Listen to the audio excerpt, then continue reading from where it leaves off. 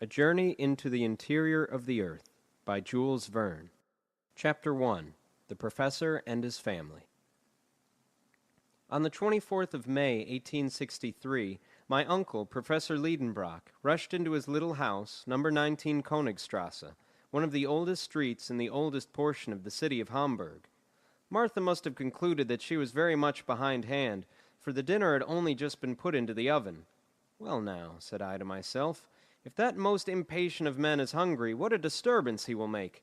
"Lidenbrock so soon!" cried poor Martha in great alarm, half opening the dining-room door.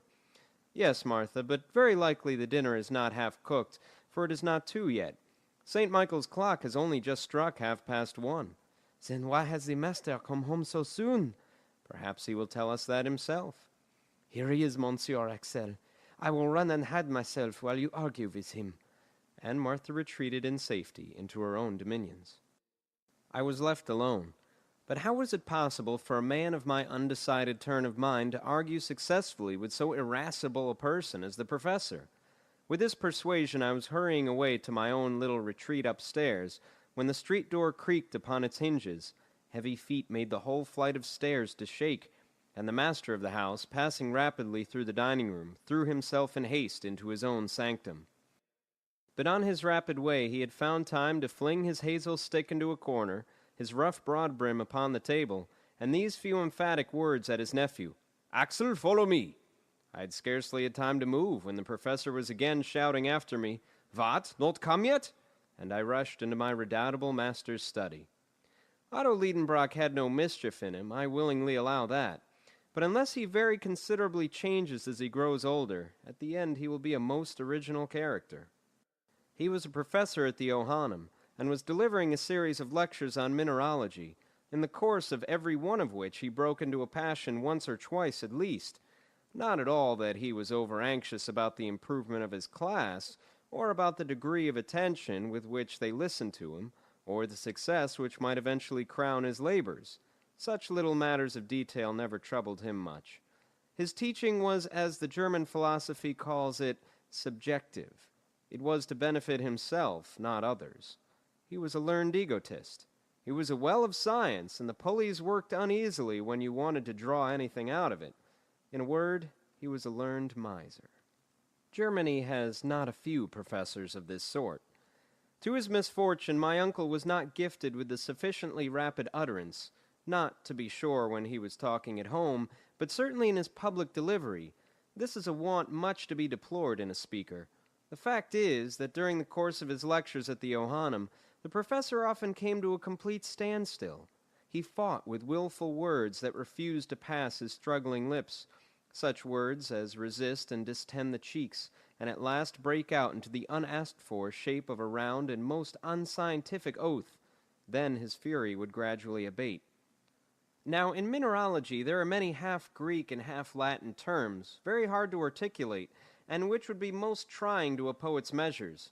I don't wish to say a word against so respectable a science, far be that from me. True, in the august presence of rhombohedral crystals, retinasphaltic resins, gelanites, faceites, molybdenites, tungstates of manganese, and titanite of zirconium, why, the most facile of tongues may make a slip now and then. It therefore happened that this venial fault of my uncle's came to be pretty well understood in time, and an unfair advantage was taken of it. The students laid wait for him in dangerous places, and when he began to stumble, loud was the laughter, which is not in good taste, not even in Germans. And if there was always a full audience to honor the Lidenbrock courses, I should be sorry to conjecture how many came to make merry at my uncle's expense. Nevertheless, my good uncle was a man of deep learning, a fact I am most anxious to assert and reassert. Sometimes he might irretrievably injure a specimen by his too great ardor in handling it, but still he united the genius of a true geologist with the keen eye of the mineralogist. Armed with his hammer, his steel pointer, his magnetic needles, his blowpipe, and his bottle of nitric acid, he was a powerful man of science. He would refer any mineral to its proper place among the 600 elementary substances now enumerated, by its fracture, its appearance, its hardness, its fusibility, its sonorousness, its smell, and its taste. The name of Lidenbrock was honorably mentioned in colleges and learned societies. Humphrey Davy, Humboldt, Captain Sir John Franklin, General Sabine never failed to call upon him on their way through Hamburg. Becquerel, Ebelman, Brewster, Dumas, Milne Edwards, St. Clair de Ville frequently consulted him upon the most difficult problems in chemistry, a science which was indebted to him for considerable discoveries, for in 1853 there had appeared at Leipzig an imposing folio by Otto Lidenbrock entitled A Treatise Upon Transcendental Chemistry, with plates, a work, however, which failed to cover its expenses. To all these titles to honor, let me add that my uncle was the curator of the Museum of Mineralogy formed by M. Struve, the Russian ambassador, a most valuable collection, the fame of which is European. Such was the gentleman who addressed me in that impetuous manner. Fancy a tall, spare man, of an iron constitution, and with a fair complexion which took off a good 10 years from the 50 he must own to. His restless eyes were in incessant motion behind his full-size spectacles. His long, thin nose was like a knife-blade. Boys had been heard to remark that that organ was magnetized and attracted iron filings. But this was merely a mischievous report. It had no attraction except for snuff, which it seemed to draw to itself in great quantities. When I have added, to complete my portrait, that my uncle walked by mathematical strides of 1.5 yards, and that in walking he kept his fists firmly closed, a sure sign of an irritable temperament, I think I shall have said enough to disenchant anyone who should by mistake have coveted much of his company. He lived in his own little house in Königstrasse, a structure half brick and half wood, with a gable cut into steps. It looked upon one of those winding canals which intersect each other in the middle of the ancient quarter of Hamburg, and which the great fire of 1842 had fortunately spared. It is true that the old house stood slightly off the perpendicular, and bulged out a little towards the street. Its roof sloped a little to one side, like the cap over the left ear of a Tugendbund student. Its lines wanted accuracy, but, after all, it stood firm, thanks to an old elm which buttressed it in the front, and which often in spring sent its young sprays through the window panes. My uncle was tolerably well off for a German professor. The house was his own, and everything in it. The living contents were his goddaughter Grauben, a young Virlandaise of 17, Martha, and myself. As his nephew and an orphan, I became his laboratory assistant. I freely confess that I was exceedingly fond of geology and all its kindred sciences. The blood of a mineralogist was in my veins, and in the midst of my specimens I was always happy. In a word, a man might live happily enough in the little old house in the Königstrasse, in spite of the restless impatience of its master, for although he was a little too excitable, he was very fond of me. But the man had no notion how to wait. Nature herself was too slow for him. In April, after he had planted in the terracotta pots outside his window seedling plants of mignonette and convolvulus, he would go and give them a little pull by their leaves to make them grow faster. In dealing with such a strange individual, there was nothing for it but prompt obedience. I therefore rushed after him. Chapter 2. A Mystery to be Solved at Any Price. That study of his was a museum, and nothing else. Specimens of everything known in mineralogy lay there in their places in perfect order, and correctly named, divided into inflammable, metallic, and lithoid minerals. How well I knew all these bits of science. Many a time, instead of enjoying the company of lads of my own age, I'd prefer dusting these graphites, anthracites, coals, lignites, and peats. And there were bitumens, resins, organic salts to be protected from the least grain of dust, and metals from iron to gold, metals whose current value altogether disappeared in the presence of the Republican equality of scientific specimens, and stones, too, enough to rebuild entirely the house in Königstrasse, even with a handsome additional room, which would have suited me admirably. But on entering this study now, I thought of none of these wonders. My uncle alone filled my thoughts. He had thrown himself into a velvet easy-chair, and was grasping between his hands a book over which he bent, pondering with intense admiration. "Here's a remarkable book. What a wonderful book!" he was exclaiming. These ejaculations brought to my mind the fact that my uncle was liable to occasional fits of bibliomania, but no old book had any value in his eyes unless it had the virtue of being nowhere else to be found, or at any rate, of being illegible. "Well now, don't you see it yet? Why, I have got a priceless treasure that I found this morning in rummaging in old Hevelius's shop, the Jew." "Magnificent," I replied, with a good imitation of enthusiasm. What was the good of all this fuss about an old quarto, bound in rough calf, a yellow faded volume, with a ragged seal depending from it? But for all that, there was no lull yet in the admiring exclamations of the professor. "See," he went on, both asking the questions and supplying the answers, "isn't it a beauty? Yes, splendid. Did you ever see such a binding? Doesn't the book open easily? Yes, it stops open anywhere. But does it shut equally well? Yes, for the binding and the leaves are flush, all in a straight line, and no gaps or openings anywhere. And look at its back, after 700 years. Why, Bozerian, Kloss, or Polgold might have been proud of such a binding." While rapidly making these comments, my uncle kept opening and shutting the old tome. I really could do no less than ask a question about its contents, although I did not feel the slightest interest. "And what is the title of this marvelous work?" I asked with an affected eagerness which he must have been very blind not to see through. "This work," replied my uncle, firing up with renewed enthusiasm, "this work is the Heimskringla of Snorre Turlson, the most famous Icelandic author of the 12th century. It is the chronicle of the Norwegian princes who ruled in Iceland."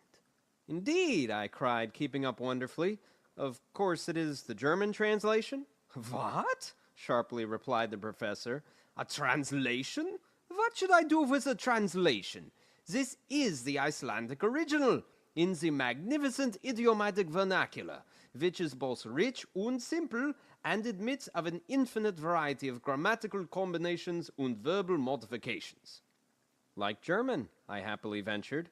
"Yes," replied my uncle, shrugging his shoulders.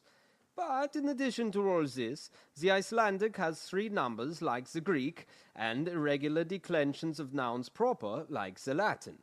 "Ah," said I, a little moved out of my indifference. "And is the type good?" "Type? What do you mean by talking of type, wretched Axel? Type? Do you take it for a printed book, you ignorant fool? It is a manuscript, a runic manuscript." "Runic?" "Yes. Do you want me to explain what that is?" "Of course not," I replied in the tone of an injured man. But my uncle persevered, and told me, against my will, of many things I cared nothing about. "Runic characters were in use in Iceland in former ages. They were invented, it is said, by Odin himself. Look there and wonder, impious young man, and admire these letters, the invention of the Scandinavian god." Well, well.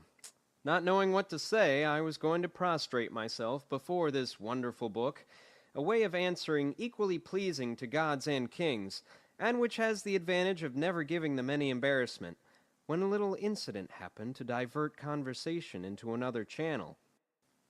This was the appearance of a dirty slip of parchment, which slipped out of the volume and fell upon the floor. My uncle pounced upon this shred with incredible avidity. An old document, enclosed in immemorial time within the folds of this old book, had for him an immeasurable value. "What's this?" he cried, and he laid out upon the table a piece of parchment 5 inches by 3, and along which were traced certain mysterious characters. Here is the exact facsimile. I think it important to let these strange signs be publicly known, for they were the means of drawing on Professor Lidenbrock and his nephew to undertake the most wonderful expedition of the 19th century. Runic glyphs occur here. The professor mused a few moments over this series of characters. Then, raising his spectacles, he pronounced, "These are runic letters. They are exactly like those of the manuscript of Snorre Turlson. But what on earth is their meaning?" Runic letters appearing to my mind to be an invention of the learned to mystify this poor world, I was not sorry to see my uncle suffering the pangs of mystification. At least, so it seemed to me, judging from his fingers, which were beginning to work with terrible energy. "It is certainly old Icelandic," he muttered between his teeth, and Professor Lidenbrock must have known, for he was acknowledged to be quite a polyglot. Not that he could speak fluently in the 2,000 languages and 12,000 dialects which are spoken on the earth, but he at least knew his share of them. So he was going, in the presence of this difficulty, to give way to all the impetuosity of his character, and I was preparing for a violent outbreak, when 2 o'clock struck by the little timepiece over the fireplace. At that moment our good housekeeper Martha opened the study door, saying, "Dinner is ready." I am afraid he sent that soup to where it would boil away to nothing, and Martha took to her heels for safety. I followed her, and hardly knowing how I got there, I found myself seated in my usual place. I waited a few minutes.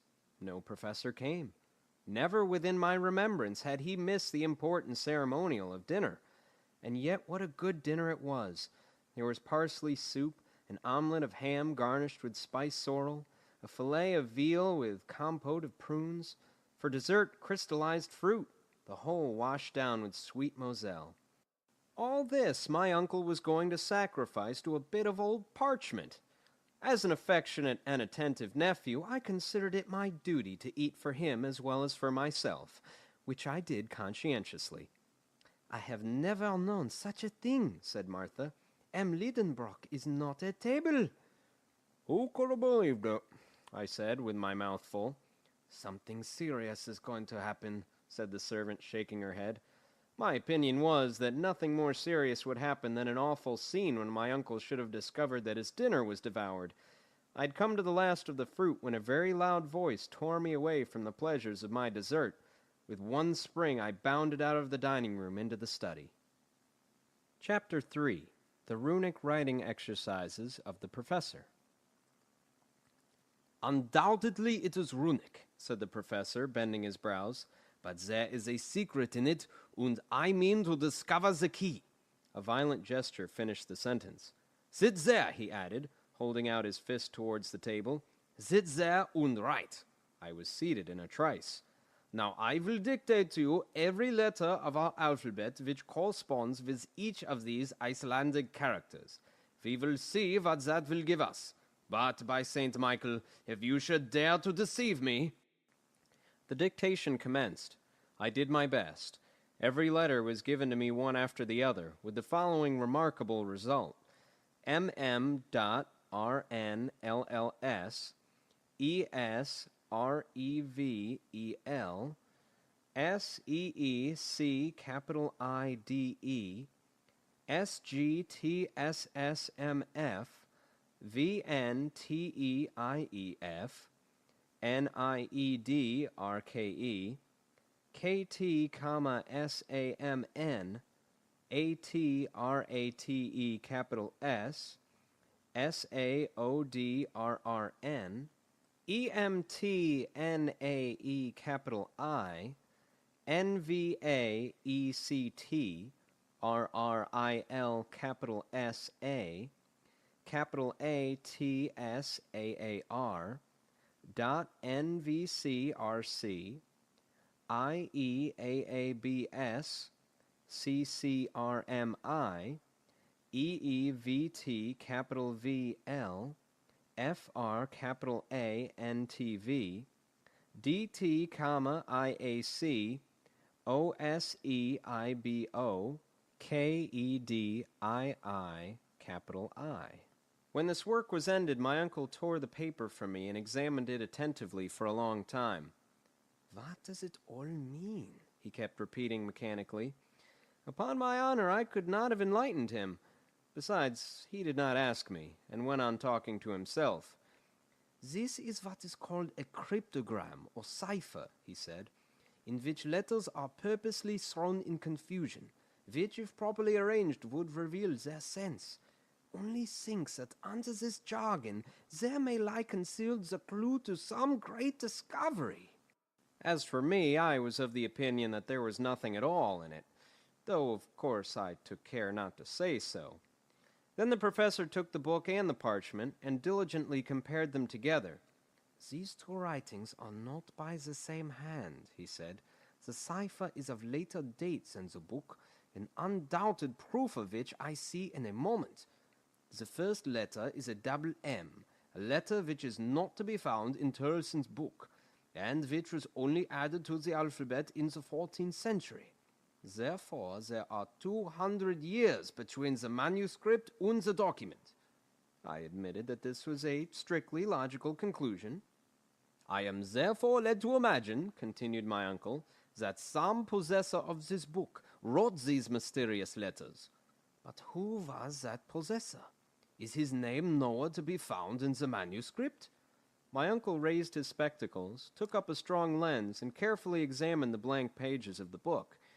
On the front of the second, the title page, he noticed a sort of stain which looked like an ink blot, but in looking at it very closely, he thought he could distinguish some half-effaced letters.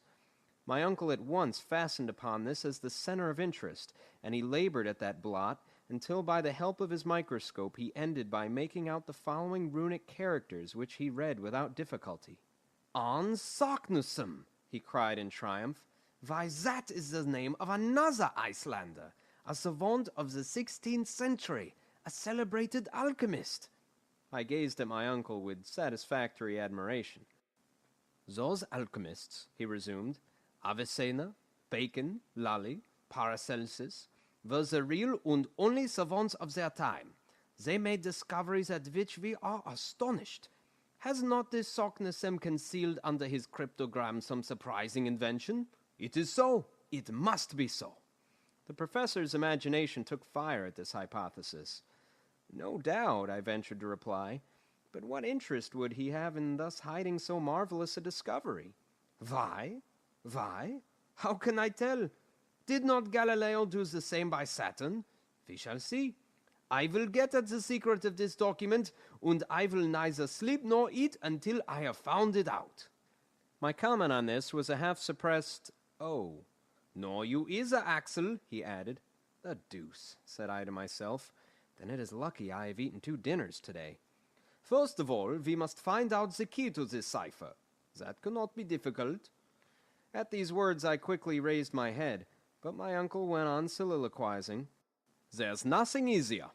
In this document there are 132 letters, viz. 77 consonants and 55 vowels. This is the proportion found in southern languages, whilst northern tongues are much richer in consonants. Therefore, this is in a southern language." These were very fair conclusions, I thought. But what language is it? Here I looked for a display of learning, but I met instead with profound analysis. "This Saknussemm," he went on, "was a very well-informed man.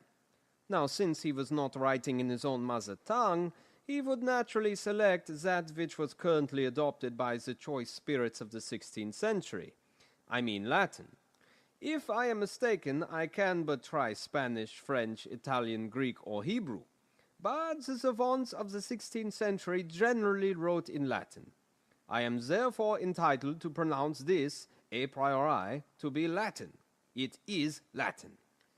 "Yes, it is Latin," my uncle went on, "but it is Latin confused and in disorder, perturbator seu inordinata, as Euclid has it." Very well, thought I. If you can bring order out of that confusion, my dear uncle, you are a clever man. "Let us examine carefully," said he again, taking up the leaf upon which I had written. "Here is a series of 132 letters in apparent disorder. There are words consisting of consonants only, as NRRLLS, others, on the other hand, in which vowels predominate, as for instance the fifth, UNEEIEF, or the last but one, OSEIBO. Now, this arrangement has evidently not been premeditated. It has arisen mathematically in obedience to the unknown law which has ruled in the succession of these letters. It appears to me a certainty that the original sentence was written in a proper manner, and afterwards distorted by a law which we have yet to discover. Whoever possesses the key of this cipher will read it with fluency. What is that key? Axel, have you got it?" I answered not a word, and for a very good reason. My eyes had fallen upon a charming picture suspended against the wall, the portrait of Gräuben. My uncle's ward was at that time at Altona, staying with a relation, and in her absence I was very downhearted. For I may confess it to you now, the pretty Virlandaise and the professor's nephew loved each other with a patience and a calmness entirely German. We had become engaged unknown to my uncle, who was too much taken up with geology to be able to enter into such feelings as ours. Gräuben was a lovely blue-eyed blonde, rather given to gravity and seriousness, but that did not prevent her from loving me very sincerely. As for me, I adored her, if there is such a word in the German language. Thus it happened that the picture of my pretty Virlandaise threw me in a moment out of the world of realities into that of memory and fancy. There looked down upon me the faithful companion of my labors and my recreations. Every day she helped me to arrange my uncle's precious specimens. She and I labeled them together. Mademoiselle Gräuben was an accomplished mineralogist. She could have taught a few things to a savant. She was fond of investigating abstruse scientific questions. What pleasant hours we have spent in study, and how often I envied the very stones which she handled with her charming fingers. Then, when our leisure hours came, we used to go out together and turn into the shady avenues by the Ulster, which went happily side by side up to the old windmill, which formed such an improvement to the landscape at the head of the lake. On the road we chatted hand in hand. I told her amusing tales at which she laughed heartily. Then we reached the banks of the Elbe, and after having bid good-bye to the Swan, sailing gracefully amidst the white water lilies, we returned to the quay by the steamer. This is just where I was in my dream, when my uncle with a vehement thump on the table dragged me back to the realities of life. "Come," said he, "the very first idea which would come into anyone's head to confuse the letters of a sentence would be to write the words vertically instead of horizontally." "Indeed," said I. "Now we must see what would be the effect of that, Axel. Put down upon this paper any sentence you like. Only instead of arranging the letters in the usual way, one after the other, place them in succession in vertical columns, so as to group them together in 5 or 6 vertical lines." I caught his meaning, and immediately produced the following literary wonder. "I love you well, my own dear Gräuben!" "Good," said the professor, without reading them. "Now set down those words in a horizontal line." I obeyed, and with this result. IYLOAU LOLWRB OU, NGE VWMDRN EEYEA ! "Excellent," said my uncle, taking the paper hastily out of my hands. "This begins to look just like an ancient document. The vowels and the consonants are grouped together in equal disorder. There are even capitals in the middle of words, and commas too, just as in Saknussemm's parchment." I considered these remarks very clever. "Now," said my uncle, looking straight at me, "to read the sentence which you have just written, and with which I am wholly unacquainted, I shall only have to take the first letter of each word, then the second, the third, and so forth." And my uncle, to his great astonishment, and my much greater, read, "I love you well, my own dear Gräuben."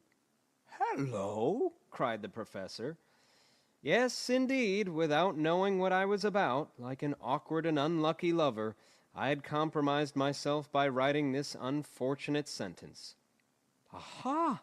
You are in love with Gräuben?" he said, with the right look for a guardian. "Yes, no," I stammered. "You love Gräuben," he went on once or twice dreamily. "Well, let us apply the process I have suggested to the document in question." My uncle, falling back into his absorbing contemplations, had already forgotten my imprudent words. I merely say imprudent, for the great mind of so learned a man, of course, had no place for love affairs, and happily the grand business of the document gained me the victory. Just as the moment of the supreme experiment arrived, the professor's eyes flashed right through his spectacles. There was a quivering in his fingers as he grasped the old parchment. He was deeply moved.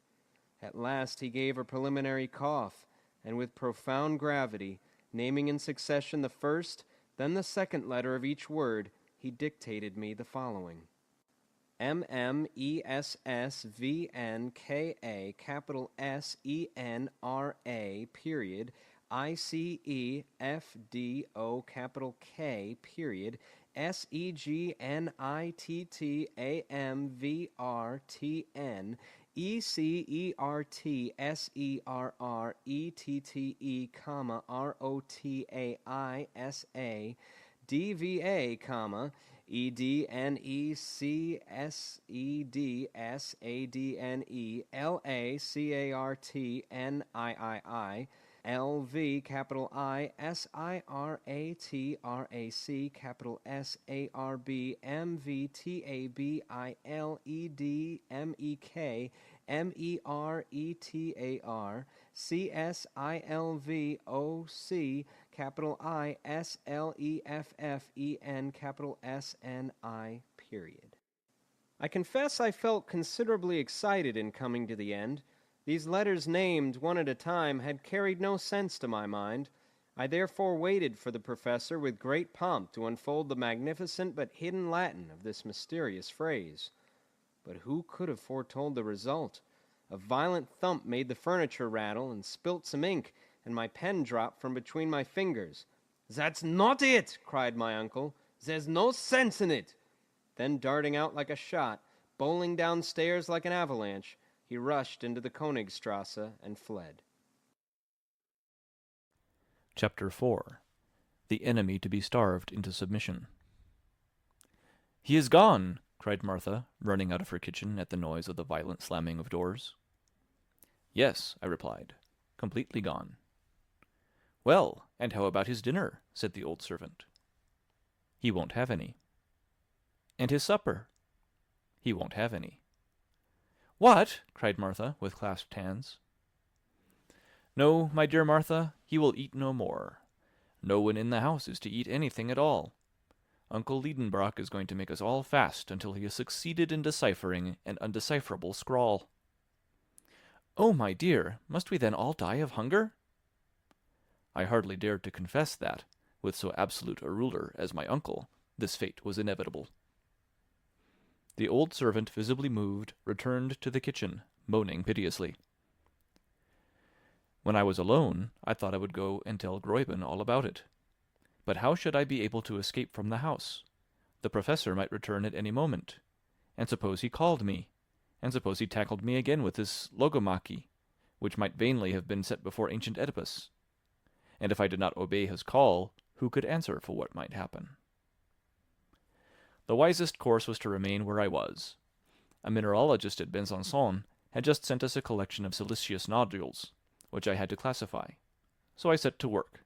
I sorted, labeled, and arranged in their own glass case all these hollow specimens, in the cavity of each of which was a nest of little crystals. But this work did not succeed in absorbing all my attention. That old document kept working in my brain. My head throbbed with excitement, and I felt an undefined uneasiness. I was possessed with a presentiment of coming evil. In an hour my nodules were all arranged upon successive shelves. Then I dropped down into the old velvet armchair, my head thrown back and my hands joined over it. I lighted my long crooked pipe, with a painting on it of an idle-looking naiad. Then I amused myself watching the process of the conversion of the tobacco into carbon, which was by slow degrees making my naiad into a negress. Now and then I listened to hear whether a well-known step was on the stairs. No. Where could my uncle be at that moment? I fancied him running under the noble trees which lined the road to Altona, gesticulating, making shots with his cane, thrashing the long grass, cutting the heads off the thistles, and disturbing the contemplative storks in their peaceful solitude. Would he return in triumph or in discouragement? Which would get the upper hand, he or the secret? I was thus asking myself questions, and mechanically taking between my fingers the sheet of paper mysteriously disfigured with the incomprehensible succession of letters I had written down, and I repeated to myself, "What does it all mean?" I sought to group the letters so as to form words. Quite impossible.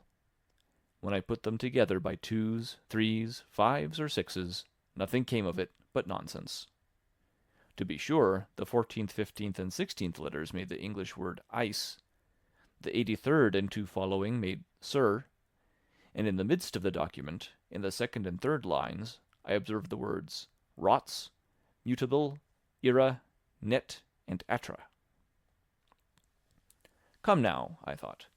These words seem to justify my uncle's view about the language of the document. In the fourth line appeared the word luco, which means a sacred wood. It is true that in the third line was the word tabild, which looked like Hebrew, and in the last the purely French words mer, arc, meilleur. All this was enough to drive a poor fellow crazy. 4 different languages in this ridiculous sentence. What connection could there possibly be between such words as ice, sir, anger, cruel, sacred wood, changeable, mother, bow, and sea? The first and the last might have something to do with each other. It was not at all surprising that in a document written in Iceland there should be mention of a sea of ice, but it was quite another thing to get to the end of this cryptogram with so small a clue. So I was struggling with an insurmountable difficulty. My brain got heated, my eyes watered over that sheet of paper. Its 132 letters seemed to flutter and fly around me like those motes of mingled light and darkness which float in the air around the head when the blood is rushing upwards with undue violence. I was a prey to a kind of hallucination. I was stifling. I wanted air. Unconsciously, I fanned myself with the bit of paper, the back and front of which successively came before my eyes. What was my surprise when, in one of those rapid revolutions, at the moment when the back was turned to me, I thought I caught sight of the Latin words craterem, terrestre, and others. A sudden light burst in upon me. These hints alone gave me the first glimpse of the truth. I had discovered the key to the cipher. To read the document, it would not even be necessary to read it through the paper. Such as it was, just such as it had been dictated to me, so it might be spelt out with ease. All those ingenious professorial combinations were coming right. He was right as to the arrangement of the letters. He was right as to the language. He had been within a hair's breadth of reading this Latin document from end to end, but that hair's breadth chance had given it to me. You may be sure I felt stirred up. My eyes were dim, I could scarcely see. I had laid the paper upon the table. At a glance, I could tell the whole secret. At last I became more calm. I made a wise resolve to walk twice round the room quietly and settle my nerves, and then I returned into the deep gulf of the huge armchair. "Now I'll read it," I cried, after having well distended my lungs with air. I leaned over the table. I laid my fingers successively upon every letter, and without a pause, without one moment's hesitation, I read off the whole sentence aloud. Stupefaction, terror. I sat overwhelmed as if with a sudden deadly blow. What? That which I read had actually really been done? A mortal man had had the audacity to penetrate— "Ah!" I cried, springing up. "But no, no! My uncle shall never know it. He would insist upon doing it too. He would want to know all about it. Ropes could not hold him, such a determined geologist as he is. He would start, he would, in spite of everything and everybody, and he would take me with him, and we should never get back. No, never, never!" My overexcitement was beyond all description. "No, no, it shall not be," I declared energetically. "And as it is in my power to prevent the knowledge of it coming into the mind of my tyrant, I will do it. By dint of turning this document round and round, he too might discover the key. I will destroy it." There was a little fire left on the hearth. I seized not only the paper, but Saknussemm's parchment. With a feverish hand, I was about to fling it all upon the coals, and utterly destroy and abolish this dangerous secret, when the study door opened, and my uncle appeared. Chapter 5. Famine, then victory, followed by dismay. I had only just time to replace the unfortunate document upon the table. Professor Lidenbrock seemed to be greatly abstracted. The ruling thought gave him no rest. Evidently he had gone deeply into the matter, analytically and with profound scrutiny. He had brought all the resources of his mind to bear upon it during his walk, and he had come back to apply some new combination. He sat in his armchair, and pen in hand he began what looked very much like algebraic formulae. I followed with my eyes his trembling hands. I took count of every movement. Might not some unhoped-for result come of it? I trembled, too, very unnecessarily, since the true key was in my hands, and no other would open the secret. For 3 long hours my uncle worked on without a word, without lifting his head, rubbing out, beginning again, then rubbing out again, and so on 100 times. I knew very well that if he succeeded in setting down these letters in every possible relative position, the sentence would come out. But I knew also that 20 letters alone could form 2 quintillions, 432 quadrillions, 902 trillions, 8 billions, 176 millions, 640,000 combinations. Now here were 132 letters in this sentence, and these 132 letters would give a number of different sentences, each made up of at least 133 figures, a number which passed far beyond all calculation or conception.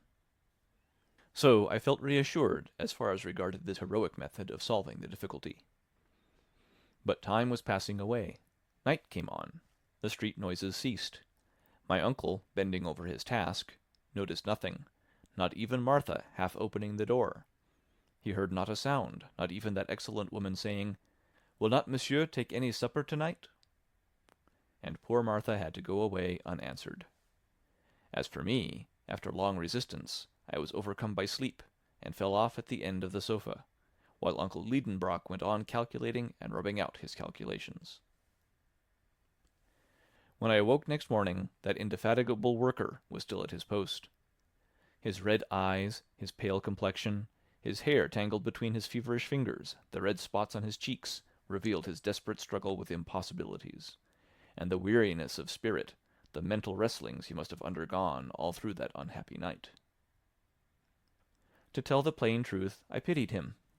In spite of the reproaches which I considered I had a right to lay upon him, a certain feeling of compassion was beginning to gain upon me.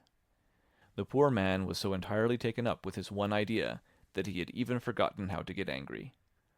All the strength of his feelings was concentrated upon one point alone, and as their usual vent was closed, it was to be feared lest extreme tension should give rise to an explosion sooner or later. I might with a word have loosened the screw of the steel vice that was crushing his brain, but that word I would not speak. Yet I was not an ill-natured fellow. Why was I dumb at such a crisis? Why so insensible to my uncle's interests?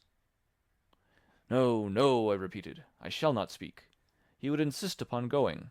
Nothing on earth could stop him. His imagination is a volcano, and to do that which other geologists have never done, he would risk his life. I will preserve silence. I will keep the secret which mere chance has revealed to me. To discover it would be to kill Professor Lidenbrock. Let him find it out himself if he can. I will never have it laid to my door that I led him to his destruction." Having formed this resolution, I folded my arms and waited. But I had not reckoned upon one little incident which turned up a few hours after. When our good Martha wanted to go to market, she found the door locked. The big key was gone. Who could have taken it out? Assuredly it was my uncle, when he returned the night before from his hurried walk. Was this done on purpose, or was it a mistake? Did he want to reduce us by famine? This seemed like going rather too far. What, should Martha and I be victims of a position of things in which we had not the smallest interest? It was a fact that a few years before this, whilst my uncle was working at his great classification of minerals, he was 48 hours without eating, and all his household were obliged to share in this scientific fast. As for me, what I remember is that I got severe cramps in my stomach, which hardly suited the constitution of a hungry, growing lad. Now it appeared to me as if breakfast was going to be wanting, just as supper had been the night before. Yet I resolved to be a hero, and not to be conquered by the pangs of hunger. Martha took it very seriously, and, poor woman, was very much distressed. As for me, the impossibility of leaving the house distressed me a good deal more, and for a very good reason. A caged lover's feelings may easily be imagined. My uncle went on working. His imagination went off rambling into the ideal world of combinations. He was far away from Earth, and really far away from earthly wants. About noon, hunger began to stimulate me severely. Martha had, without thinking any harm, cleared out the larder the night before, so that now there was nothing left in the house. Still I held out. I made it a point of honor. 2 o'clock struck. This was becoming ridiculous. Worse than that, unbearable. I began to say to myself that I was exaggerating the importance of the document, that my uncle would surely not believe in it, that he would set it down as a mere puzzle, that if it came to the worst we should lay violent hands on him and keep him at home if he thought on venturing on the expedition, that, after all, he might himself discover the key of the cipher, and that then I should be clear at the mere expense of my involuntary abstinence. These reasons seemed excellent to me, though on the night before I should have rejected them with indignation. I even went so far as to condemn myself for my absurdity in having waited so long, and I finally resolved to let it all out. I was therefore meditating a proper introduction to the matter, so as not to seem too abrupt, when the professor jumped up, clapped on his hat, and prepared to go out. Surely he was not going out to shut us in again. No, never. "Uncle!" I cried. He seemed not to hear me. "Uncle Lidenbrock!" I cried, lifting up my voice. "Aye," he answered, like a man suddenly waking. "Uncle, that key!" "What key? The door key?" "No, no," I cried, "the key of the document." The professor stared at me over his spectacles. No doubt he saw something unusual in the expression of my countenance, for he laid hold of my arm and speechlessly questioned me with his eyes. Yes, never was a question more forcibly put. I nodded my head up and down. He shook his pityingly, as if he was dealing with a lunatic. I gave a more affirmative gesture. His eyes glistened and sparkled with live fire. His hand was shaken threateningly. This mute conversation at such a momentous crisis would have riveted the attention of the most indifferent. And the fact really was that I dared not speak now, so intense was the excitement for fear lest my uncle should smother me in his first joyful embraces. But he became so urgent that I was at last compelled to answer. "Yes, that key! Chance!" "What is that you are saying?" he shouted with indescribable emotion. "There, read that," I said, presenting a sheet of paper on which I had written. "But there is nothing in this," he answered, crumpling up the paper. "No, nothing until you proceed to read from the end to the beginning." I had not finished my sentence when the professor broke out into a cry, nay, a roar. A new revelation burst in upon him. He was transformed. "Aha! Clever Saknussemm!" he cried. "You had first written out your sentence the wrong way." And darting upon the paper, with eyes bedimmed and voice choked with emotion, he read the whole document from the last letter to the first. It was conceived in the following terms. In Sneffels joculis creterum quem delibat, umbra scartaris, Juliae intra calendas descende, audax viator, et terrestre centrum attinges, quod feci arnis Saknussemm. Which bad Latin may be translated thus. Descend, bold traveller, into the crater of the Jokul of Sneffels, which the chateau of Scartaris touches before the calends of July, and you will attain the centre of the earth, which I have done. Arnis Saknussemm. In reading this, my uncle gave a spring, as if he had touched a Leyden jar. His audacity, his joy, and his convictions were magnificent to behold. He came and he went. He seized his head between both his hands. He pushed the chairs out of their places. He piled up his books. Incredible as it may seem, he rattled his precious nodules of flints together. He sent a kick here, a thump there. At last his nerves calmed down, and like a man exhausted by too lavish an expenditure of vital power, he sank back exhausted into his armchair. "What o'clock is it?" he asked after a few moments of silence. 3 o'clock, I replied. "Is it really? The dinner hour is past, and I did not know it. I am half dead with hunger. Come on, and after dinner—" "Well?" "After dinner, pack up my trunk." "What?" I cried. "And yours," replied the indefatigable professor, entering the dining room. Chapter 6. Exciting Discussions about an Unparalleled Enterprise. At these words a cold shiver ran through me. Yet I controlled myself. I even resolved to put a good face upon it. Scientific arguments alone could have any weight with Professor Lidenbrock. Now there were good ones against the practicability of such a journey. Penetrate to the centre of the earth? What nonsense!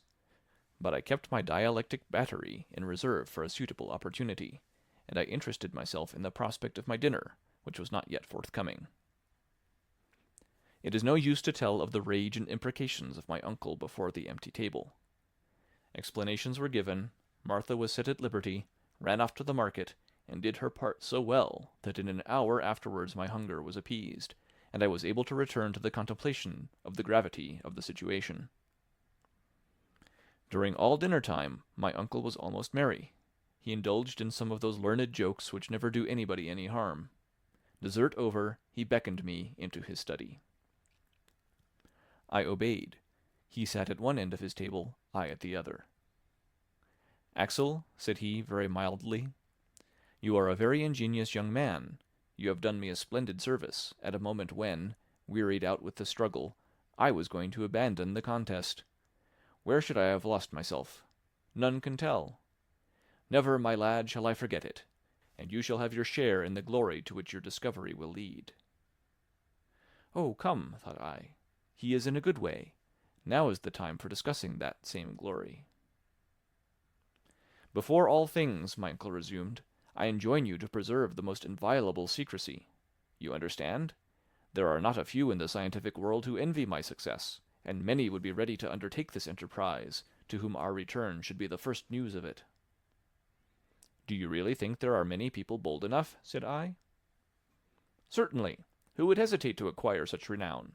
If that document were divulged, a whole army of geologists would be ready to rush into the footsteps of Arne Saknussemm."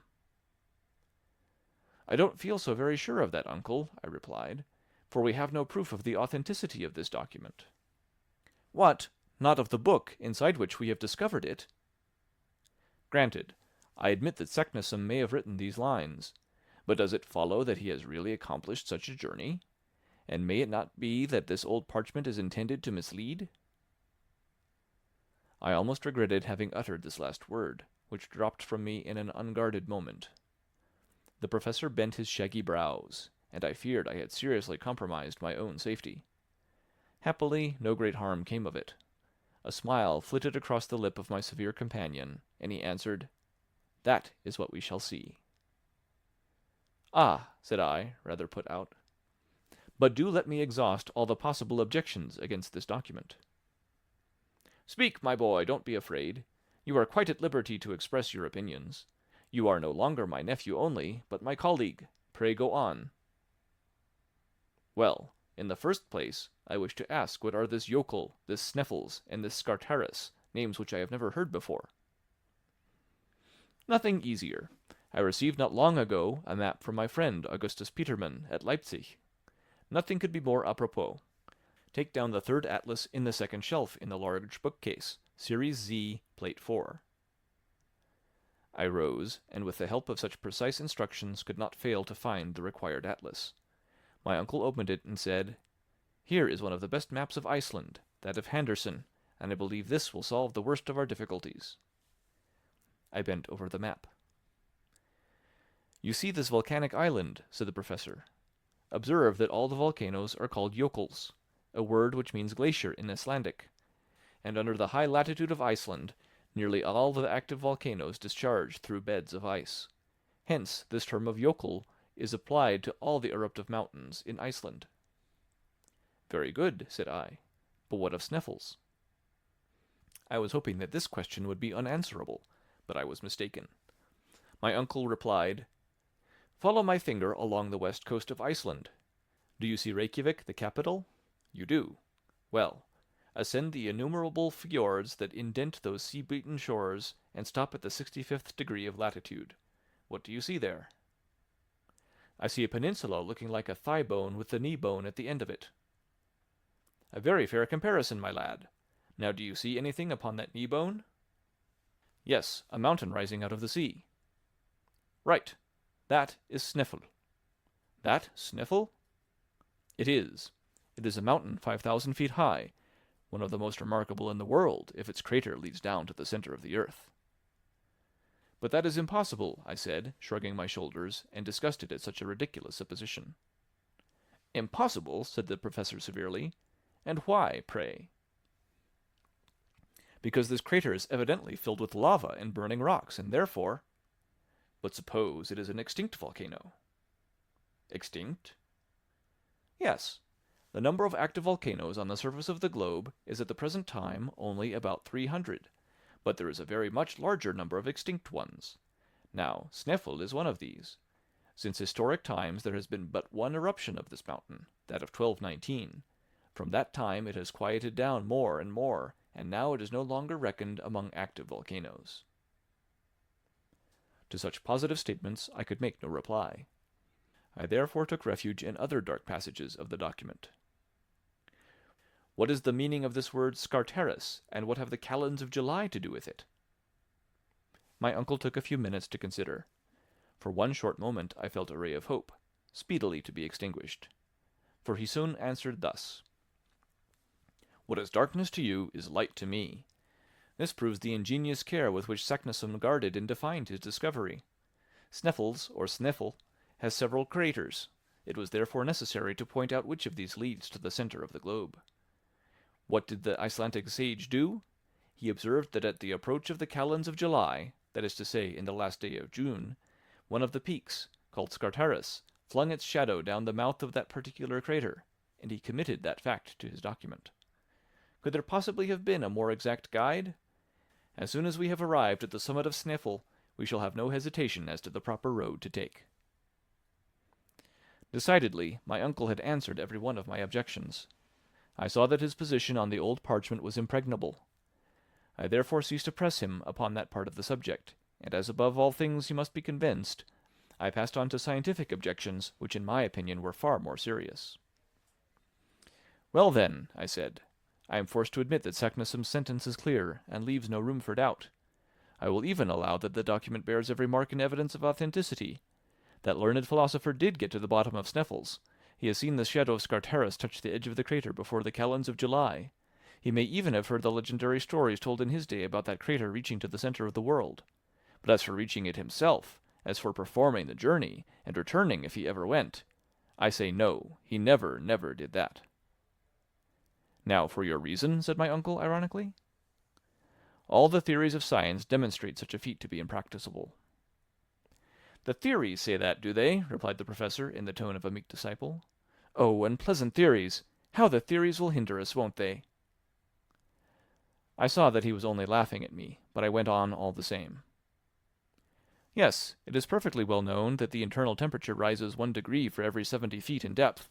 Now, admitting this proportion to be constant, and the radius of the earth being 1,500 leagues, there must be a temperature of 360,032 degrees at the center of the earth. Therefore, all the substances that compose the body of this earth must exist there in a state of incandescent gas, for the metals that most resist the action of heat, gold and platinum, and the hardest rocks, can never be either solid or liquid under such a temperature. I have therefore good reason for asking if it is possible to penetrate through such a medium. So, Axel, it is the heat that troubles you? Of course it is.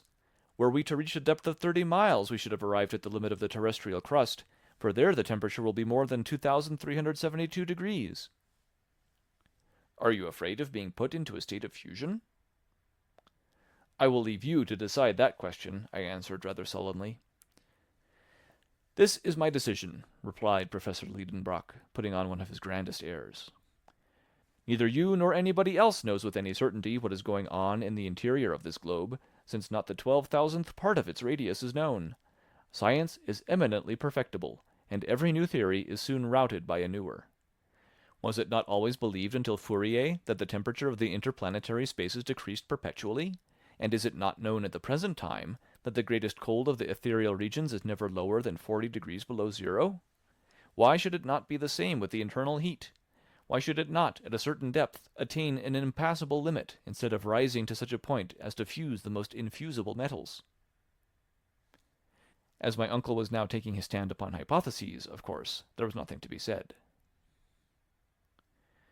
Well, I will tell you that true savants, among them Poisson, have demonstrated that if a heat of 360,000 degrees existed in the interior of the globe, the fiery gases arising from the fused matter would acquire an elastic force which the crust of the earth would be unable to resist, and that it would explode like the plates of a bursting boiler.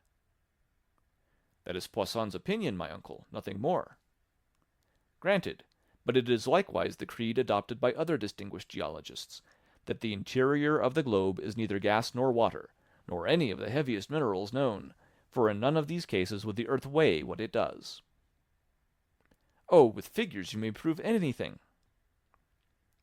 But is it the same with facts? Is it not known that the number of volcanoes has diminished since the first days of creation? And if there is central heat, may we not thence conclude that it is in process of diminution? My good uncle, if you will enter into the region of speculation, I can discuss the matter no longer.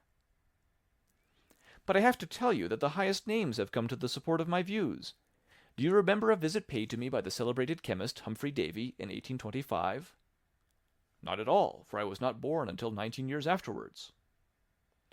Well, Humphrey Davy did call upon me on his way through Hamburg. We were long engaged in discussing, amongst other problems, the hypothesis of the liquid structure of the terrestrial nucleus. We were agreed that it could not be in a liquid state, for a reason which science has never been able to confute. And what is that reason? I said, rather astonished. Because this liquid mass would be subject, like the ocean, to the lunar attraction, and therefore twice every day there would be internal tides, which, upheaving the terrestrial crust, would cause periodical earthquakes. Yet it is evident that the surface of the globe has been subject to the action of fire, I replied, and it is quite reasonable to suppose that the external crust cooled down first, whilst the heat took refuge down to the centre. Quite a mistake, my uncle answered. The earth has been heated by combustion on its surface, that is all. Its surface was composed of a great number of metals, such as potassium and sodium, which have the peculiar property of igniting at the mere contact with air and water. These metals kindled when the atmospheric vapors fell in rain upon the soil, and by, when the waters penetrated into the fissures of the crust of the earth, they broke out into fresh combustion with explosions and eruptions. Such was the cause of the numerous volcanoes at the origin of the earth. Upon my word, this is a very clever hypothesis, I exclaimed, in spite rather of myself. And which Humphrey Davy demonstrated to me by a simple experiment. He formed a small ball of the metals which I have named, and which was a very fair representation of our globe. Whenever he caused a fine dew of rain to fall upon its surface, it heaved up into little monticules, it became oxidized and formed miniature mountains. A crater broke open at one of its summits. The eruption took place and communicated to the whole of the ball such a heat that it could not be held in the hand. In truth, I was beginning to be shaken by the professor's arguments, besides which he gave additional weight to them by his usual ardor and fervent enthusiasm. You see, Axel, he added, the condition of the terrestrial nucleus has given rise to various hypotheses among geologists. There is no proof at all for this internal heat. My opinion is that there is no such thing. It cannot be. Besides, we shall see for ourselves, and, like Arne Saknussemm, we shall know exactly what to hold as truth concerning this grand question. Very well, we shall see, I replied, feeling myself carried off by his contagious enthusiasm. Yes, we shall see, that is, if it is possible to see anything there. And why not? May we not depend upon electric phenomena to give us light? May we not even expect light from the atmosphere, the pressure of which may render it luminous as we approach the centre? Yes, yes, said I, that is possible too. It is certain, exclaimed my uncle in a tone of triumph. But silence, do you hear me? Silence upon the whole subject, and let no one get before us in this design of discovering the centre of the earth. Chapter 7. A Woman's Courage. Thus ended this memorable séance. That conversation threw me into a fever. I came out of my uncle's study as if I had been stunned, and as if there was not air enough in all the streets of Hamburg to put me right again. I therefore made for the banks of the Elbe. where the steamer lands her passengers, which forms the communication between the city and the Hamburg Railway. Was I convinced of the truth of what I had heard? Had I not bent under the iron rule of the Professor Lidenbrock? Was I to believe him in earnest in his intention to penetrate to the center of this massive globe? Had I been listening to the mad speculations of a lunatic, or to the scientific conclusions of a lofty genius? Where did truth stop? Where did error begin? I was all adrift amongst 1,000 contradictory hypotheses, but I could not lay hold of one. Yet I remembered that I had been convinced, although now my enthusiasm was beginning to cool down, but I felt a desire to start at once, and not to lose time and courage by calm reflection. I had at that moment quite courage enough to strap my knapsack to my shoulders and start. But I must confess that in another hour this unnatural excitement abated. My nerves became unstrung, and from the depths of the abysses of this earth I ascended to its surface again. "It is quite absurd," I cried. "There is no sense about it. No sensible young man should for a moment entertain such a proposal. The whole thing is non-existent. I've had a bad night. I've been dreaming of horrors." But I had followed the banks of the Elbe and passed the town. After passing the port too, I had reached Altona Road. I was led by a presentiment soon to be realized, for shortly I espied my little Grauben bravely returning with her light step to Hamburg. "Grauben!" I cried from far off. The young girl stopped, rather frightened perhaps to hear her name called after her on the high road. 10 yards more, and I had joined her. "Axel!" she cried, surprised. "What? Have you come to meet me? Is this why you are here, sir?" But when she had looked upon me, Grauben could not fail to see the uneasiness and distress of my mind. "What is the matter?" she said, holding out her hand. "What is the matter, Grauben?" I cried. In a couple of minutes, my pretty Virlandaise was fully informed of the position of affairs. For a time she was silent. Did her heart palpitate as mine did? I don't know about that, but I know her hand did not tremble in mine. We went on 100 yards without speaking. At last she said, "Axel, my dear Grauben, that will be a splendid journey." I gave a bound at these words. "Yes, Axel, a journey worthy of the nephew of a savant. It is a good thing for a man to be distinguished by some great enterprise." "What, Grauben? Won't you dissuade me from such an undertaking?" "No, my dear Axel, and I would willingly go with you, but that a poor girl would only be in your way." "Is that quite true?" "It is true." Ah, women and young girls, how incomprehensible are your feminine hearts. When you are not the timidest, you are the bravest of creatures. Reason has nothing to do with your actions. What? Did this child encourage me in such an expedition? Would she not be afraid to join herself? And as she was driving me to it, one whom she loved. I was disconcerted, and if I must tell the whole truth, I was ashamed. "Grauben, we will see whether you will say the same thing tomorrow." "Tomorrow, my dear Axel, I will say what I say today." Grauben and I, hand in hand, but in silence, pursued our way. The emotions of that day were breaking my heart. It was night when we arrived at the house in Koningsstrasse. I expected to find all quiet there, my uncle in bed as was his custom, and Martha giving her last touches with the feather brush. But I had not taken into account the professor's impatience. I found him shouting and working himself up amidst a crowd of porters and messengers who were all depositing various loads in the passage. Our old servant was at her wit's end. "Come, Axel, come, you miserable wretch!" my uncle cried from as far off as he could see me. "Your boxes are not packed, and my papers are not arranged. Where's the key of my carpet-bag? And what have you done with my gaiters?" I was thunderstruck. My voice failed. Scarcely could my lips utter the words. "Are we really going?" "Of course, you unhappy boy. Could I have dreamed that you would have gone out for a walk instead of hurrying your preparations forward?" "Are we to go?" I asked again, with sinking hopes. "Yes, the day after tomorrow, early." I could hear no more.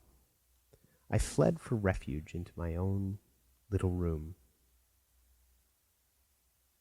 All hope was now at an end. My uncle had been all the morning making purchases of a part of the tools and apparatus required for this desperate undertaking. The passage was encumbered with rope ladders, knotted cords, torches, flasks, grappling irons, alpenstocks, pickaxes, iron-shod sticks, enough to load 10 men. I spent an awful night. Next morning I was called early. I had quite decided I would not open the door. But how was I to resist the sweet voice which was always music to my ears, saying, "My dear Axel"? I came out of my room. I thought my pale countenance and my red, sleepless eyes would work upon Gräuben's sympathies and change her mind. "Ah, my dear Axel," she said, "I see you are better. A night's rest has done you good." "Done me good?" I exclaimed. I rushed to the glass. Well, in fact, I did look better than I had expected. I could hardly believe my own eyes. "Axel," she said, "I have had a long talk with my guardian. He is a bold philosopher, a man of immense courage, and you must remember that his blood flows in your veins. He has confided to me his plans, his hopes, and why and how he hopes to attain his object. He will no doubt succeed. My dear Axel, it is a grand thing to devote yourself to science. What honor will fall upon Herr Lidenbrock, and so be reflected upon his companion. When you return, Axel, you will be a man, his equal, free to speak and act independently, and free to—" The dear girl only finished this sentence by blushing. Her words revived me, yet I refused to believe we should start. I drew Gräuben into the professor's study. "Uncle, is it true that we are to go?"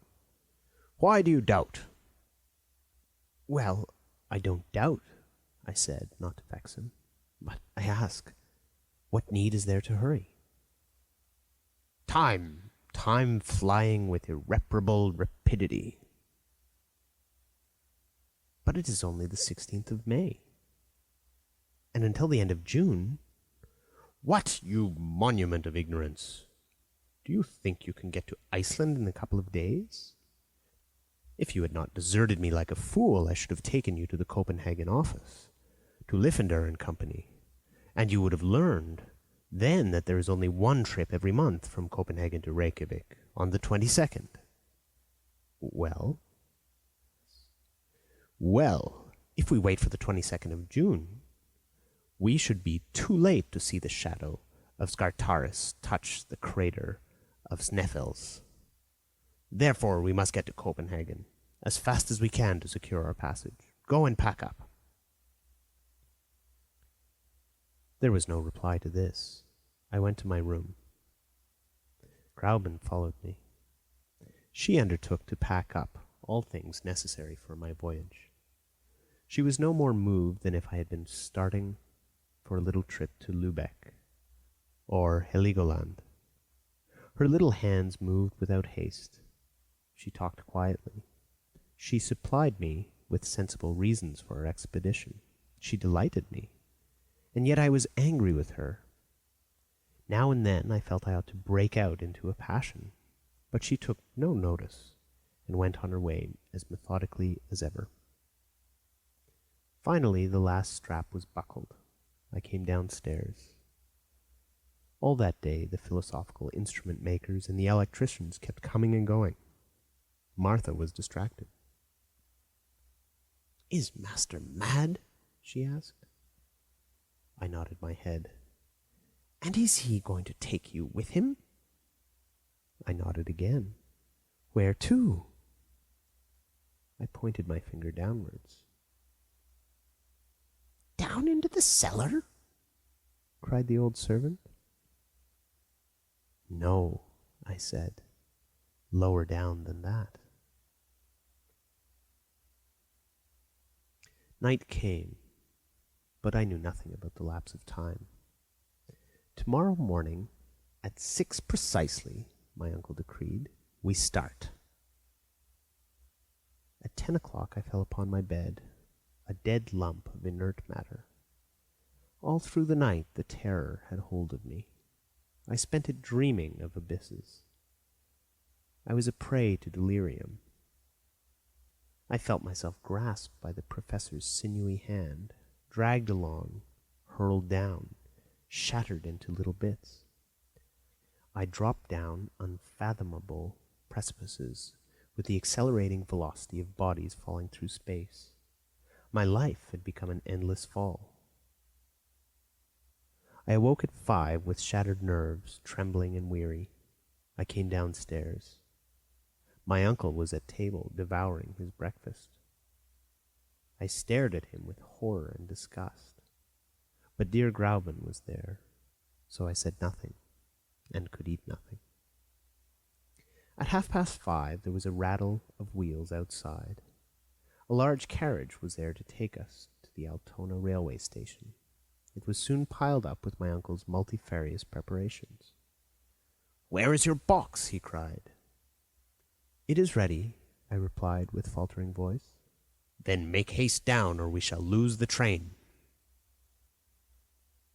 It was now manifestly impossible to maintain the struggle against destiny. I went up again to my room, and rolling my portmanteaus downstairs, I darted after him. At that moment my uncle was solemnly investing Gräuben with the reins of government. My pretty Virlandaise was as calm and collected as was her wont. She kissed her guardian, but could not restrain a tear in touching my cheek with her gentle lips. "Gräuben," I murmured. "Go, my dear Axel, go. I am now your betrothed, and when you come back I will be your wife."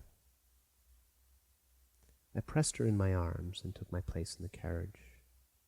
Martha and the young girl, standing at the door, waved their last farewell, and then the horses, roused by the driver's whistling, darted off at a gallop upon the road to Altona.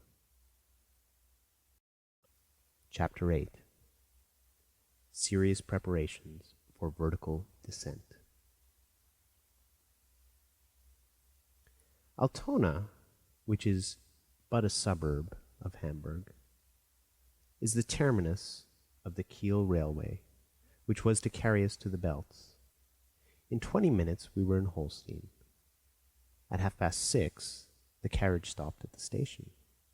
My uncle's numerous packages, his voluminous impedimenta, were unloaded, removed, labelled, weighed, put in the luggage vans, and at 7 we were seated face to face in our compartment.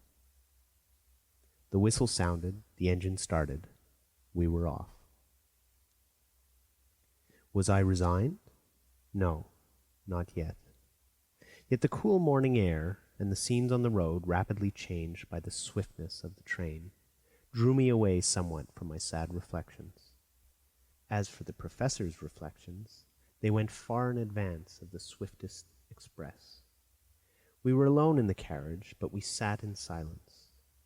My uncle examined all his pockets and his travelling bag with the minutest care. I saw that he had not forgotten the smallest matter of detail. Amongst other documents, a sheet of paper carefully folded bore the heading of the Danish consulate, with the signature of W. Christensen, consul at Hamburg and the professor's friend. With this we possessed the proper introductions to the governor of Iceland. I also observed the famous document most carefully laid up in a secret pocket in his portfolio. I bestowed a malediction upon it, and then proceeded to examine the country.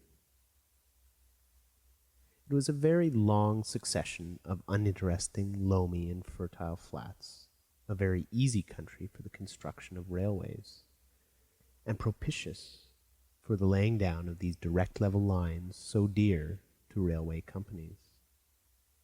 I had no time to get tired of the monotony, for in 3 hours we stopped at Kiel, close to the sea. The luggage being labelled for Copenhagen, we had no occasion to look after it. Yet the professor watched every article with jealous vigilance until all were safe on board. There they disappeared in the hold. My uncle, notwithstanding his hurry, had so well calculated the relations between the train and the steamer that we had a whole day to spare. The steamer, Eleonora, did not start until night. Thence sprang a feverish state of excitement in which the impatient, irascible traveller devoted to perdition the railway directors, and the steamboat companies, and the governments which allowed such intolerable slowness. I was obliged to act chorus to him when he attacked the captain of the Eleonora upon this subject. The captain disposed of us summarily. At Kiel, as elsewhere, we must do something to while away the time.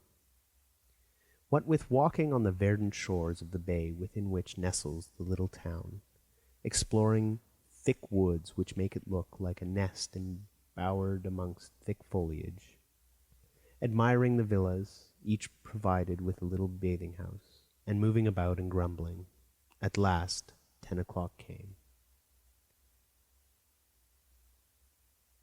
The heavy coils of smoke from the Eleonora's funnel unrolled in the sky. The bridge shook with the quivering of the struggling steam. We were on board, and owners for the time of 2 berths, one over the other, in the only saloon cabin on board. At 1:15 the moorings were loosed, and the throbbing steamer pursued her way over the dark waters of the great belt. The night was dark. There was a sharp breeze and a rough sea. A few lights appeared on shore through the thick darkness. Later on, I cannot tell when, a dazzling light from some lighthouse threw a bright stream of fire along the waves, and this is all I can remember of this first portion of our sail. At 7 in the morning we landed at Korsør, a small town on the west coast of Zealand. There we were transferred from the boat to another line of railway, which took us by just as flat a country as the plain of Holstein. 3 hours' travelling brought us to the capital of Denmark. My uncle had not shut his eyes all night. In his impatience, I believe, he was trying to accelerate the train with his feet. At last he discerned a stretch of sea. "The Sound!" he cried. At our left was a huge building that looked like a hospital. "That's a lunatic asylum," said one of our travelling companions. Very good, thought I. Just the place we want to end our days in. And great as it is, that asylum is not big enough to contain all Professor Lidenbrock's madness. At 10 in the morning at last we set our feet in Copenhagen. The luggage was put upon a carriage and taken with ourselves to the Phoenix Hotel in Breda Gate. This took half an hour, for the station is out of town. Then my uncle, after a hasty toilet, dragged me after him.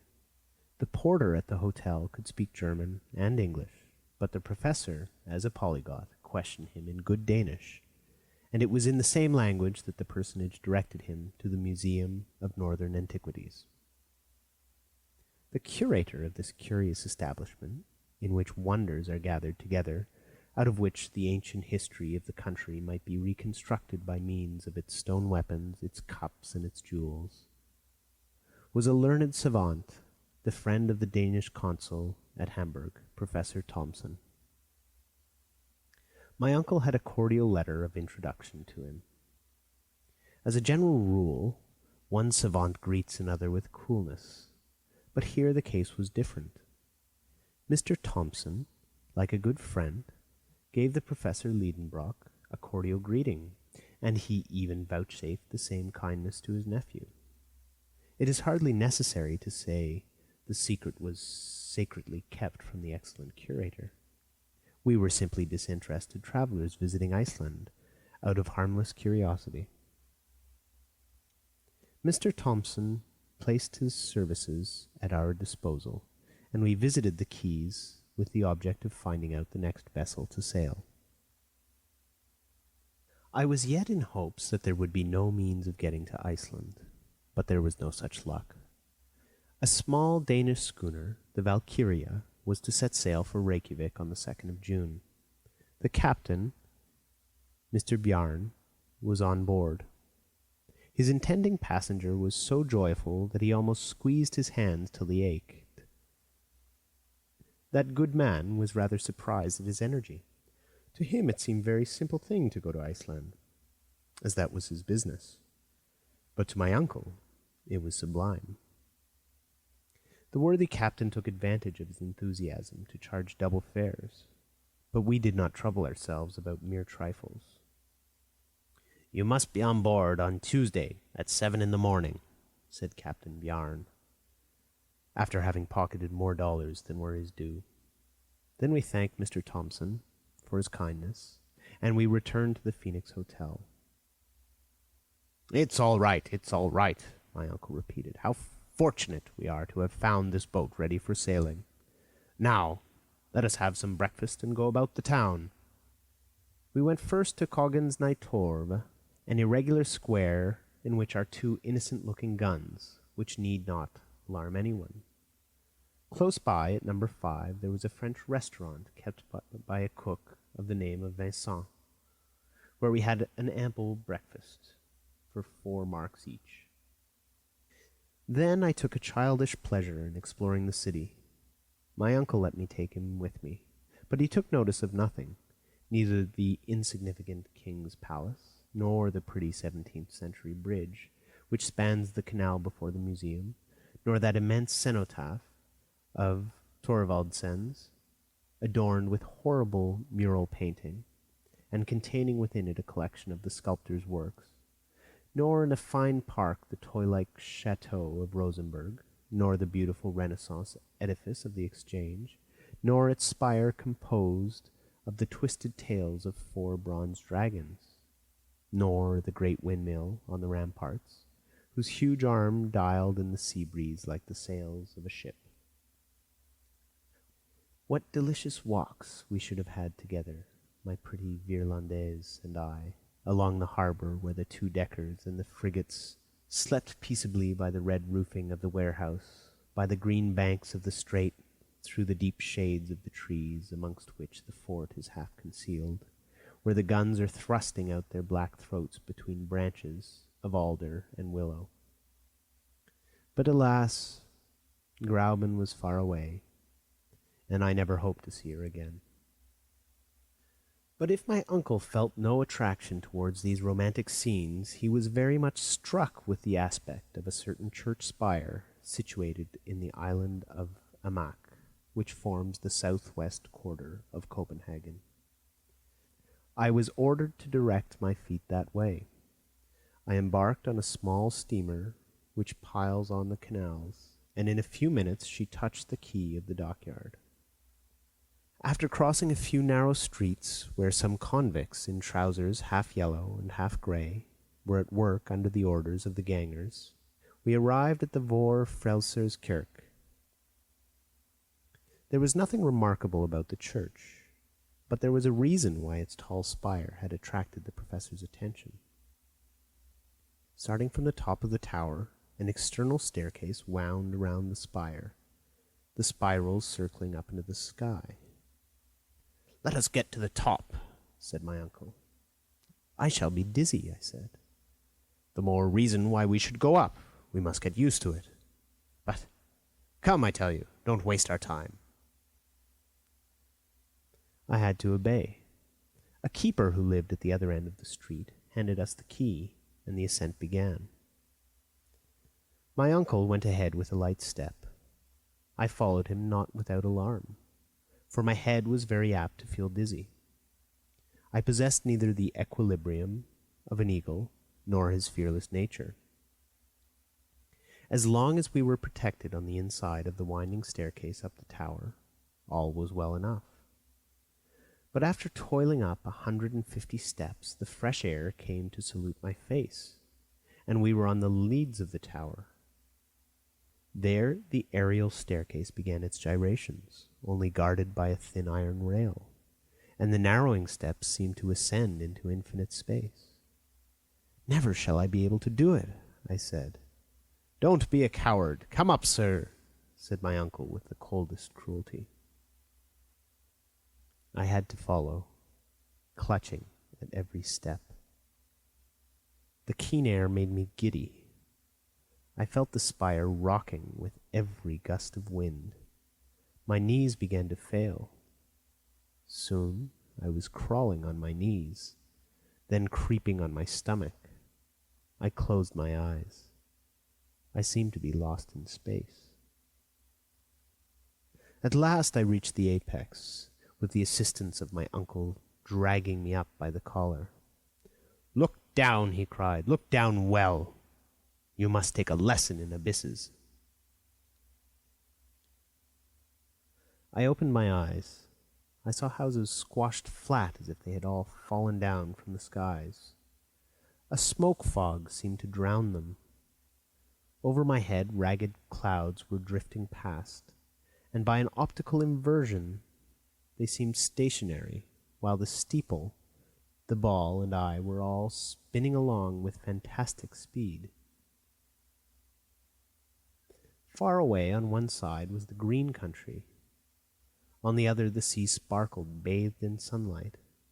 The Sound stretched away to Elsinore, dotted with a few white sails, like seagulls' wings, and in the misty east and away to the northeast lay outstretched the faintly shadowed shores of Sweden. All this immensity of space whirled and wavered, fluctuating beneath my eyes. But I was compelled to rise, to stand up, to look. My first lesson in dizziness lasted an hour. When I got permission to come down and feel the solid street pavements, I was afflicted with severe lumbago. "Tomorrow we will do it again," said the professor. And it was so. For 5 days in succession I was obliged to undergo this anti-vertiginous exercise. And whether I would or not, I made some improvement in the art of lofty contemplations. Chapter 9.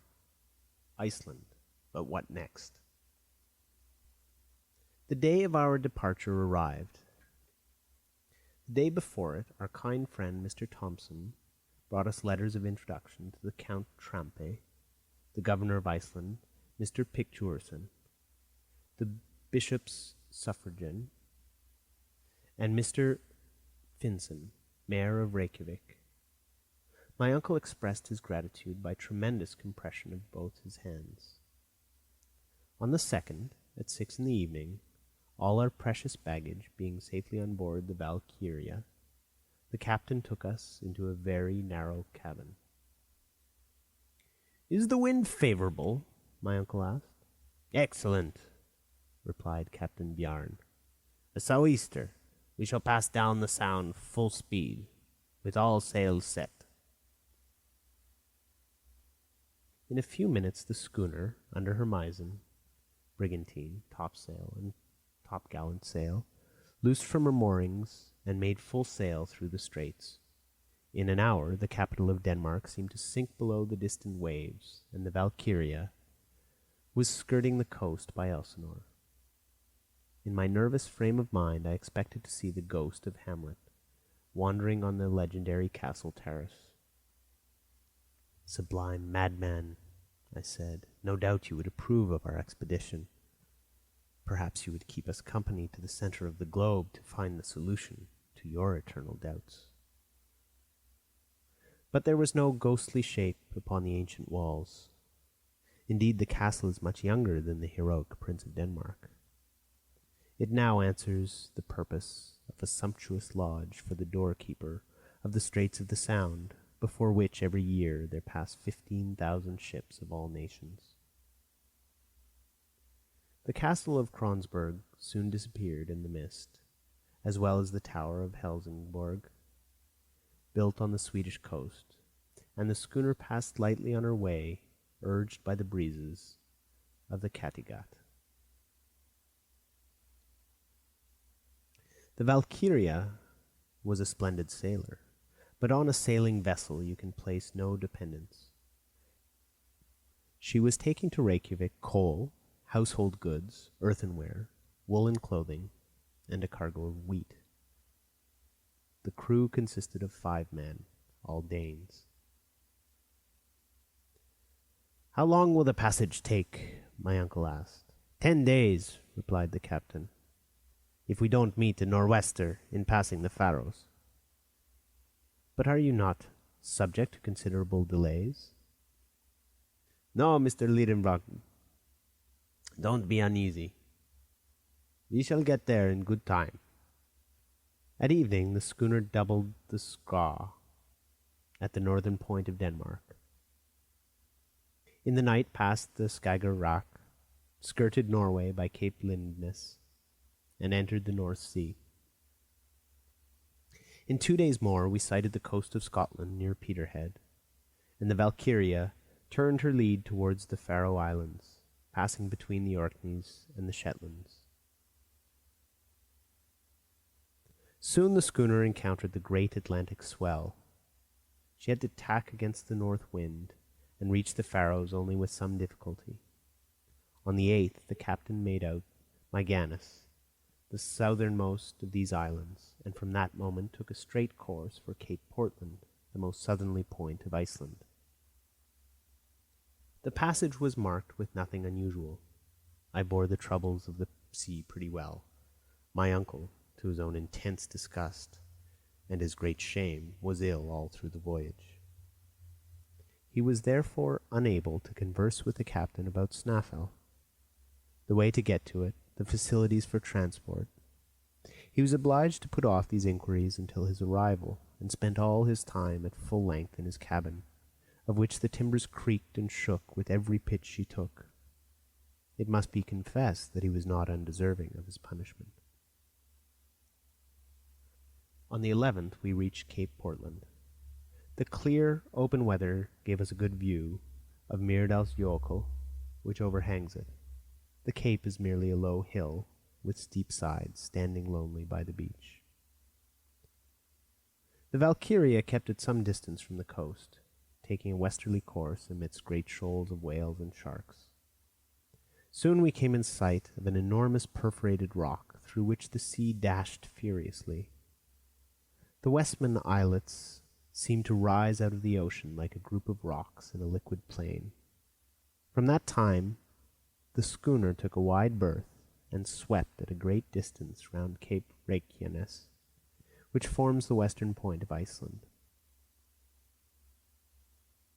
The rough sea prevented my uncle from coming on deck to admire these shattered and surf-beaten coasts. 48 hours after, coming out of a storm which forced the schooner to scud under bare poles, we sighted east of us the beacon of Cape Skagen, where dangerous rocks extend far away seaward. An Icelandic pilot came on board, and in 3 hours the Valkyria dropped her anchor before Reykjavik in Faxa Bay. The professor at last emerged from his cabin, rather pale and wretched-looking, but still full of enthusiasm, and with ardent satisfaction shining on his eyes. The population of the town, wonderfully interested in the arrival of a vessel from which everyone expected something, formed in groups upon the quay. My uncle left in haste his floating prison, or rather hospital. But before quitting the deck of the schooner he dragged me forward, and pointing with outstretched finger north of the bay at a distant mountain terminating in a double peak a pair of cones covered with perpetual snow, he cried, "Snaffel, snaffel." Then, recommending me by an impressive gesture to keep silence, he went into the boat which awaited him. I followed, and presently we were treading the soil of Iceland. The first fellow we saw was a good-looking fellow enough in a general's uniform. Yet he was not a general, but a magistrate, the governor of the island, Monsieur le Baron Trampe himself. The professor was soon aware of the presence he was in. He delivered him his letters from Copenhagen, and then followed a short conversation in the Danish language, the purport of which I was quite ignorant of, and for a very good reason. But the result of this first conversation was that the Baron Trampe placed himself entirely at the service of Professor Lidenbrock. My uncle was just as courteously received by the mayor, Mr. Finson, whose appearance was as military, and disposition and office as pacific as the governor's. As for the bishop's suffragan, Mr. Picturson, he was at that moment engaged on an episcopal visitation in the north. For the time we must be resigned to wait for the honor of being presented to him. But Mr. Fridriksson, professor of natural sciences at the school of Reykjavik, was a delightful man, and his friendship became very precious to me. This modest philosopher spoke only Danish and Latin.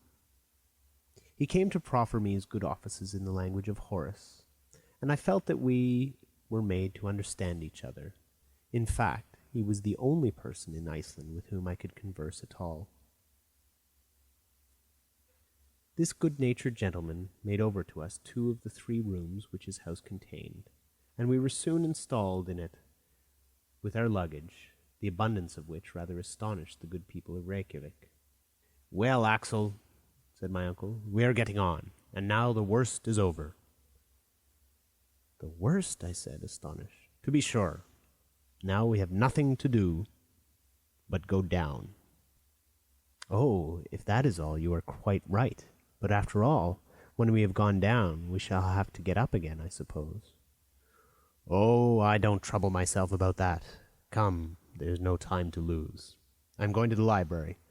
Perhaps there is some manuscript of Saknussemm's there, and I should be glad to consult it." "Well, while you are there, I will go into the town, won't you?" "Oh, that is very uninteresting to me. It is not what is upon this island, but what is underneath, that interests me." I went out and wandered wherever chance took me. It would not be easy to lose your way in Reykjavik. I was therefore under no necessity to inquire the road, which exposes one to mistakes, when the only medium of intercourse is gesture. The town extends along a low and marshy level, between 2 hills. An immense bed of lava bounds it on one side, and falls gently towards the sea. On the other extends the vast bay of Faxa, shut in at the north by the enormous glacier of the Snaffell, and of which the Valkyria was for the time the only occupant. Usually the English and French conservators of fisheries moor in this bay, but just then they were cruising about the western coasts of the island. The longest of the only 2 streets that Reykjavik possesses was parallel with the beach. Here live the merchants and the traders, in wooden cabins made of red planks set horizontally. The other street, running west, ends at the little lake between the house of the bishop and other non-commercial people. I had soon explored these melancholy ways. Here and there I got a glimpse of faded turf, looking like a worn-out bit of carpet, or some appearance of a kitchen garden, the sparse vegetables of which, potatoes, cabbages, and lettuce, would have figured appropriately upon a Lilliputian table. A few sickly wallflowers were trying to enjoy the air and sunshine. About the middle of the tin commercial street, I found the public cemetery, enclosed within a mud wall, where there seemed plenty of room. Then a few steps brought me to the governor's house. Small compared with the town hall of Hamburg, but a palace in comparison with the cabins of the Icelandic population. Between the little lake and the town, the church is built in the Protestant style, calcined stones extracted out of the volcanoes by their own labor and at their own expense. In high westerly winds, it was manifest that the red tiles of the roof would be scattered in the air to the great danger of the faithful worshippers. On a neighboring hill I perceived the national school, where, as I was informed later by our host, were taught Hebrew, English, French, and Danish, 4 languages of which, with a shame I confess it, I don't know a single word. After an examination, I should have had to stand last of the 40 scholars educated at this little college, and I should have been held unworthy to sleep among them in one of those little double closets, where more delicate youths would have died of suffocation at the very first night. In 3 hours I had seen not only the town, but its environs. The general aspect was wonderfully dull. No trees and scarcely any vegetation. Everywhere bare rocks, signs of volcanic action.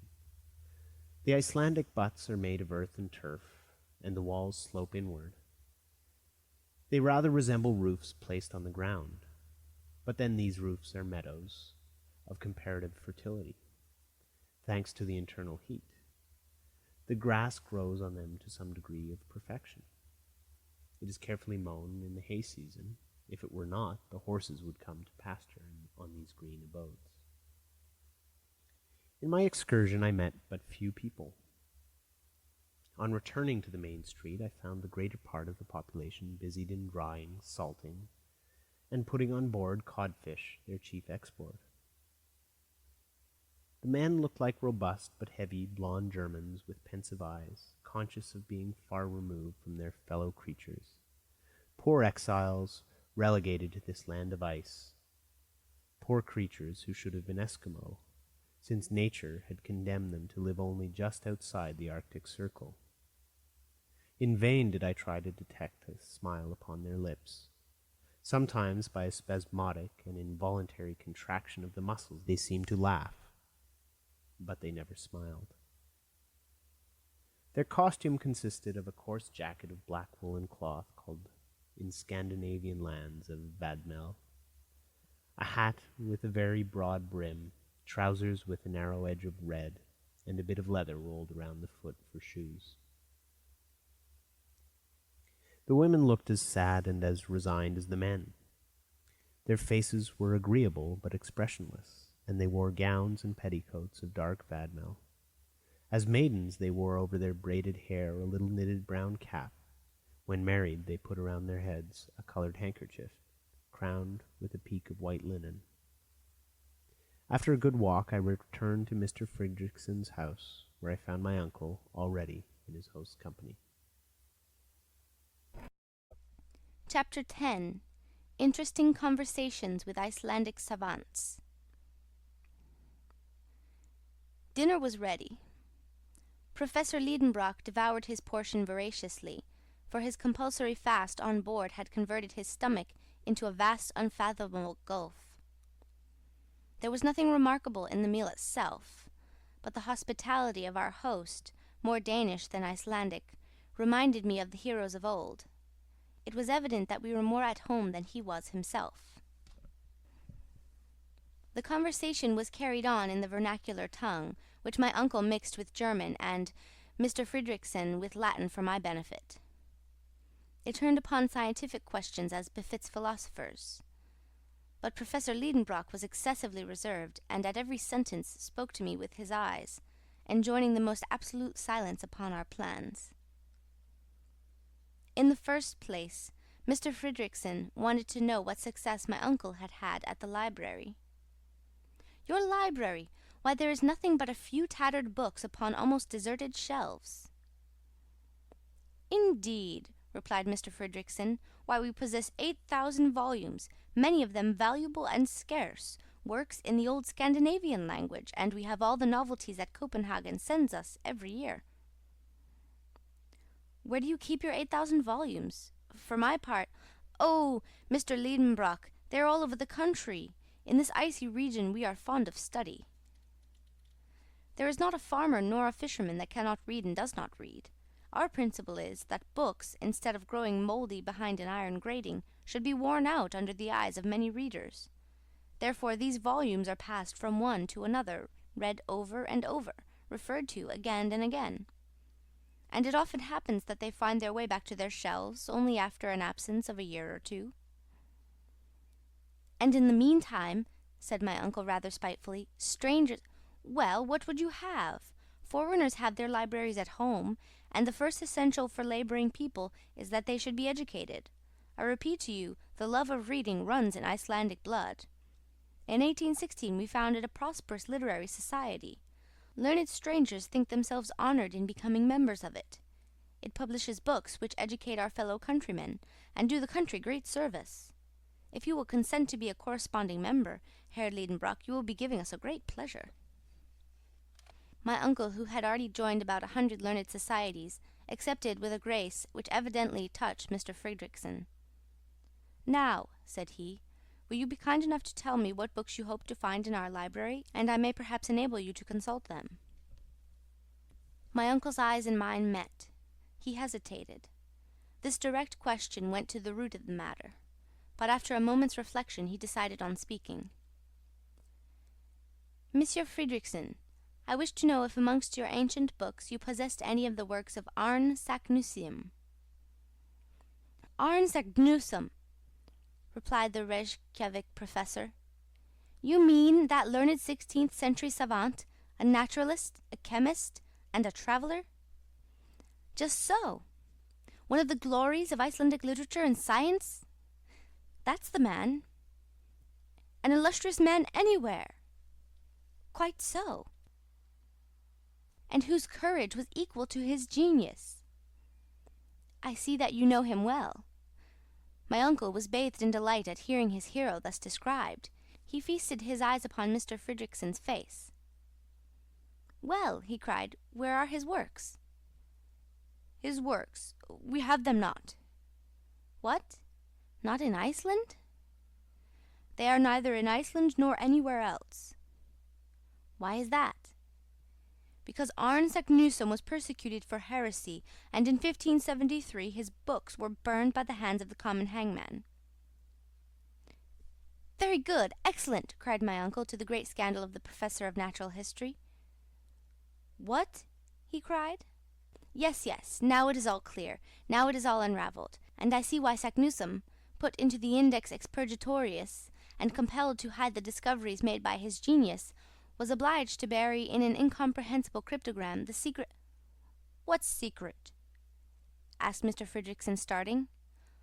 Oh, just a secret which... my uncle stammered. Have you some private document in your possession? Asked our host. No, I was only supposing a case. Oh, very well, answered Mr. Fridriksson, who was kind enough not to pursue the subject when he had noticed the embarrassment of his friend. I hope you will not leave our island until you have seen some of its mineralogical wealth. Certainly, replied my uncle, but I am rather late, or have not others been here before me? Yes, Herr Lidenbrock, the labours of Messrs. Olafsen and Povelsen, pursued by order of the king, the researches of Troyle, the scientific mission of Mr. Gamard and Robert on the French corvette, La Recherche, and lately the observations of scientific men who came in the Reine Hortense, have added materially to our knowledge of Iceland, but I assure you there is plenty left. Begin note. Recherche was sent out in 1835 by Admiral Dupère to learn the fate of the lost expedition of M. de Blosseville in the Lilloise, which has never been heard of. End note.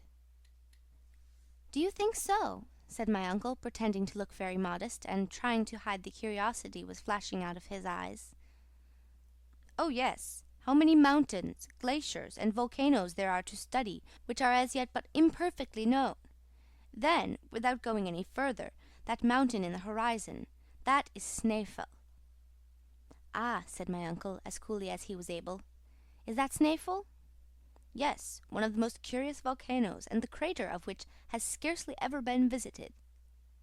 Is it extinct? Oh yes, more than 500 years. Well, replied my uncle, who was frantically locking his legs together to keep himself from jumping up in the air, that is where I mean to begin my geological studies, there on that fessel, what do you call it? Snaefell, replied the excellent Mr. Fridriksson. This part of the conversation was in Latin. I had understood every word of it, and I could hardly conceal my amusement at seeing my uncle trying to keep down the excitement and satisfaction which were brimming over in every limb and every feature. He tried hard to put on an innocent little expression of simplicity, but it looked like a diabolical grin. Yes, said he, your words decide me. We will try to scale that Snaefell. Perhaps even we may pursue our studies in its crater. I am very sorry, said Mr. Fridriksson, that my engagements will not allow me to absent myself, or I would have accompanied you myself with both pleasure and profit. Oh, no, no, replied my uncle with great animation. We would not disturb anyone for the world, Mr. Fridriksson. Still, I thank you with all my heart. The company of such a talented man would have been very serviceable, but the duties of your profession... I am glad to think that our host, in the innocence of his Icelandic soul, was blind to the transparent artifices of my uncle. I very much approve of your beginning with that volcano, Mr. Lidenbrock. You will gather a harvest of interesting observations. But tell me, how do you expect to get to the peninsula of Snaefell? By sea, crossing the bay. That's the most direct way. No doubt, but it is impossible. Why? Because we don't possess a single boat at Reykjavik. You don't mean to say so? You will have to go by land, following the shore. It will be longer, but more interesting. Very well, then, and now I shall have to see about a guide. I have one to offer you. A safe, intelligent man. Yes, an inhabitant of that peninsula. He is an eider-down hunter, and very clever. He speaks Danish perfectly. When can I see him? Tomorrow, if you like. Why not today? Because he won't be here till tomorrow. Tomorrow, then, added my uncle with a sigh. This momentous conversation ended in a few minutes with warm acknowledgments paid by the German to the Icelandic professor. At this dinner my uncle had just elicited important facts, amongst others the history of Saknussemm, the reason of the mysterious document, that his host would not accompany him in his expedition, and that the very next day a guide would be waiting upon him.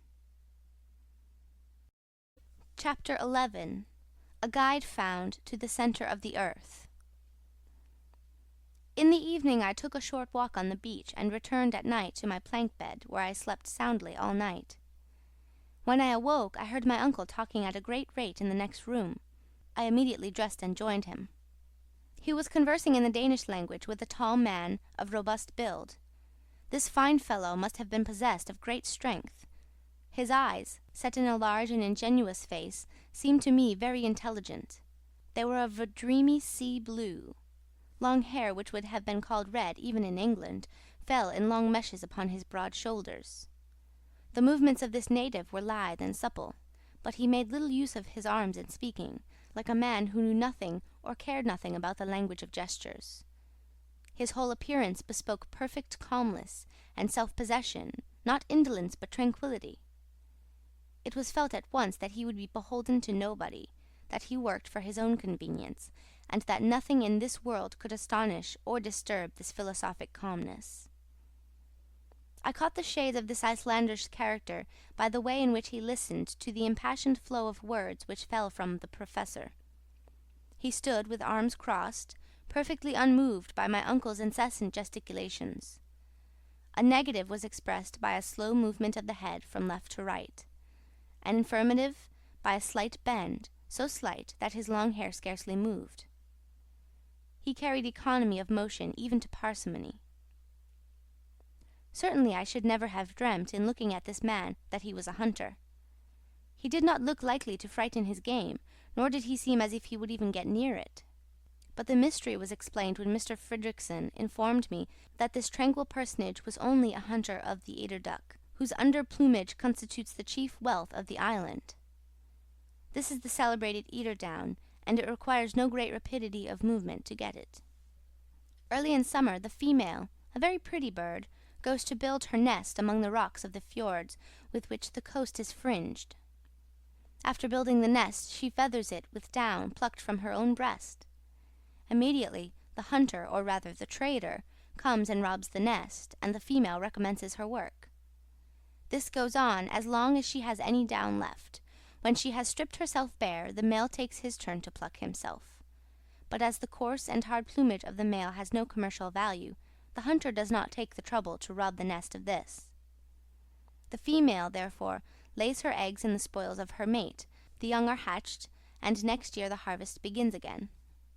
Now, as the eider duck does not select steep cliffs for her nest, but rather the smooth terraced rocks which slope to the sea, the Icelandic hunter might exercise his calling without any inconvenient exertion. He was a farmer who was not obliged either to sow or reap his harvest, but merely to gather it in. This grave, phlegmatic, and silent individual was called Hans Bjelk, and he came recommended by Mr. Fridriksson. He was our future guide. His manners were a singular contrast with my uncle's. Nevertheless, they soon came to understand each other. Neither looked at the amount of the payment. The one was ready to accept whatever was offered, the other was ready to give whatever was demanded. Never was bargain more readily concluded. The result of the treaty was that Hans engaged on his part to conduct us to the village of Stapi, on the south shore of the Snæfell Peninsula, at the very foot of the volcano. By land this would be about 22 miles, to be done, said my uncle, in 2 days. But when he learnt that the Danish mile was 24,000 feet long, he was obliged to modify his calculations and allow 7 or 8 days for the march. 4 horses were to be placed at our disposal, 2 to carry him and me, 2 for the baggage. Hans, as was his custom, would go on foot. He knew all that part of the coast perfectly, and promised to take us the shortest way. His engagement was not to terminate with our arrival at Stapi. He was to continue in my uncle's service for the whole period of his scientific researches, for the remuneration of 3 riksdales a week, about 12 shillings. But it was an express article of the covenant that his wages should be counted out to him every Saturday at 6 o'clock in the evening, which according to him was one indispensable part of the engagement. The start was fixed for the 16th of June. My uncle wanted to pay the hunter a portion in advance, but he refused with one word. "Efter," said he. "After," said the professor for my edification. The treaty concluded, Hans silently withdrew. "A famous fellow," cried my uncle, "but he little thinks of the marvellous part he has to play in the future." "So he is to go with us as far as the centre of the earth, Axel." 48 hours were left before our departure. To my great regret, I had to employ them in preparations, for all our ingenuity was required to pack every article to the best advantage. Instruments here, arms there, tools in this package, provisions in that, 4 sets of packages in all. The instruments were, number 1, an Eigel centigrade thermometer graduated up to 150 degrees, 302 degrees Fahrenheit, which seemed to me too much or too little. Too much if the internal heat was to rise so high, for in this case we should be baked, not enough to measure the temperature of springs or any matter in a state of fusion. Number 2, an aneroid barometer, to indicate extreme pressures of the atmosphere. An ordinary barometer would not have answered the purpose, as the pressure would increase during our descent to a point which the mercurial barometer would not register. Begin note. In Mr. Verne's book a manometer is the instrument used, of which very little is known. In a complete list of philosophical instruments the translator cannot find the name. As he is assured by a first-rate instrument maker, Chadbourne of Liverpool, that an aneroid can be constructed to measure any depth, he has thought it best to furnish the adventurous professor with this more familiar instrument. The manometer is generally known as a pressure gauge. End note. Number 3, a chronometer, made by Boissonnas, June of Geneva, accurately set to the meridian of Hamburg. Number 4, 2 compasses, viz. a common compass and a dipping needle. Number 5, a night glass. Number 6. 2 of Ruhmkorff's apparatus, which, by means of an electric current, supplied a safe and handy portable light. Begin note. Ruhmkorff's apparatus consists of a Bunsen pile worked with bichromate of potash, which makes no smell. An induction coil carries the electricity generated by the pile into communication with a lantern of peculiar construction. In this lantern there is a spiral glass tube from which the air has been excluded, and in which remains only a residuum of carbonic acid or of nitrogen. When the apparatus is put in action, this gas becomes luminous, producing a white, steady light. The pile and coil are placed in a leathern bag which the traveler carries over his shoulders. The lantern outside of the bag throws sufficient light into deep darkness. It enables one to venture without fear of explosions into the midst of the most inflammable gases, and is not extinguished even in the deepest waters. Mr. Ruhmkorff is a learned and most ingenious man of science. His great discovery is his induction coil, which produces a powerful stream of electricity. He obtained in 1864 the quinquennial prize of 50,000 francs reserved by the French government for the most ingenious application of electricity. End note. The arms consisted of Purdy's rifles and 2 brace of pistols. But what did we want arms for? We had neither savages nor wild beasts to fear, I supposed. But my uncle seemed to believe in his arsenal as in his instruments, and more especially in a considerable quantity of gun-cotton, which is unaffected by moisture, and the explosive force of which exceeds that of gunpowder. The tools comprised 2 pickaxes, 2 spades, a silk rope ladder, 3 iron-tipped sticks, a hatchet, a hammer, a dozen wedges and iron spikes, and a long knotted rope. Now this was a large load, for the ladder was 300 feet long. And there were provisions too. This was not a large parcel, but it was comforting to know that of essence of beef and biscuits there were 6 months' consumption. Spirits were the only liquid, and of water we took none. But we had flasks, and my uncle depended on springs from which to fill them. Whatever objections I hazarded as to their quality, temperature, and even absence, remained ineffectual. To complete the exact inventory of all our travelling accompaniments, I must not forget a pocket medicine chest, containing blunt scissors, splints for broken limbs, a piece of tape of unbleached linen, bandages and compresses, lint, a lancet for bleeding, all dreadful articles to take with one. Then there was a row of phials containing dextrin, alcoholic ether, liquid acetate of lead, vinegar, and ammonia drugs which afforded me no comfort. Finally, all the articles needful to supply Ruhmkorff's apparatus. My uncle did not forget a supply of tobacco, coarse-grained powder, and amadou, nor a leathern belt in which he carried a sufficient quantity of gold, silver, and paper money. 6 pairs of boots and shoes, made waterproof with a composition of india rubber and naphtha, were packed amongst the tools. "Clothed, shod, and equipped like this," said my uncle, "there is no telling how far we may go." The 14th was wholly spent in arranging all our different articles. In the evening we dined with Baron Tramps, the mayor of Reykjavik, and Dr. Hjaltalin, the first medical man of the place, being of the party. Mr. Fridriksson was not there. I learned afterwards that he and the governor disagreed upon some question of administration, and did not speak to each other. I therefore knew not a single word of all that was said at this semi-official dinner, but I could not help noticing that my uncle talked the whole time. On the 15th our preparations were all made. Our host gave the professor very great pleasure by presenting him with a map of Iceland far more complete than that of Henderson. It was the map of Mr. Olaf Nicholas Olsen, in the proportion of 1 to 480,000 of the actual size of the island, and published by the Icelandic Literary Society. It was a precious document for a mineralogist. Our last evening was spent in intimate conversation with Mr. Fridriksson, with whom I felt the liveliest sympathy.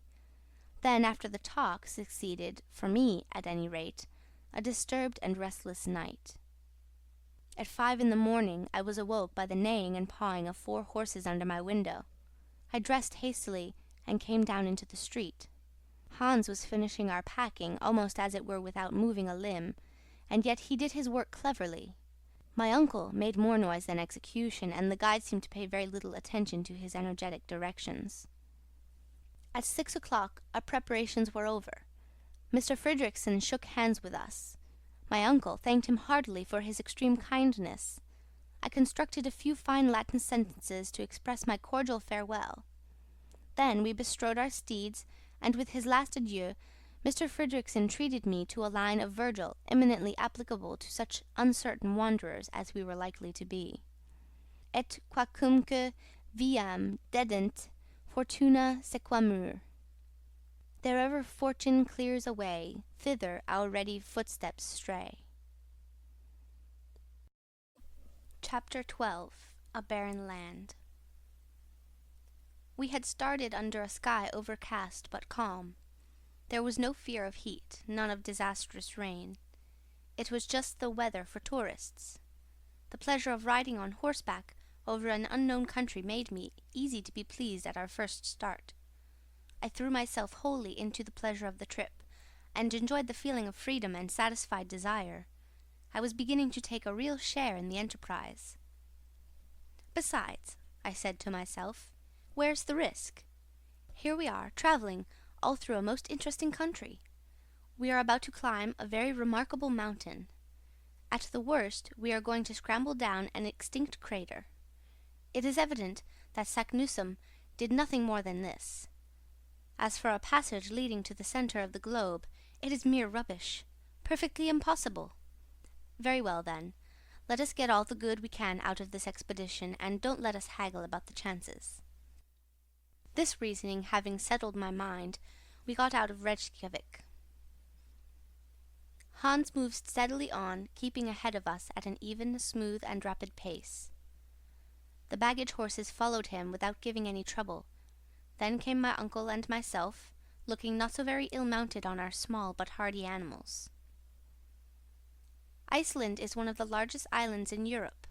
Its surface is 14,000 square miles, and it contains but 16,000 inhabitants. Geographers have divided it into 4 quarters, and we were crossing diagonally the southwest quarter, called the Sudvester Fjordungur.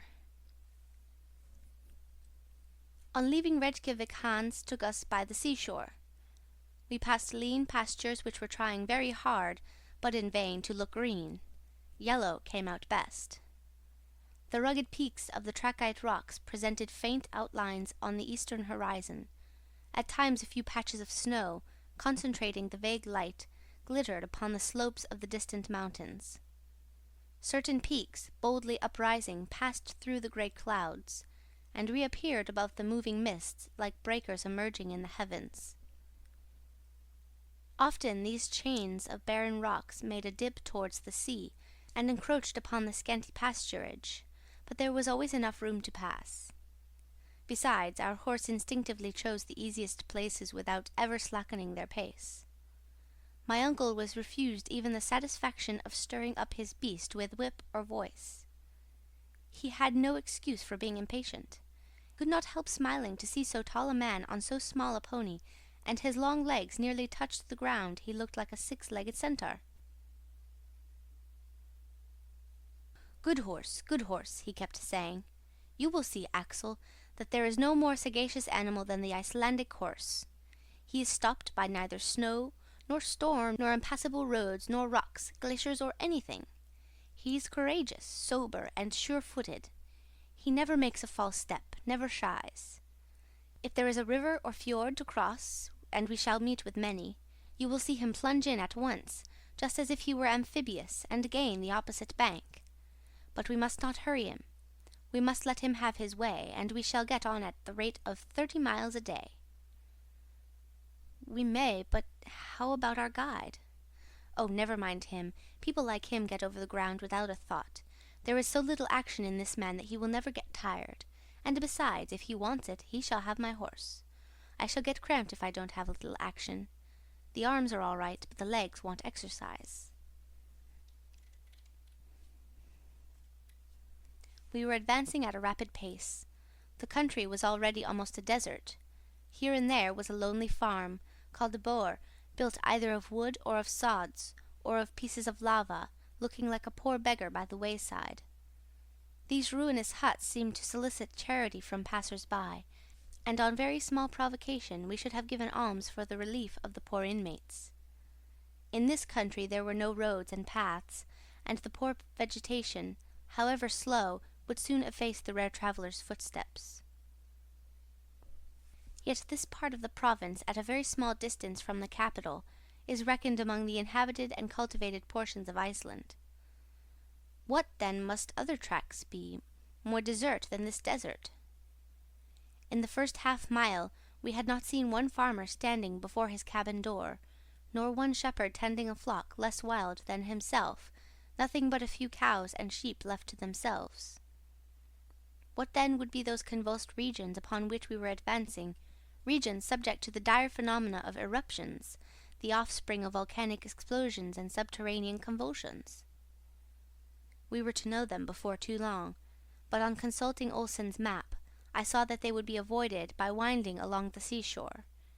In fact, the great plutonic action is confined to the central portion of the island. There, rocks of the trappean and volcanic class, including trachyte, basalt, and tuffs, and agglomerates associated with streams of lava, have made this land of supernatural horrors. I had no idea of the spectacle which was awaiting us in the peninsula of Snæfell, where these ruins of a fiery nature have formed a frightful chaos. In 2 hours from Reykjavik, we arrived at the burg of Gifunes, called Eilkirkja, or principal church. There was nothing remarkable here but a few houses, scarcely enough for a German hamlet. Hans stopped there half an hour. He shared with us our frugal breakfast, answering my uncle's questions about the road and our resting place that night with merely a yes or no, except when he said, "Garder." I consulted the map to see where Garder was. I saw there was a small town of that name on the banks of the Hvalfjord, 4 miles from Reykjavik. I showed it to my uncle. 4 miles only!" he exclaimed. 4 miles out of 28! What a nice little walk! He was about to make an observation to the guide, who, without answering, resumed his place at the head and went on his way. 3 hours later, still treading on the colourless grass of the pasture land, we had to work around the Kollafjord, a longer way but an easier one than across that inlet.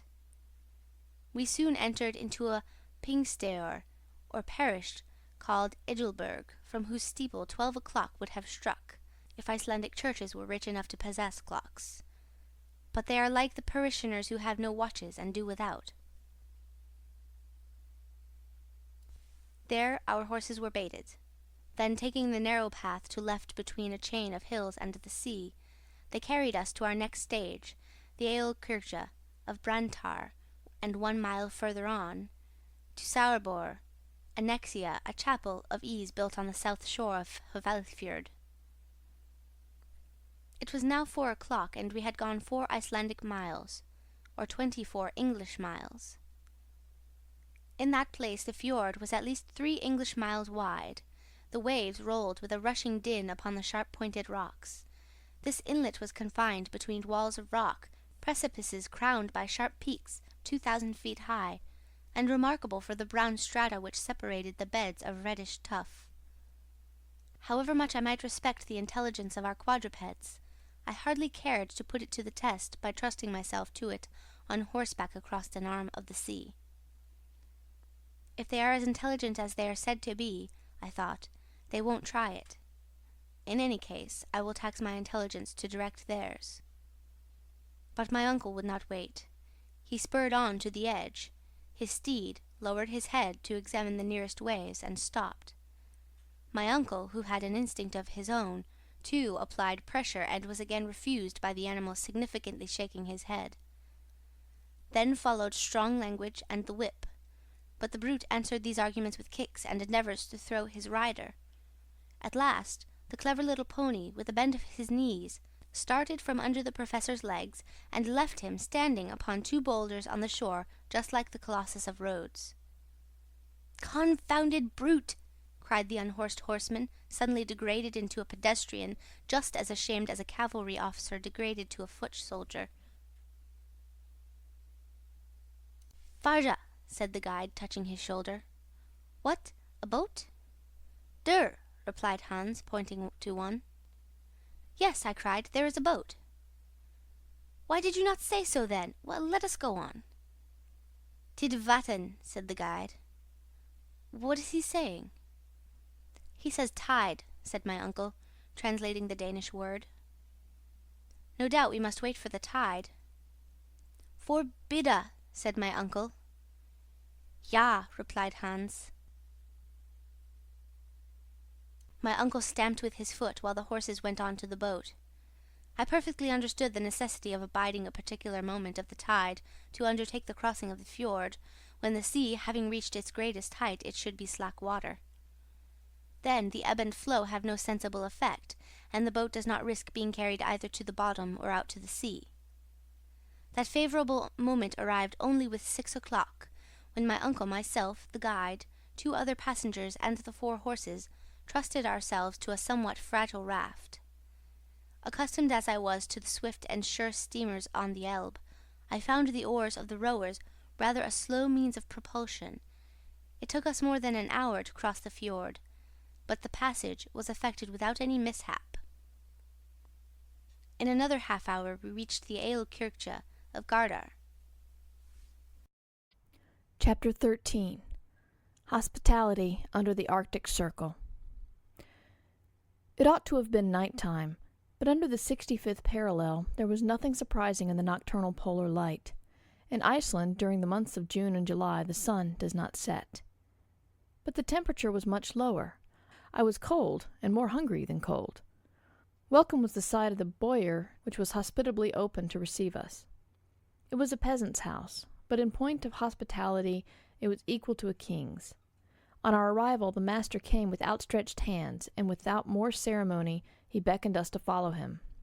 To accompany him down the long, narrow, dark passage would have been impossible. Therefore we followed, as he bid us. The building was constructed of roughly squared timbers, with rooms on both sides, 4 in number, all opening out into the one passage. These were the kitchen, the weaving shop, the badstofa, or family sleeping room, and the visitors' rooms, which was the best of all. My uncle, whose height had not been thought of in the building of the house, of course hit his head several times against the beams that projected from the ceilings. We were introduced into our apartment, a large room with the floor of earth stamped hard down, and lighted by a window, the panes of which were formed of sheep's bladder, not admitting too much light. The sleeping accommodation consisted of dry litter, thrown into 2 wooden frames painted red and ornamented with Icelandic sentences. I was hardly expecting so much comfort. The only discomfort proceeded from the strong odor of dried fish, hung meat, and sour milk, of which my nose made bitter complaints. When we had laid aside our traveling wraps, the voice of the host was heard inviting us into the kitchen, the only room where a fire was lighted even in the severest cold. My uncle lost no time in obeying the friendly call, nor was I slack in following. The kitchen chimney was constructed on the ancient pattern. In the middle of the room was a stone for a hearth. Over it, in the roof, was a hole to let the smoke escape. The kitchen was also a dining room. At our entrance the host, as if he had never seen us, greeted us with one word, "Selvertu," which means "be happy," and came and kissed us on the cheek. After him his wife pronounced the same words, accompanied with the same ceremonial. Then the 2, placing their hands upon their hearts, inclined profoundly before us. I hasten to inform the reader that this Icelandic lady was the mother of 19 children, all, big and little, swarming in the midst of the dense wreath of smoke with which the fire on the hearth filled the chamber. Every moment I noticed a fair-haired and rather melancholy face peeping out of the rolling volumes of smoke. They were a perfect cluster of unwashed angels. My uncle and I treated this little tribe with kindness, and in a very short time we each had 3 or 4 of these brats on our shoulders, as many on our laps, and the rest between our knees. Those who could speak kept repeating "Selvertu" in every conceivable tone. Those that could not speak made up for that want by shrill cries. This concert was brought to a close by the announcement of dinner. At that moment our hunter returned, who had been seeing his horses provided for. That is to say, he had economically let them loose in the fields, where the poor beasts had to content themselves with the scanty moss they could pull off the rocks and a few meagre seaweeds, and the next day they would not fail to come of themselves and resume the labors of the previous day. "Selvertu," said Hans. Then, calmly, automatically, and dispassionately, he kissed the host, the hostess, and their 19 children. This ceremony over, we sat at the table, 24 in number, and therefore one upon another. The luckiest had only 2 urchins upon their knees.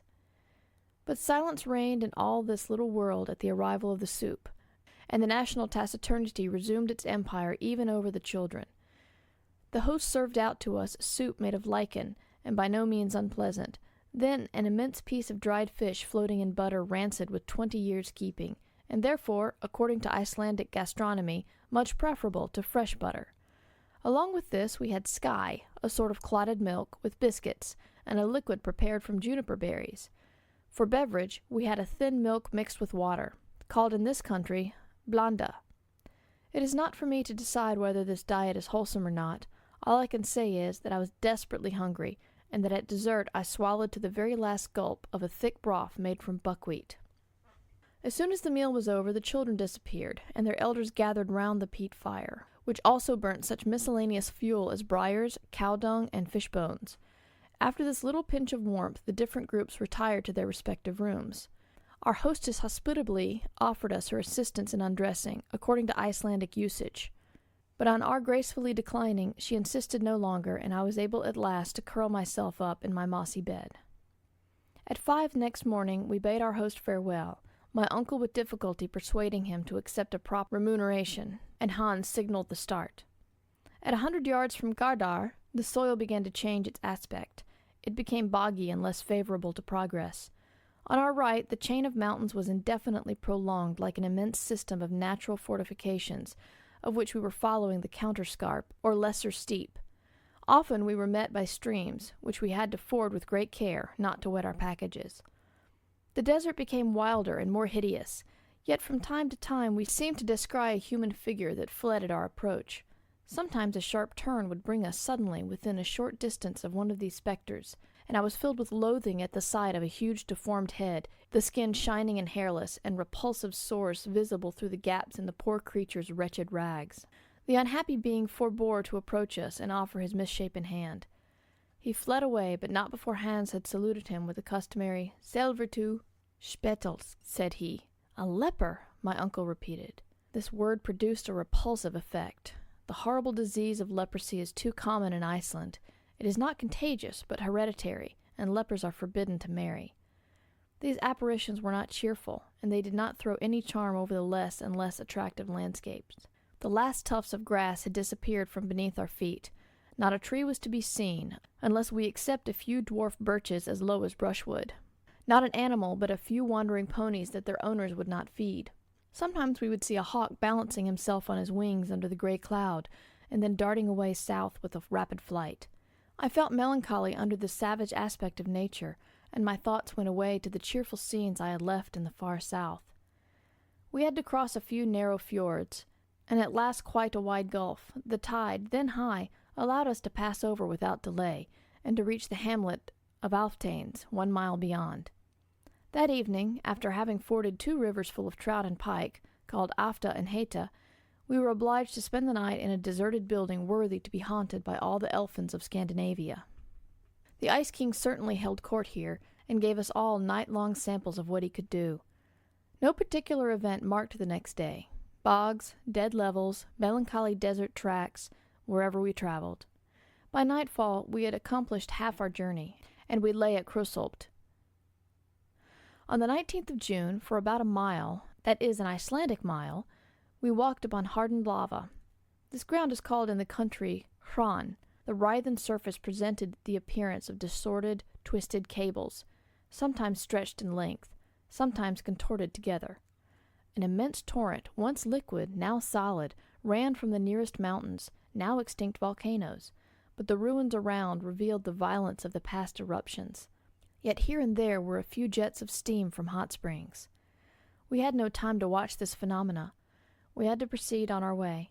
Soon at the foot of the mountains the boggy land reappeared, intersected by little lakes. Our route now lay westward. We had turned the great bay of Faxa, and the twin peaks of Snæfell rose white into the cloudy sky at the distance of at least 5 miles. The horses did their duty well. No difficulty stopped them in their steady career.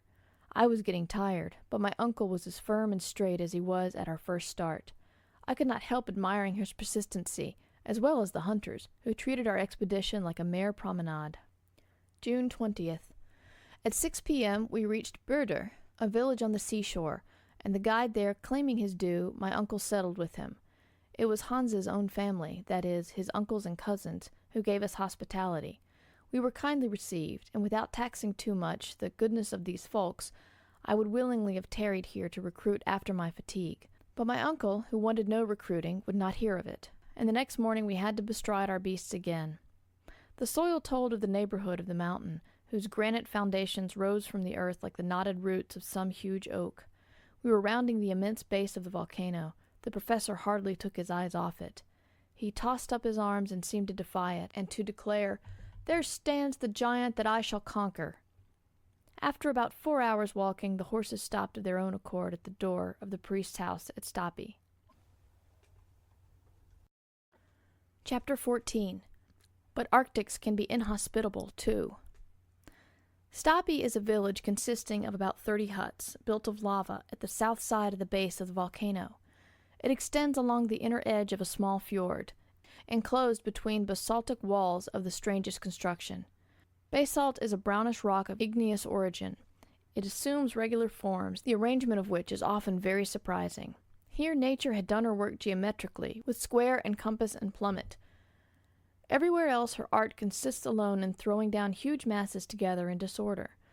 You see cones imperfectly formed, irregular pyramids with a fantastic disarrangement of lines, but here, as if to exhibit an example of regularity, though in advance of the earliest architects, she has created a severely simple order of architecture, never surpassed either by the splendors of Babylon or the wonders of Greece. I had heard of the Giant's Causeway in Ireland, and Fingal's Cave in Staffa, one of the Hebrides, but I had never yet seen a basaltic formation. At Stapi I beheld this phenomenon in all its beauty. The wall that confined the fjord, like all of the coast of the peninsula, was composed of a series of vertical columns 30 feet high. These straight shafts of fair proportions supported an architrave of horizontal slabs, the overhanging portions of which formed a semi-arch over the sea. At intervals, under this natural shelter, there spread out vaulted entrances and beautiful curves, into which the waves came dashing with foam and spray. A few shafts of basalt, torn from their hold by the fury of tempests, lay along the soil like remains of an ancient temple, in ruins forever fresh, and over which centuries passed without leaving a trace of age upon them. This was our last stage upon the earth. Hans had exhibited great intelligence, and it gave me some little comfort to think then that he was not going to leave us.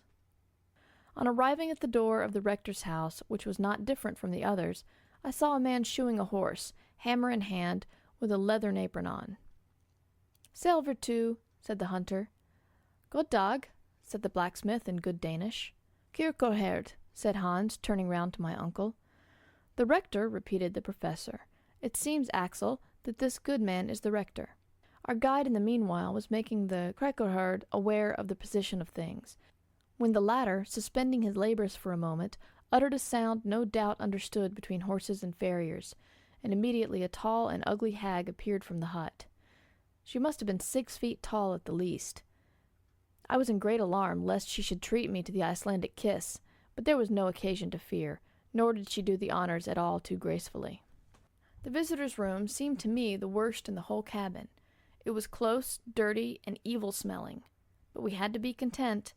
The rector did not go in for antique hospitality, very far from it. Before the day was over, I saw that we had to do with a blacksmith, a fisherman, a hunter, a joiner, but not at all with a minister of the gospel. To be sure, it was a weekday. Perhaps on Sunday he made amends. I don't mean to say anything against these poor priests, who after all are very wretched. They receive from the Danish government a ridiculously small pittance, and they get from the parish the 4th part of the tithe, which does not come to 60 marks a year, about 4 pounds. Hence the necessity to work for their livelihood. But after fishing, hunting, and shoeing horses for any length of time, one soon gets into the ways and manners of fishermen, hunters, and farriers, and other rather rude and uncultivated people, and that evening I found out that temperance was not among the virtues that distinguished my host. My uncle soon discovered what sort of man he had to do with. Instead of a good and learned man, he found a rude and coarse peasant.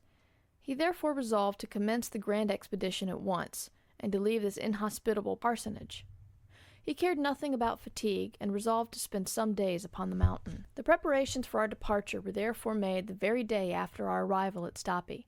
Hans hired the services of 3 Icelanders to do the duty of the horses and the transport of the burdens.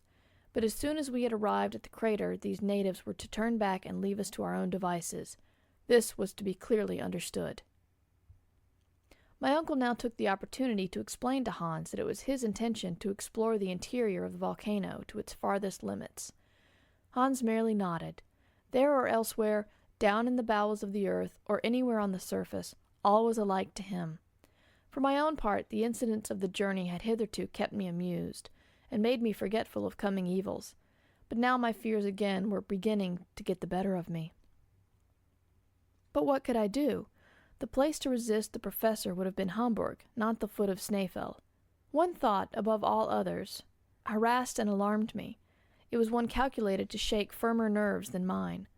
Now, thought I, here we are, about to climb Snæfell. Very good. We will explore the crater. Very good, too. Others have done as much without dying for it. But that is not all. If there is a way to penetrate into the bowels of the island, if that ill-advised Saknussemm has told a true tale, we shall lose our way amidst the deep subterranean passages of this volcano. Now, there is no proof that Snæfell is extinct. Who can assure us that an eruption is not brewing at this very moment? Does it follow that because the monster has slept since 1229, he must therefore never waken again? And if he wakes up presently, where shall we be? It was worthwhile debating this question, and I did debate it. I could not sleep for dreaming about eruptions. Now the part of ejected scoriae and ashes seemed to my mind a very rough one to act. So at last, when I could hold out no longer, I resolved to lay the case before my uncle as prudently and as cautiously as possible, just under the form of an almost impossible hypothesis. I went to him. I communicated my fears to him, and drew back a step to give him room for the explosion which I knew must follow. But I was mistaken. I was thinking of that, he replied with great simplicity. What could those words mean? Was he actually going to listen to reason? Was he contemplating the abandonment of his plans? This was too good to be true. After a few moments' silence, during which I dared not question him, he resumed. I was thinking of that. Ever since we arrived at Stapi, I have been occupied with the important question you have just opened. For we must not be guilty of imprudence. No, indeed, I replied with forcible emphasis. For 600 years Snæfell has been dumb, or he may speak again. Now eruptions are always preceded by certain well-known phenomena. I have therefore examined the natives. I have studied external appearances, and I can assure you, Axel, that there will be no eruption. At this positive affirmation I stood amazed and speechless. You don't doubt my word? Said my uncle. Well, follow me. I obeyed like an automaton. Coming out from the priest's house, the professor took a straight road, which, through an opening in the basaltic wall, led away from the sea. We were soon in the open country, if one may give that name to a vast extent of mounds of volcanic products. This tract seemed crushed under a rain of enormous ejected rocks of trap, basalt, granite, and all kinds of igneous rocks. Here and there I could see puffs and jets of steam curling up into the air, called in Icelandic Reykir, issuing from thermal springs and indicating, by their motion, the volcanic energy underneath. This seemed to justify my fears, but I fell from the height of my newborn hopes when my uncle said, You see all these volumes of steam, Axel. Well, they demonstrate that we have nothing to fear from the fury of a volcanic eruption. Am I to believe that? I cried. Understand this clearly, added the professor. At the approach of an eruption, these jets would redouble their activity, but disappear altogether during the period of the eruption. For the elastic fluids, being no longer under pressure, go off by way of the crater instead of escaping by their usual passages through the fissures in the soil. Therefore, if these vapors remain in their usual condition, if they display no augmentation of force, and if you add to this the observation that the wind and the rain are not ceasing and being replaced by a still and heavy atmosphere, then you may affirm that no eruption is preparing. But no more. That is sufficient. When science has uttered her voice, let the babblers hold their peace. I returned to the parsonage, very crestfallen. My uncle had beaten me with the weapons of science. Still, I had one hope left, and this was that when we had reached the bottom of the crater, it would be impossible, for want of a passage, to go deeper, in spite of all the saknussums in Iceland. I spent that whole night in one constant nightmare, in the heart of a volcano, and from the deepest depths of the earth I saw myself tossed up amongst the interplanetary spaces under the form of an eruptive rock.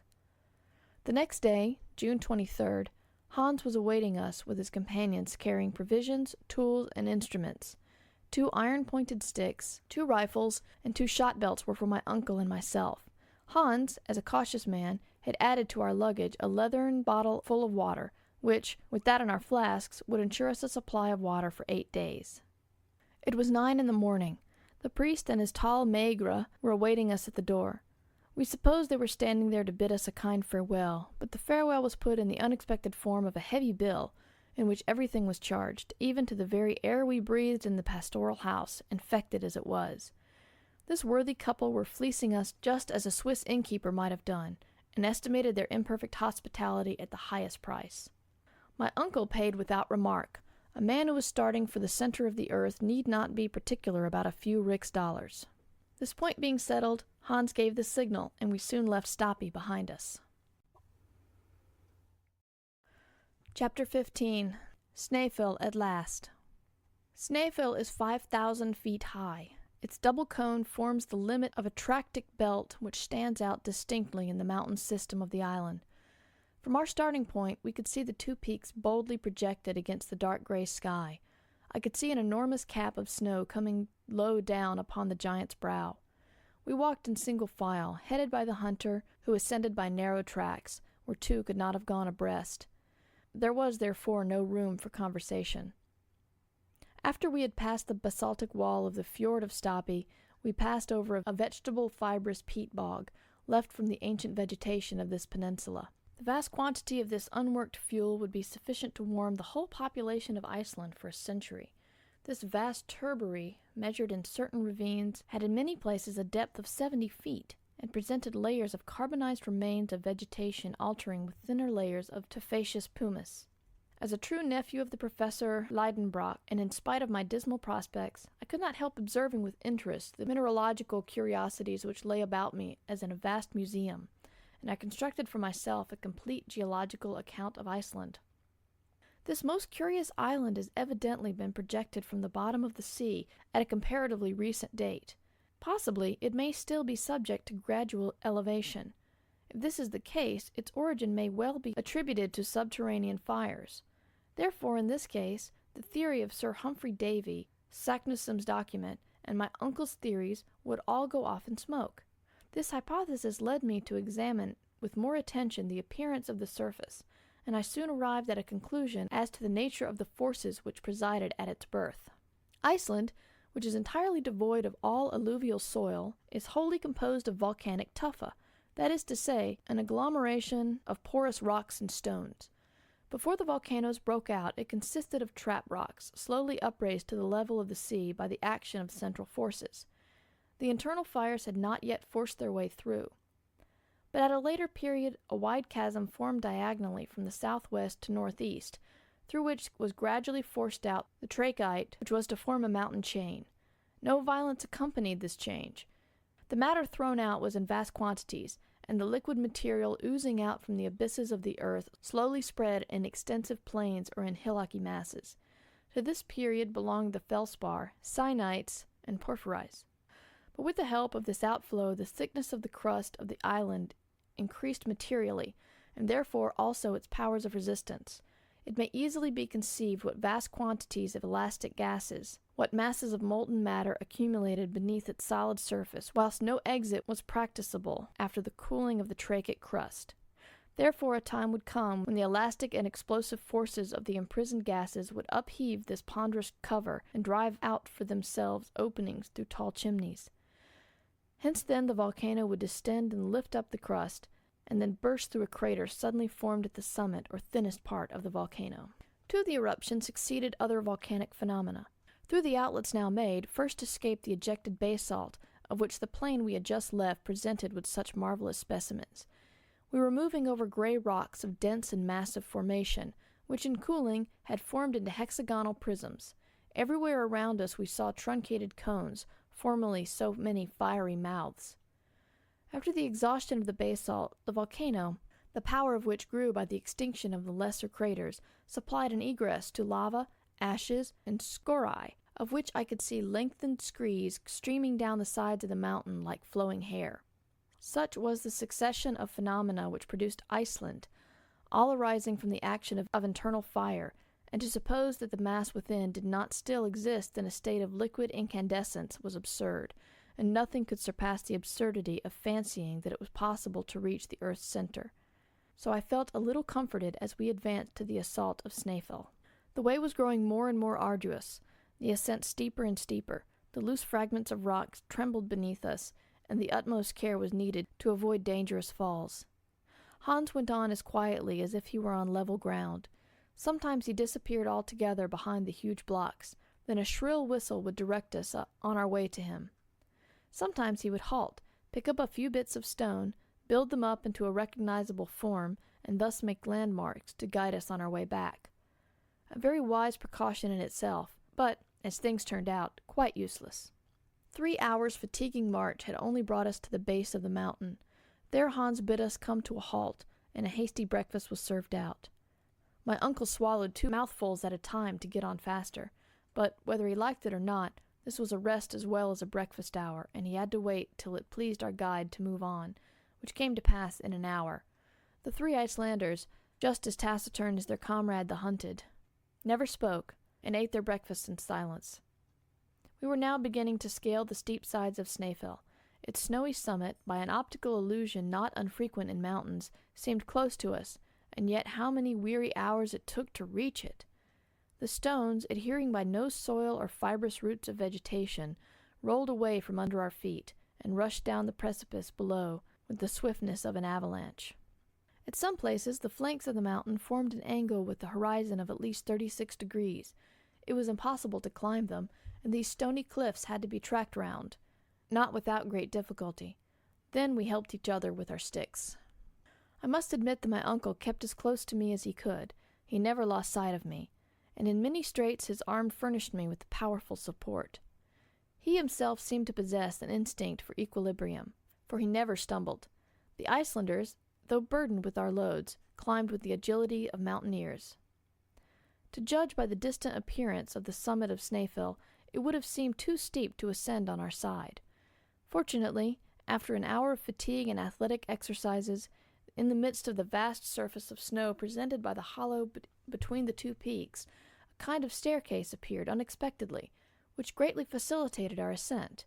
It was formed by one of those torrents of stones flung up by the eruptions, called Sting by the Icelanders. If this torrent had not been arrested in its fall by the formation of the sides of the mountain, it would have gone on to the sea and formed more islands. Such as it was, it did us good service. The steepness increased, but these stone steps allowed us to rise with facility, and even with such rapidity that, having rested for a moment while my companions continued their ascent, I perceived them already reduced by distance to microscopic dimensions. At 7 we had ascended 2,000 steps of this grand staircase, and we had attained a bulge in the mountain, a kind of bed on which rested the cone proper of the crater. 3,200 feet below us stretched the sea. We had passed the limit of perpetual snow, which, on account of the moisture of the climate, is at greater elevation in Iceland than the high latitude would give reason to suppose. The cold was excessively keen. The wind was blowing violently. I was exhausted. The professor saw that my limbs were refusing to perform their office, and in spite of his impatience, he decided on stopping. He therefore spoke to the hunter, who shook his head, saying, "Ovenfor, it seems we must go higher," said my uncle. Then he asked Hans for his reason. "Mistur," replied the guide. "Ja, mistur," said one of the Icelanders in a tone of alarm. "What does that word mean?" I asked uneasily. "Look," said my uncle. I looked down upon the plain. An immense column of pulverized pumice, sand, and dust was rising with a whirling circular motion like a waterspout. The wind was lashing it on to that side of Snæfell where we were holding on. This dense veil, hung across the sun, threw a deep shadow over the mountain. If that huge revolving pillar sloped down, it would involve us in its whirling eddies. This phenomenon, which is not unfrequent when the wind blows from the glaciers, is called in Icelandic mistur. "Hastigt! Hastigt!" cried our guide. Without knowing Danish, I understood at once that we must follow Hans at the top of our speed. He began to circle round the cone of the crater, but in a diagonal direction, so as to facilitate our progress. Presently, the dust storm fell upon the mountain, which quivered under the shock. The loose stones, caught with the irresistible blast of wind, flew about in a perfect hail as in an eruption. Happily we were on the opposite side, and sheltered from all harm. But for the precaution of our guide, our mangled bodies, torn and pounded into fragments, would have been carried afar like the ruins hurled along by some unknown meteor. Yet Hans did not think it prudent to spend the night upon the sides of the cone. We continued our zigzag climb. The 1,500 remaining feet took us 5 hours to clear. The circuitous route, the diagonal, and the countermarches must have measured at least 3 leagues. I could stand it no longer. I was yielding to the effects of hunger and cold. The rarefied air scarcely gave play to the action of my lungs. At last, at 11 in the sunlight night, the summit of Snæfell was reached, and before going in for shelter into the crater, I had time to observe the midnight sun, at his lowest point, gilding with his pale rays the island that slept at my feet. Chapter 16. Boldly Down the Crater. Supper was rapidly devoured, and the little company housed themselves as best they could. The bed was hard, the shelter not very substantial, and our position an anxious one at 5,000 feet above sea level. Yet I slept particularly well. It was one of the best nights I had ever had, and I did not even dream. Next morning we awoke half frozen by the sharp, keen air, but with the light of a splendid sun. I rose from my granite bed and went out to enjoy the magnificent spectacle that lay unrolled before me. I stood on the very summit of the southernmost of Snæfell's peaks. The range of the eye extended over the whole island. By an optical law which obtains at all great heights, the shores seemed raised and the center depressed. It seemed as if one of Helbesmer's raised maps lay at my feet. I could see deep valleys intersecting with each other in every direction, precipices like low walls, lakes reduced to ponds, rivers abbreviated into streams. On my right were numberless glaciers and innumerable peaks, some plumed with feathery clouds of smoke. The undulating surface of these endless mountains, crested with sheets of snow, reminded one of a stormy sea. If I looked westward, there the ocean lay spread out in all its magnificence, like a mere continuation of those flock-like summits. The eye could hardly tell where the snowy ridges ended and the foaming waves began. I was thus steeped in the marvelous ecstasy which all high summits develop in the mind, and now without giddiness, for I was beginning to be accustomed to these sublime aspects of nature. My dazzled eyes were bathed in the bright flood of the solar rays. I was forgetting where and who I was, to live the life of elves and sylphs, the fanciful creation of Scandinavian superstitions. I felt intoxicated with the sublime pleasure of lofty elevations, without thinking of the profound abysses into which I was shortly to be plunged. But I was brought back to the realities of things by the arrival of Hans and the professor, who joined me on the summit. My uncle pointed out to me in the far west a light steam or mist, a semblance of land, which bounded the distant horizon of waters. "Greenland," said he. "Greenland?" I cried. "Yes. We are only 35 leagues from it, and during thaws the white bears, borne by the ice fields from the north, are carried even into Iceland. But never mind that. Here we are at the top of Snæfell, and here are 2 peaks, one north and one south. Hans will tell us the name of that on which we are now standing." The question being put, Hans replied, "Skartaris." My uncle shot a triumphant glance at me. "Now for the crater," he cried. The crater of Snæfell resembled an inverted cone, the opening of which might be half a league in diameter. Its depth appeared to be about 2,000 feet. Imagine the aspect of such a reservoir, brim full and running over with liquid fire amid the rolling thunder. The bottom of the funnel was about 250 feet in circuit, so that the gentle slope allowed its lower brim to be reached without much difficulty. Involuntarily I compared the whole crater to an enormous erected mortar, and the comparison put me in a terrible fright. What madness, I thought, to go down into a mortar, perhaps a loaded mortar, to be shot up into the air at a moment's notice. But I did not try to back out of it. Hans, with perfect coolness, resumed the lead, and I followed him without a word. In order to facilitate the descent, Hans wound his way down the cone by a spiral path. Our route lay amidst eruptive rocks, some of which, shaken out of their loosened beds, rushed bounding down the abyss, and in their fall awoke echoes remarkable for their loud and well-defined sharpness. In certain parts of the cone there were glaciers. Here Hans advanced only with extreme precaution, sounding his way with his iron-pointed pole, to discover any crevices in it. At particularly dubious passages we were obliged to connect ourselves with each other by a long cord, in order that any man who missed his footing might be held up by his companions. This solid formation was prudent, but did not remove all danger. Yet, notwithstanding the difficulties of the descent, down steeps unknown to the guide, the journey was accomplished without accidents, except the loss of a coil of rope, which escaped from the hands of an Icelander, and took the shortest way to the bottom of the abyss. At midday we arrived. I raised my head and saw straight above me the upper aperture of the cone, framing a bit of sky of very small circumference, but almost perfectly round. Just upon the edge appeared the snowy peak of Saris, staring out sharp and clear against endless space. At the bottom of the crater were 3 chimneys, through which, in its eruptions, Snæfell had driven forth fire and lava from its central furnace.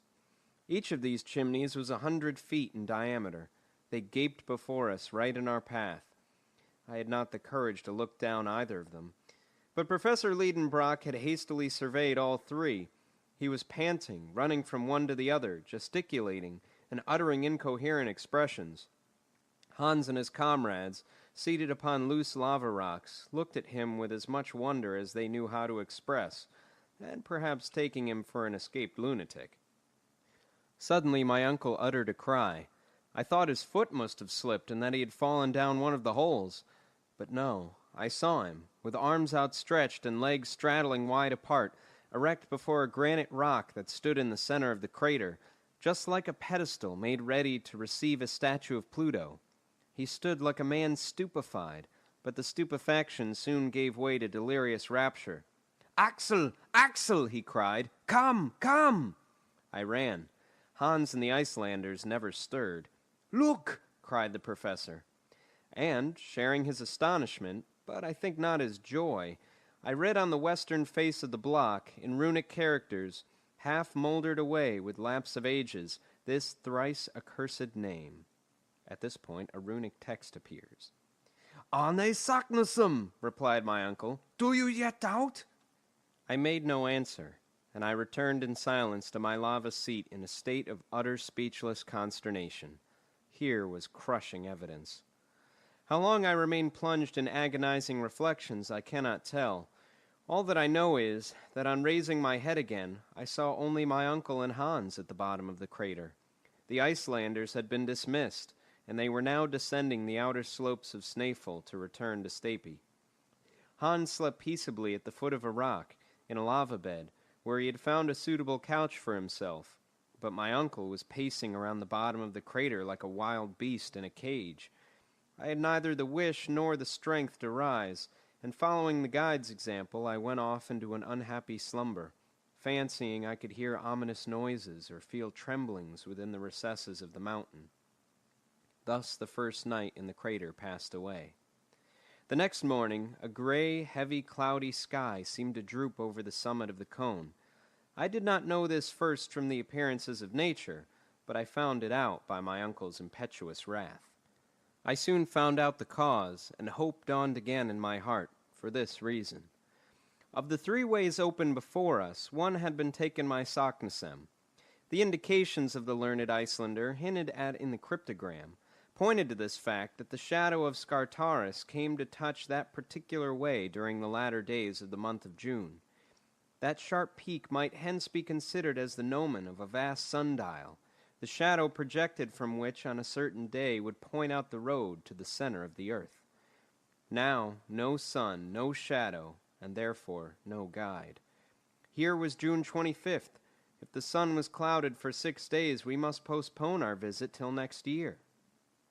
My limited powers of description would fail were I to attempt a picture of the professor's angry impatience. The day wore on, and no shadow came to lay itself along the bottom of the crater. Hans did not move from the spot he had selected, yet he must be asking himself what were we waiting for, if he asked himself anything at all. My uncle spoke not a word to me. His gaze, ever directed upwards, was lost in the gray and misty space beyond. On the 26th, nothing yet. Rain mingled with snow was falling all day long. Hans built a hut of pieces of lava. I felt a malicious pleasure in watching the 1,000 rills and cascades that came tumbling down the sides of the cone, and the deafening continuous din awakened by every stone against which they bounded. My uncle's rage knew no bounds. It was enough to irritate a meeker man than he, for it was foundering almost within the port. But heaven never sends unmixed grief, and for Professor Lidenbrock there was a satisfaction in store proportioned to his desperate anxieties. The next day the sun was again overcast, but on the 29th of June, the last day but one of the month, with the change of the moon came a change of weather. The sun poured a flood of light down the crater. Every hillock, every rock and stone, every projecting surface had its share of the beaming torrent, and threw its shadow upon the ground. Amongst them all, Scartaris laid down his sharp-pointed angular shadow, which began to move slowly in the opposite direction to that of the radiant orb. My uncle turned too, and followed it. At noon, being at its least extent, it came and softly fell upon the edge of the middle chimney. "There it is! There it is!" shouted the professor. "Now for the center of the globe," he added in Danish. I looked at Hans to hear what he would say. "Forut," was his tranquil answer. "Forward," replied my uncle. It was 13 minutes past 1. Chapter 17. Vertical Descent. Now began our real journey. Hitherto our toil had overcome all difficulties. Now difficulties would spring up at every step. I had not yet ventured to look down the bottomless pit into which I was about to take a plunge. The supreme hour had come. I might now either share in the enterprise or refuse to move forward, but I was ashamed to recoil in the presence of the hunter.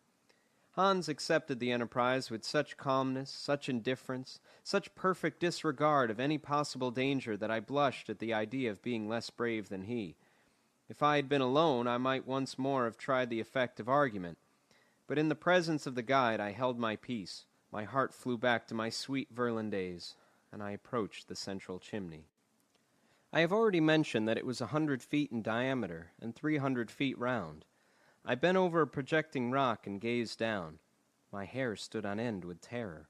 The bewildering feeling of vacuity laid hold upon me. I felt my center of gravity shifting its place, and giddiness mounting into my brain like drunkenness. There is nothing more treacherous than this attraction down deep abysses.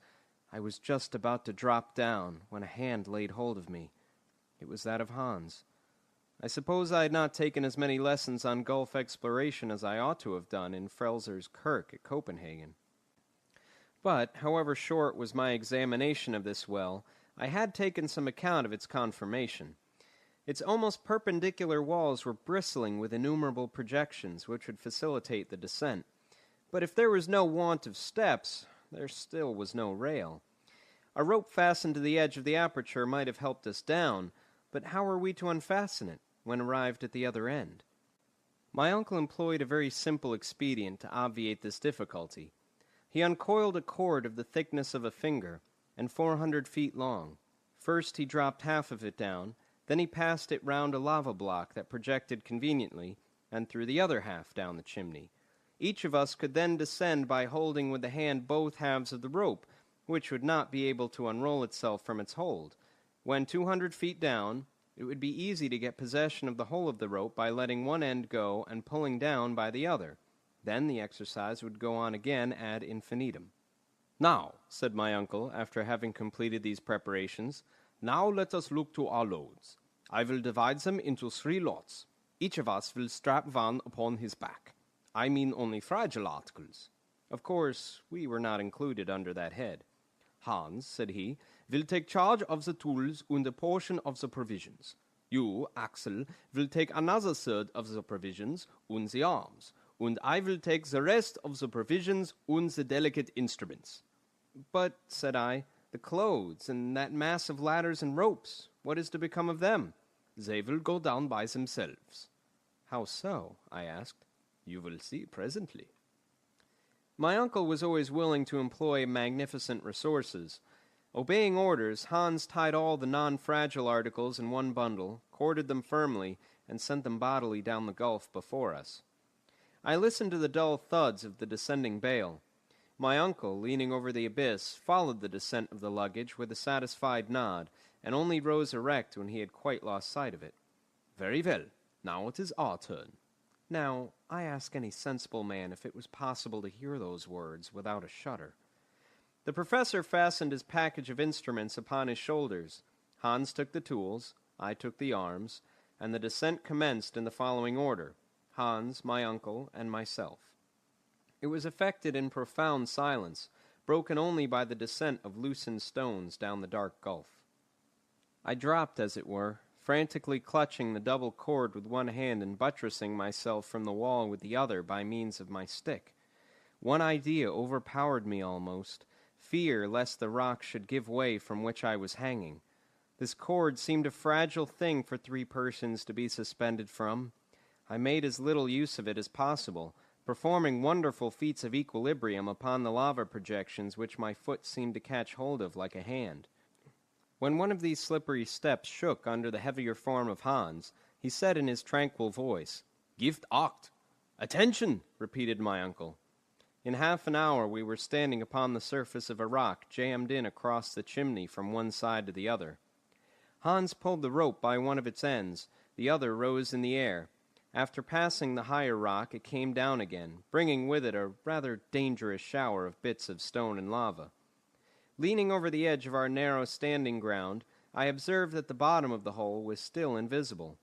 The same maneuver was repeated with the cord, and a half an hour after we had descended another 200 feet.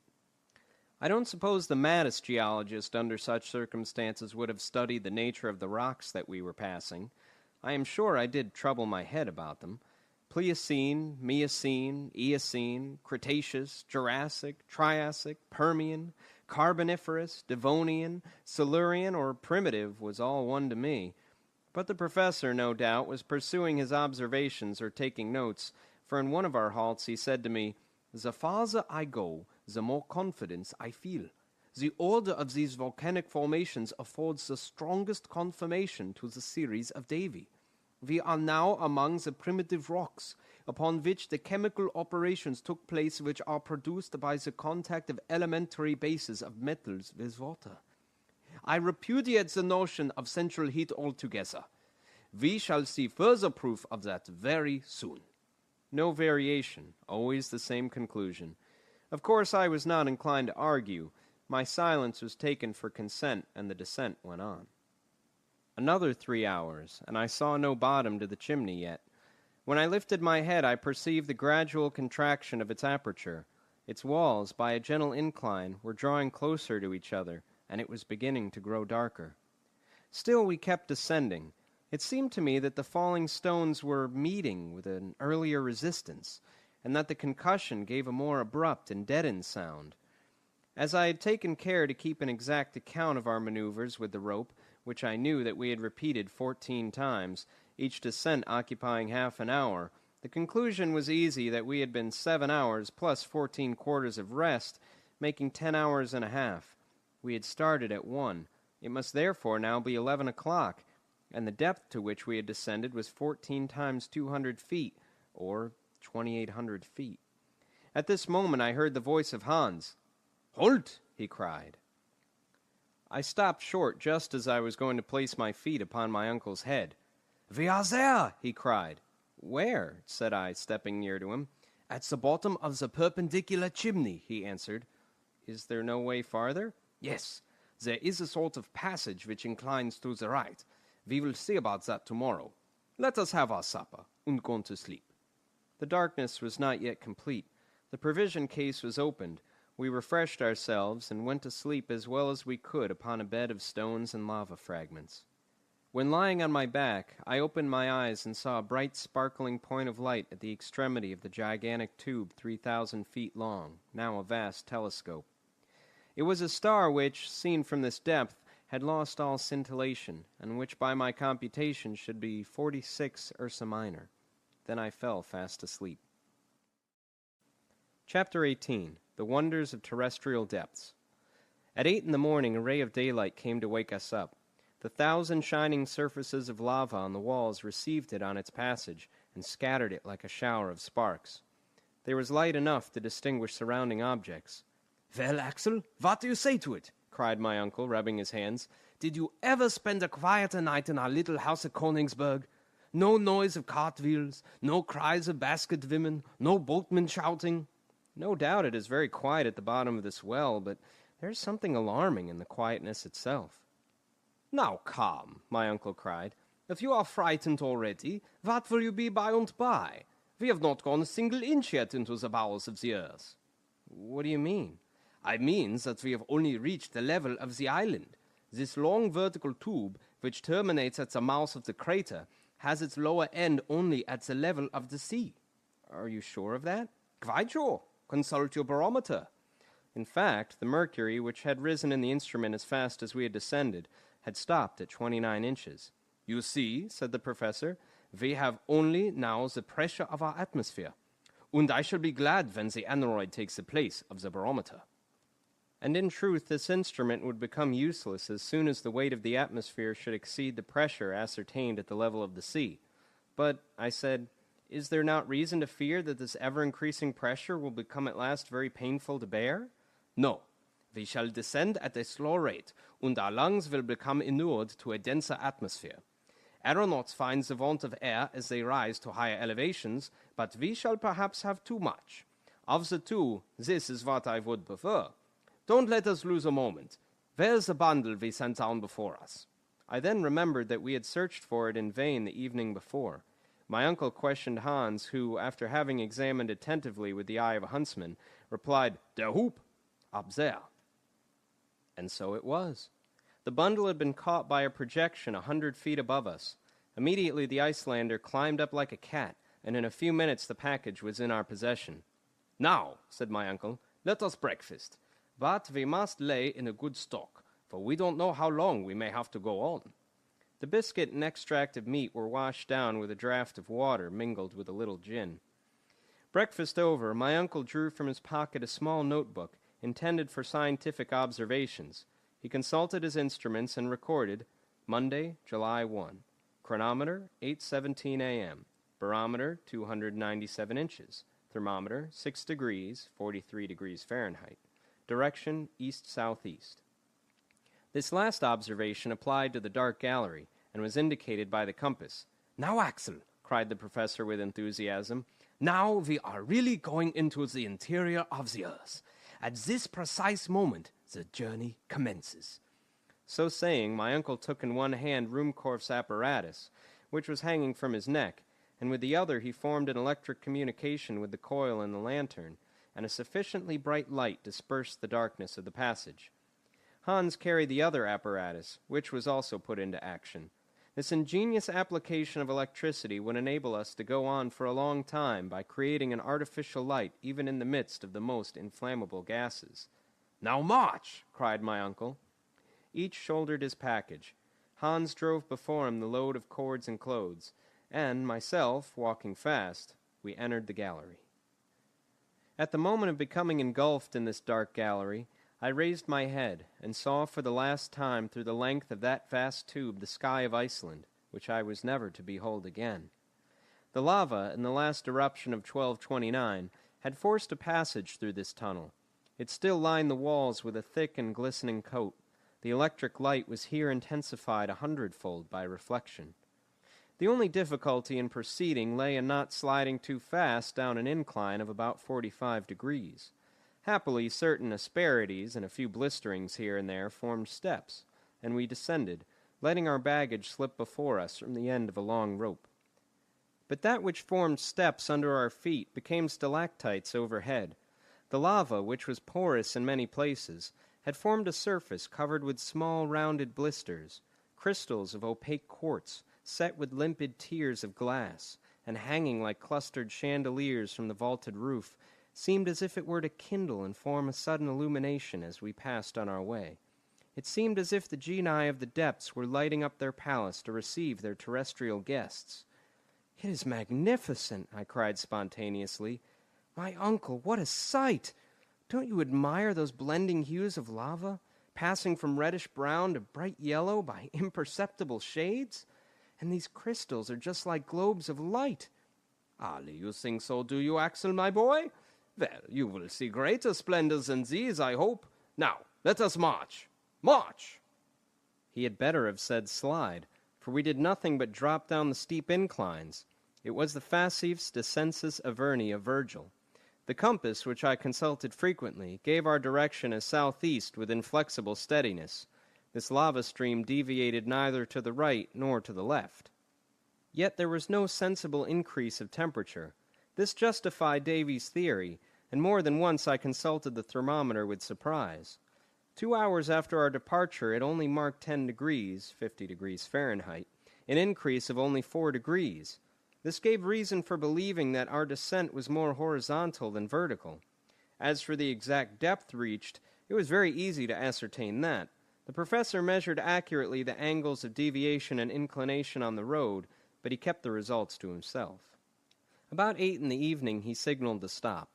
Hans sat down at once. The lamps were hung upon a projection in the lava. We were in a sort of cavern where there was plenty of air. Certain puffs of air reached us. What atmospheric disturbance was the cause of them? I could not answer that question at the moment. Hunger and fatigue made me incapable of reasoning. A descent of 7 hours consecutively is not made without considerable expenditure of strength. I was exhausted. The order to halt, therefore, gave me pleasure. Hans laid our provisions upon a block of lava, and we ate with a good appetite. But one thing troubled me. Our supply of water was half consumed. My uncle reckoned upon a fresh supply from subterranean sources, but hitherto we had met with none. I could not help drawing his attention to this circumstance. "Are you surprised at this want of springs?" he said. "More than that, I am anxious about it. We have only water enough for 5 days. "Don't be uneasy, Axel. We shall find more than we want." "When?" "When we have left this bed of lava behind us. How could springs break through such walls as these?" "But perhaps this passage runs to a very great depth. It seems to me that we have made no great progress vertically." "Why do you suppose that?" "Because if we had gone deep into the crust of the earth, we should have encountered greater heat." "According to your system," said my uncle. "But what does the thermometer say?" "Hardly 15 degrees, 59 degrees Fahrenheit. 9 degrees only since our departure." "Well, what is your conclusion?" "This is my conclusion. According to exact observations, the increase of temperature in the interior of the globe advances at the rate of 1 degree, 1/4 degree Fahrenheit, for every 100 feet, but certain local conditions may modify this rate. Thus, at Yakutsk in Siberia, the increase of a degree is ascertained to be reached every 36 feet. This difference depends upon the heat-conducting power of the rocks. Moreover, in the neighborhood of an extinct volcano, through gneiss, it has been observed that the increase of a degree is only attained at every 125 feet. Let us therefore assume this last hypothesis as the most suitable to our situation, and calculate." "Well, do calculate, my boy." "Nothing is easier," said I, putting down figures in my notebook. 9 times 125 feet gives a depth of 1,125 feet. "Very accurate indeed." "Well?" "By my observation, we are at 10,000 feet below the level of the sea." "Is that possible?" "Yes, all figures are of no use." The professor's calculations were quite correct. We had already attained a depth of 6,000 feet beyond that hitherto reached by the foot of man, such as the mines of Kitzbühel in Tyrol and those of Wittenberg in Bohemia. The temperature, which ought to have been 81 degrees, 178 degrees Fahrenheit, was scarcely 15 degrees, 59 degrees Fahrenheit. Here was cause for reflection. Chapter 19. Next day, Tuesday, June 30th, at 6 a.m., the descent began again. We were still following the gallery of lava, a real natural staircase, and as gently sloping as those inclined planes which in some old houses are still found instead of flights of steps. And so we went on until 12:17, the precise moment when we overtook Hans, who had stopped. "Ah, here we are," exclaimed my uncle, "at the very end of the chimney." I looked around me. We were standing at the intersection of two roads, both dark and narrow. Which were we to take? This was a difficulty. Still my uncle refused to admit an appearance of hesitation, either before me or the guide. He pointed out the eastern tunnel, and we were soon all three in it. Besides, there would have been interminable hesitation before this choice of roads. For since there was no indication whatever to guide our choice, we were obliged to trust to chance. The slope of this gallery was scarcely perceptible, and its sections very unequal. Sometimes we passed a series of arches succeeding each other like the majestic arcades of a Gothic cathedral. Here the architects of the Middle Ages might have found studies for every form of the sacred art which sprang from the development of the pointed arch. A mile farther we had to bow our heads under corniced elliptic arches in the Romanesque style, and massive pillars standing out from the wall bent under the spring of the vault that rested heavily upon them. In other places this magnificence gave way to narrow channels between low structures which looked like beavers' huts, and we had to creep along through extremely narrow passages. The heat was perfectly bearable. Involuntarily I began to think of its heat when the lava thrown out by Snæfell was boiling and working through this now silent road. I imagined the torrents of fire hurled back at every angle in the gallery, and the accumulation of intensely heated vapours in the midst of this confined channel. I only hope, thought I, that this so-called extinct volcano won't take a fancy in his old age to begin his sports again. I abstained from communicating these fears to Professor Lidenbrock. He would never have understood them at all. He had but one idea: forward. He walked, he slid, he scrambled, he tumbled, with a persistency which one could not but admire. By 6 in the evening, after a not very fatiguing walk, we had gone 2 leagues south, but scarcely a quarter of a mile down. My uncle said it was time to go to sleep. We ate without talking, and went to sleep without reflection. Our arrangements for the night were very simple. A railway rug each, into which we rolled ourselves, was our sole covering. We had neither cold nor intrusive visits to fear. Travellers who penetrate into the wilds of Central Africa, and into the pathless forests of the New World, are obliged to watch over each other by night. But we enjoyed absolute safety and utter seclusion. No savages or wild beasts infested these silent depths. Next morning we awoke afresh and in good spirits. The road was resumed. As the day before, we followed the path of the lava. It was impossible to tell what rocks we were passing. The tunnel, instead of tending lower, approached more and more nearly to a horizontal direction. I even fancied a slight rise. But about 10 this upward tendency became so evident, and therefore so fatiguing, that I was obliged to slacken my pace. "Well, Axel?" demanded the professor impatiently. "Well, I cannot stand it any longer," I replied. "What, after 3 hours' walk over such easy ground?" "It may be easy, but it is tiring all the same." "What, when we have nothing to do but keep going down?" "Going up, if you please." "Going up," said my uncle with a shrug. "No doubt, for the last half-hour the inclines have gone the other way, and at this rate we shall soon arrive upon the level soil of Iceland." The professor nodded slowly and uneasily, like a man that declines to be convinced. I tried to resume the conversation. He answered not a word, and gave the signal for a start. I saw that his silence was nothing but ill-humour. Still, I had courageously shouldered my burden again, and was rapidly following Hans, whom my uncle preceded. I was anxious not to be left behind. My greatest care was not to lose sight of my companions, I shuddered at the thought of being lost in the mazes of this vast subterranean labyrinth. Besides, if the ascending road did become steeper, I was comforted with the thought that it was bringing us nearer to the surface. There was hope in this. Every step confirmed me in it, and I was rejoicing at the thought of meeting my little Gräuben again. By midday there was a change in the appearance of this wall of the gallery. I noticed it by a diminution of the amount of light reflected from the sides.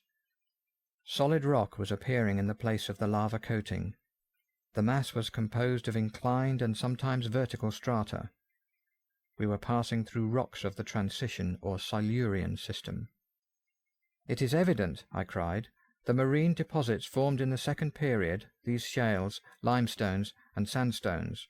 We are turning away from the primary granite. We are just as if we were people of Hamburg going to Lübeck by way of Hanover."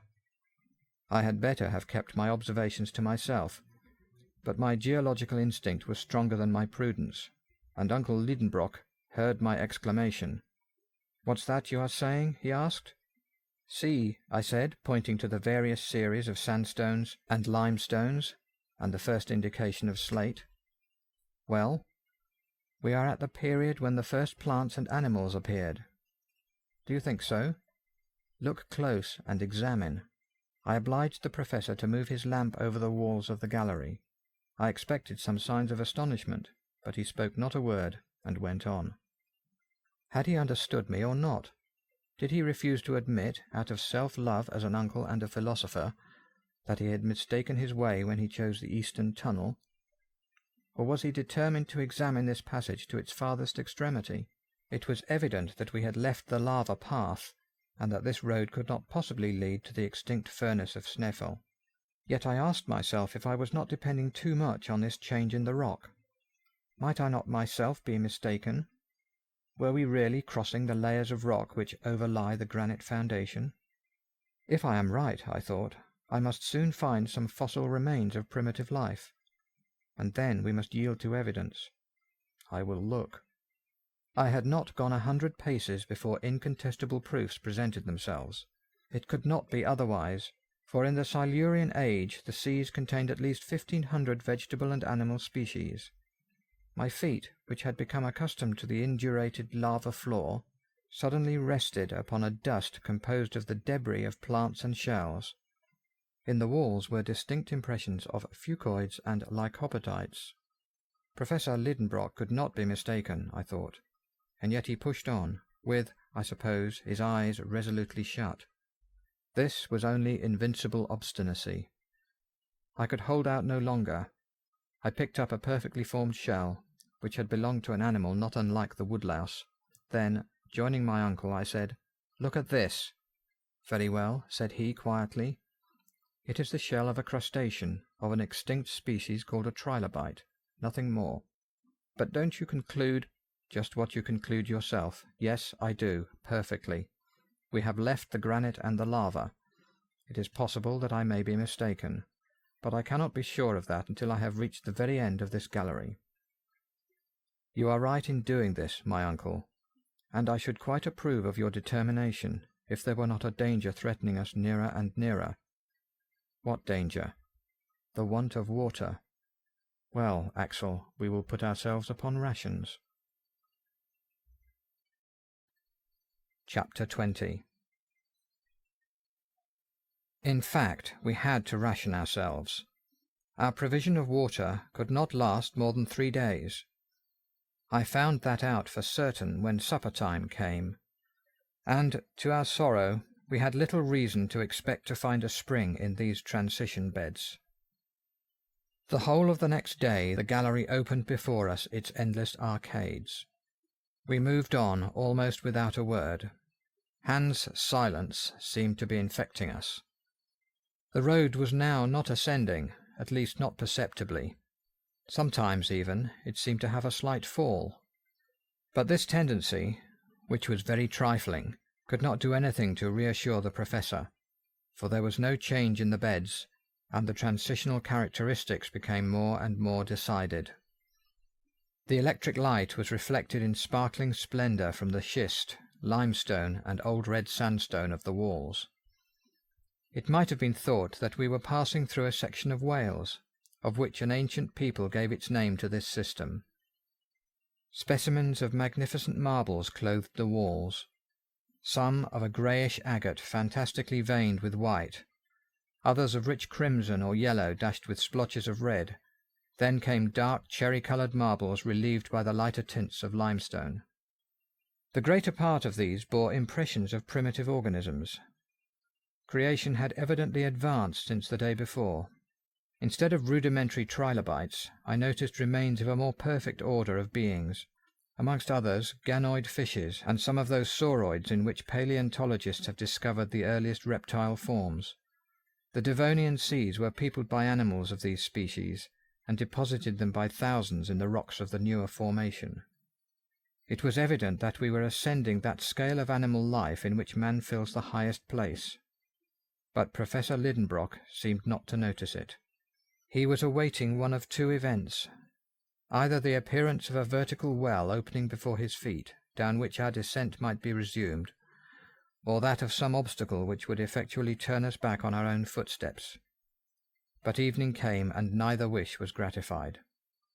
On Friday, after a night during which I felt pangs of thirst, our little troop again plunged into the winding passages of the gallery. After 10 hours' walking, I observed a singular deadening of the reflection of our lamps from the side walls. The marble, the schist, the limestone, and the sandstone were giving way to a dark and lustreless lining. At one moment, the tunnel becoming very narrow, I leaned against the wall. When I removed my hand, it was black. I looked nearer, and found we were in a coal formation. "A coal mine!" I cried. "A mine without miners," my uncle replied. "Who knows?" I asked. "I know," the professor pronounced decidedly. "I am certain that this gallery driven through beds of coal was never pierced by the hand of man. But whether it be the hand of nature or not does not matter. Supper time is come. Let us sup." Hans prepared some food. I scarcely ate, and I swallowed down the few drops of water rationed out to me. One flask half full was all we had left to slake the thirst of 3 men. After their meal, my 2 companions laid themselves down upon their rugs, and found in sleep a solace for their fatigue. But I could not sleep, and I counted every hour until morning. On Saturday, at 6, we started afresh. In 20 minutes we reached a vast open space. I then knew that the hand of man had not hollowed out this mine. The vaults would have been shored up, and as it was, they seemed to be held up by a miracle of equilibrium. This cavern was about 100 feet wide and 150 in height. A large mass had been rent asunder by a subterranean disturbance. Yielding to some vast power from below, it had broken asunder, leaving this great hollow into which human beings were now penetrating for the first time. The whole history of the Carboniferous period was written upon these gloomy walls, and a geologist might with ease trace all its diverse phases. The beds of coal were separated by strata of sandstone or compact clays, and appeared crushed under the weight of overlying strata. At the age of the world which preceded the secondary period, the earth was clothed with immense vegetable forms, the product of the double influence of tropical heat and constant moisture. A vapoury atmosphere surrounded the earth, still veiling the direct rays of the sun. Thence arises the conclusion that the high temperature then existing was due to some other source than the heat of the sun. Perhaps even the orb of day may not have been ready yet to play the splendid part he now acts. There were no climates as yet, and a torrid heat, equal from pole to equator, was spread over the whole surface of the globe. Whence this heat? Was it from the interior of the earth? Notwithstanding the theories of Professor Lidenbrock, a violent heat did at that time brood within the body of the spheroid. Its action was felt to the very last coats of the terrestrial crust. The plants, unacquainted with the beneficent influences of the sun, yielded neither flowers nor scent, but their roots drew vigorous life from the burning soil of the early days of this planet. There were but few trees. Herbaceous plants alone existed. There were tall grasses, ferns, lycopods, besides sigillaria, asterophyllites, now scarce plants, but then the species might be counted by thousands. The coal measures owe their origin to this period of profuse vegetation. The yet elastic and yielding crust of the earth obeyed the fluid forces beneath. Thence innumerable fissures and depressions. The plants, sunk underneath the waters, formed by degrees into vast accumulated masses. Then came the chemical action of nature. In the depths of the seas the vegetable accumulations first became peat. Then, acted upon by generated gases and the heat of fermentation, they underwent a process of complete mineralization. Thus were formed those immense coalfields, which nevertheless are not inexhaustible, and which 3 centuries at the present accelerated rate of consumption will exhaust unless the industrial world will devise a remedy. These reflections came into my mind whilst I was contemplating the mineral wealth stored up in this portion of the globe. These, no doubt, I thought, will never be discovered. The working of such deep mines would involve too large an outlay, and where would be the use as long as coal is yet spread far and wide near the surface? Such as my eyes behold these virgin stores, such they will be when this world comes to an end. But still we marched on, and I alone was forgetting the length of the way by losing myself in the midst of geological contemplations. The temperature remained what it had been during our passage through the lava and schists. Only my sense of smell was forcibly affected by an odour of protocarburet of hydrogen. I immediately recognized in this gallery the presence of a considerable quantity of the dangerous gas called by miners fire damp, the explosion of which has often occasioned such dreadful catastrophes. Happily, our light was from Ruhmkorff's ingenious apparatus. If unfortunately we had explored this gallery with torches, a terrible explosion would have put an end to travelling and travellers at one stroke. This excursion through the coal mine lasted till night. My uncle scarcely could restrain his impatience at the horizontal road. The darkness, always deep 20 yards before us, prevented us from estimating the length of the gallery, and I was beginning to think it must be endless, when suddenly at 6 o'clock a wall very unexpectedly stood before us. Right or left, top or bottom, there was no road farther. We were at the end of a blind alley. "Very well, it's all right," cried my uncle. "Now, at any rate, we shall know what we are about. We are not in Saknussemm's road, and all we have to do is to go back. Let us take a night's rest, and in 3 days we shall get to the fork in the road." "Yes," said I, "if we have any strength left." "Why not?" "Because tomorrow we shall have no water." "Nor courage either?" asked my uncle severely. I dared make no answer. Chapter 21. Next day we started early. We had to hasten forward. It was a 3 days' march to the crossroads. I will not speak of the sufferings we endured in our return. My uncle bore them with the angry impatience of a man obliged to own his weakness. Hans with the resignation of his passive nature. I confess, with complaints and expressions of despair. I had no spirit to oppose this ill fortune. As I had foretold, the water failed entirely by the end of the first day's retrograde march. Our fluid aliment was now nothing but gin, but this infernal fluid burned my throat, and I could not even endure the sight of it. I found the temperature and the air stifling. Fatigue paralyzed my limbs. More than once I dropped down motionless. Then there was a halt, and my uncle and the Icelander did their best to restore me. But I saw that the former was struggling painfully against excessive fatigue and the tortures of thirst. At last, on Tuesday, July 8th, we arrived on our hands and knees, and half dead, at the junction of the 2 roads. There I dropped like a lifeless lump, extended on the lava soil. It was 10 in the morning. Hans and my uncle, clinging to the wall, tried to nibble a few bits of biscuit. Long moans escaped from my swollen lips. After some time my uncle approached me and raised me in his arms. "Poor boy," said he, in genuine tones of compassion. I was touched with these words, not being accustomed to see the excitable professor in a softened mood. I grasped his trembling hands in mine. He let me hold them and looked at me. His eyes were moistened. Then I saw him take the flask that was hanging at his side. To my amazement he placed it on my lips. "Drink," said he. Had I heard him? Was my uncle beside himself? I stared at him stupidly, and felt as if I could not understand him. "Drink," he said again, and raising his flask, he emptied it every drop between my lips. Oh, infinite pleasure! A slender sip of water came to moisten my burning mouth. It was but one sip, but it was enough to recall my ebbing life. I thanked my uncle with clasped hands. "Yes," he said, "a draught of water, but it is the very last. You hear? The last." I had kept it as a precious treasure at the bottom of my flask. 20 times, nay, 100 times have I fought against a frightful impulse to drink it off. But no, Axel, I kept it for you. "My dear uncle," I said, whilst hot tears trickled down my face. "Yes, my poor boy. I knew that as soon as you arrived at these crossroads you would drop half dead, and I kept my last drop of water to reanimate you."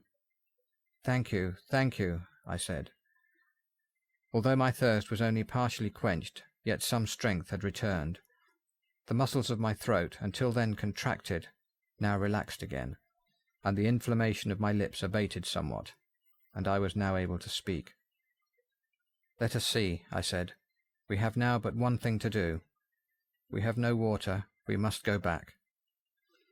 While I spoke, my uncle avoided looking at me. He hung his head down. His eyes avoided mine. "We must return," I exclaimed vehemently. "We must go back on our way to Snæfell. May God give us strength to climb up the crater again." "Return," said my uncle, as if he was rather answering himself than me. "Yes, return, without the loss of a minute." A long silence followed. "So then, Axel," replied the professor ironically, "you have found no courage or energy in these few drops of water?" "Courage? I see you just as feeble-minded as you were before, and still expressing only despair. What sort of a man was this I had to do with, and what schemes was he now revolving in his fearless mind? What, you won't go back?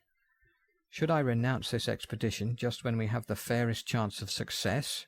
Never! Then must we resign ourselves to destruction? No, Axel, no. Go back. Hans will go with you. Leave me to myself."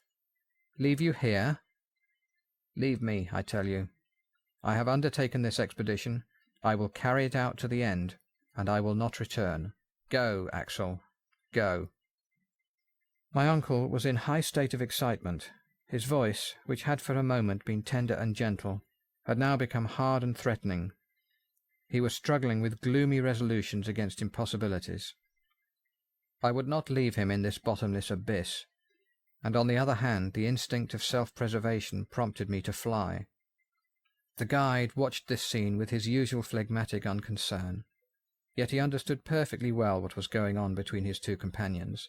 The gestures themselves were sufficient to show that we were each bent on taking a different road. But Hans seemed to take no part in a question upon which depended his life. He was ready to start at a given signal, or to stay, if his master so willed it. How I wished at this moment I could have made him understand me. My words, my complaints, my sorrow would have had some influence over that frigid nature. Those dangers which our guide could not understand I could have demonstrated and proved to him. Together we might have overruled the obstinate professor. If it were needed, we might perhaps have compelled him to regain the heights of Snæfell. I drew near to Hans. I placed my hand upon his. He made no movement. My parted lips sufficiently revealed my sufferings. The Icelander slowly moved his head, and calmly pointing to my uncle, said, "Master." "Master!" I shouted. "You madman! No, he is not the master of our life. We must fly. We must drag him. Do you hear me? Do you understand?" I had seized Hans by the arm. I wished to oblige him to rise. I strove with him. My uncle interposed. "Be calm, Axel. You will get nothing from that immovable servant. Therefore, listen to my proposal." I crossed my arms and confronted my uncle boldly. "The want of water," he said, "is the only obstacle in our way. In this eastern gallery made up of lavas, schists, and coal, we have not met with a single particle of moisture. Perhaps we shall be more fortunate if we follow the western tunnel." I shook my head incredulously. "Hear me to the end," the professor went on with a firm voice. "Whilst you are lying there motionless, I went to examine the conformation of that gallery. It penetrates directly downward, and in a few hours it will bring us to the granite rocks. There we must meet with abundant springs. The nature of the rock assures me of this, and instinct agrees with logic to support my conviction. Now, this is my proposal. When Columbus asked of his ship's crews for 3 days more to discover a new world, those crews, disheartened and sick as they were, recognized the justice of the claim, and he discovered America. I am the Columbus of this nether world, and I only ask for 1 more day. If in a single day I have not met with the water that we want, I swear to you we will return to the surface of the earth." In spite of my irritation, I was moved with these words, as well as with the violence my uncle was doing to his own wishes in making so hazardous a proposal. "Well," I said, "do as you will, and God reward your superhuman energy. You have now but a few hours to tempt fortune. Let us start." Chapter 22. This time the descent commenced by the new gallery. Hans walked first, as was his custom. We had not gone 100 yards when the professor, moving his lantern along the walls, cried, "Here are primitive rocks. Now we are in the right way. Forward!" When in its early stages the earth was slowly cooling, its contraction gave rise in its crust to disruptions, distortions, fissures, and chasms. The passage through which we were moving was such a fissure, through which at one time granite poured out in a molten state. Its thousands of windings formed an inextricable labyrinth through the primeval mass. As fast as we descended, the succession of beds forming the primitive foundation came out with increasing distinctness. Geologists consider this primitive matter to be the base of the mineral crust of the earth, and have ascertained it to be composed of 3 different formations: schist, gneiss, and mica schist, resting upon that unchangeable foundation, the granite. Never had mineralogists found themselves in so marvellous a situation to study nature in situ. What the boring machine, an insensible inert instrument, was unable to bring to the surface of the inner structure of the globe, we were able to peruse with our own eyes and handle with our own hands. Through the beds of schist, coloured with delicate shades of green, ran in winding course threads of copper and manganese, with traces of platinum and gold. I thought, what riches are here buried at an unapproachable depth in the earth, hidden forever from the covetous eyes of the human race. These treasures have been buried at such a profound depth by the convulsions of primeval times that they run no chance of ever being molested by the pickaxe or the spade. To the schists succeeded gneiss, partially stratified, remarkable for the parallelism and regularity of its lamina. Then mica schists, laid in large plates or flakes, revealing their lamellated structure by the sparkle of the white shining mica. The light from our apparatus, reflected from the small facets of quartz, shot sparkling rays at every angle, and I seemed to be moving through a diamond, within which the quickly darting rays broke across each other in 1,000 flashing coruscations. About 6 o'clock this brilliant fate of illuminations underwent a sensible abatement of splendour, then almost ceased. The walls assumed a crystallized though sombre appearance. Mica was more closely mingled with the feldspar and quartz to form the proper rocky foundations of the earth, which bears without distortion or crushing the weight of the 4 terrestrial systems. We were immured within prison walls of granite. It was 8 in the evening. No signs of water had yet appeared. I was suffering horribly. My uncle strode on. He refused to stop. He was listening anxiously for the murmur of distant springs. But no, there was dead silence.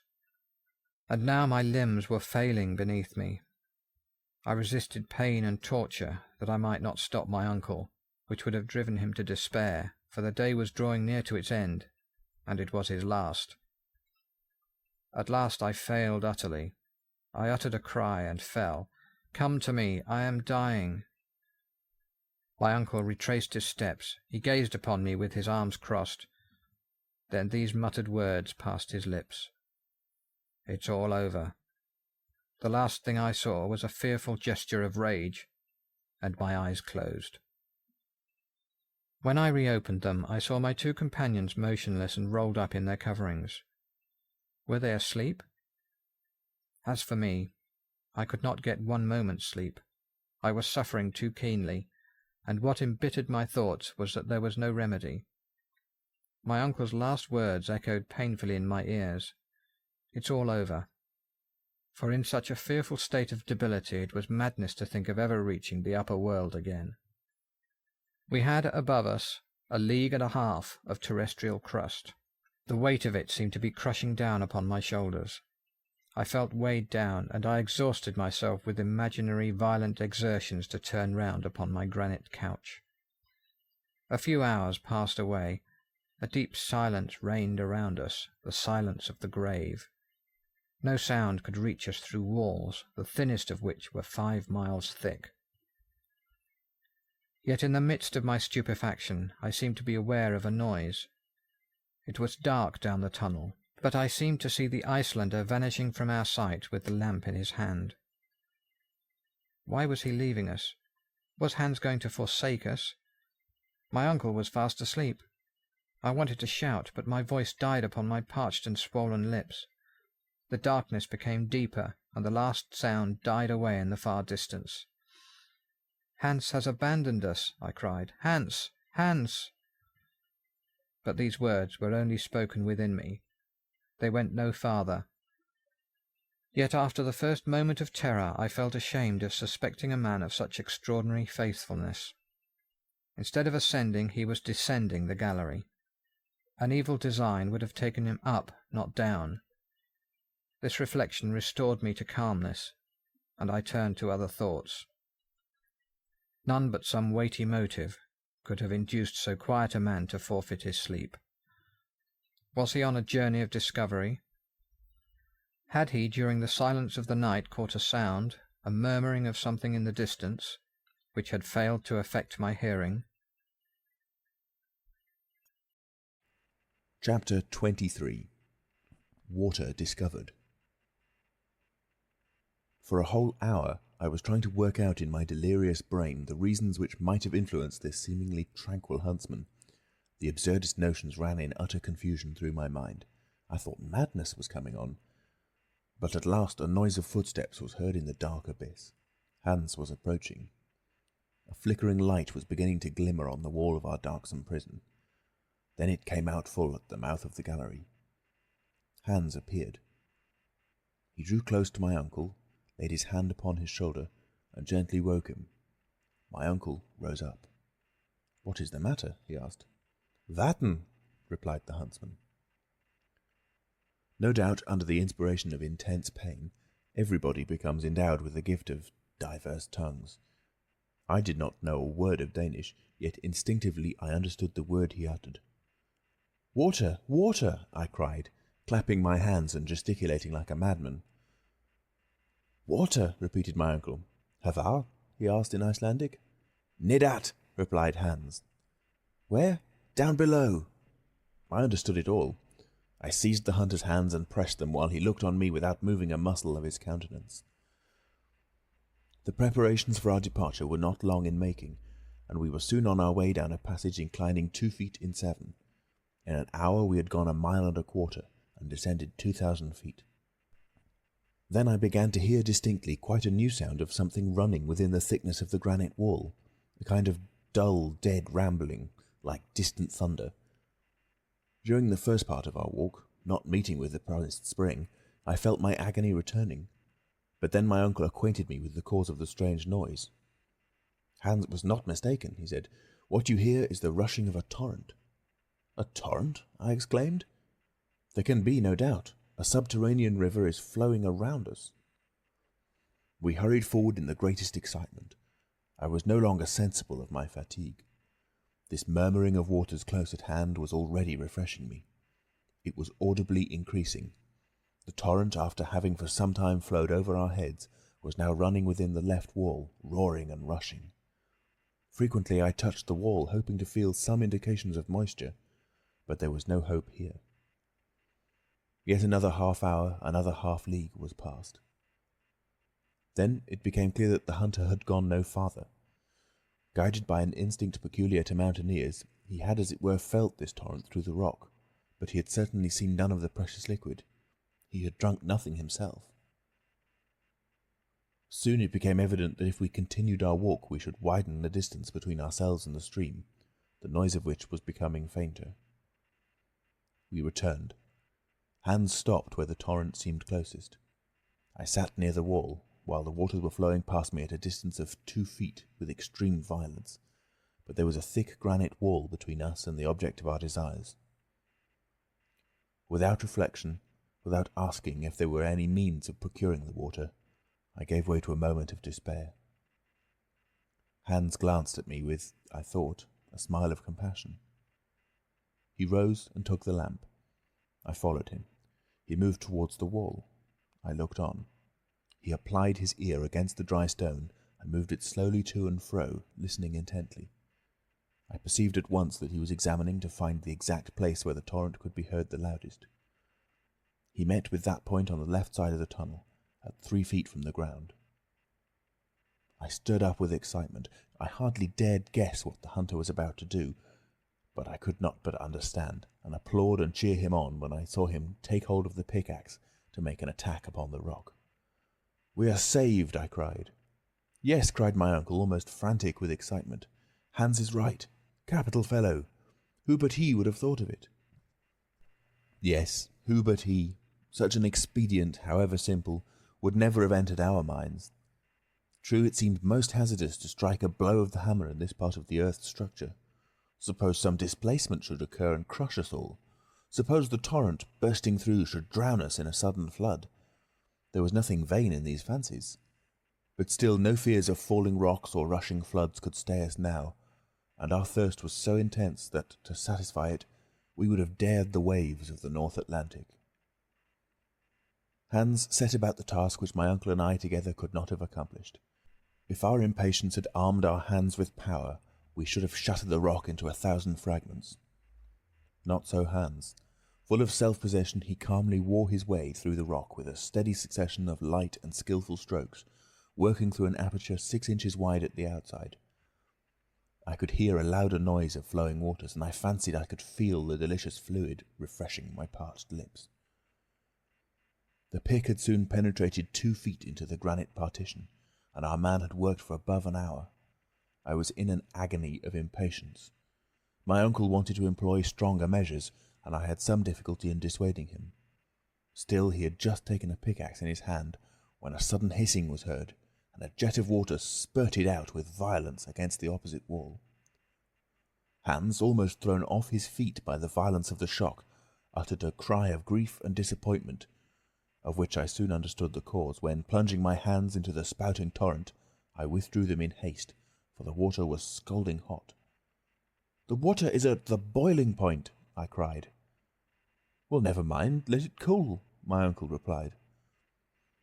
The tunnel was filling with steam, whilst a stream was forming, which by degrees wandered away into the subterranean windings, and soon we had the satisfaction of swallowing our first draught. Could anything be more delicious than the sensation that our burning intolerable thirst was passing away, and leaving us to enjoy comfort and pleasure?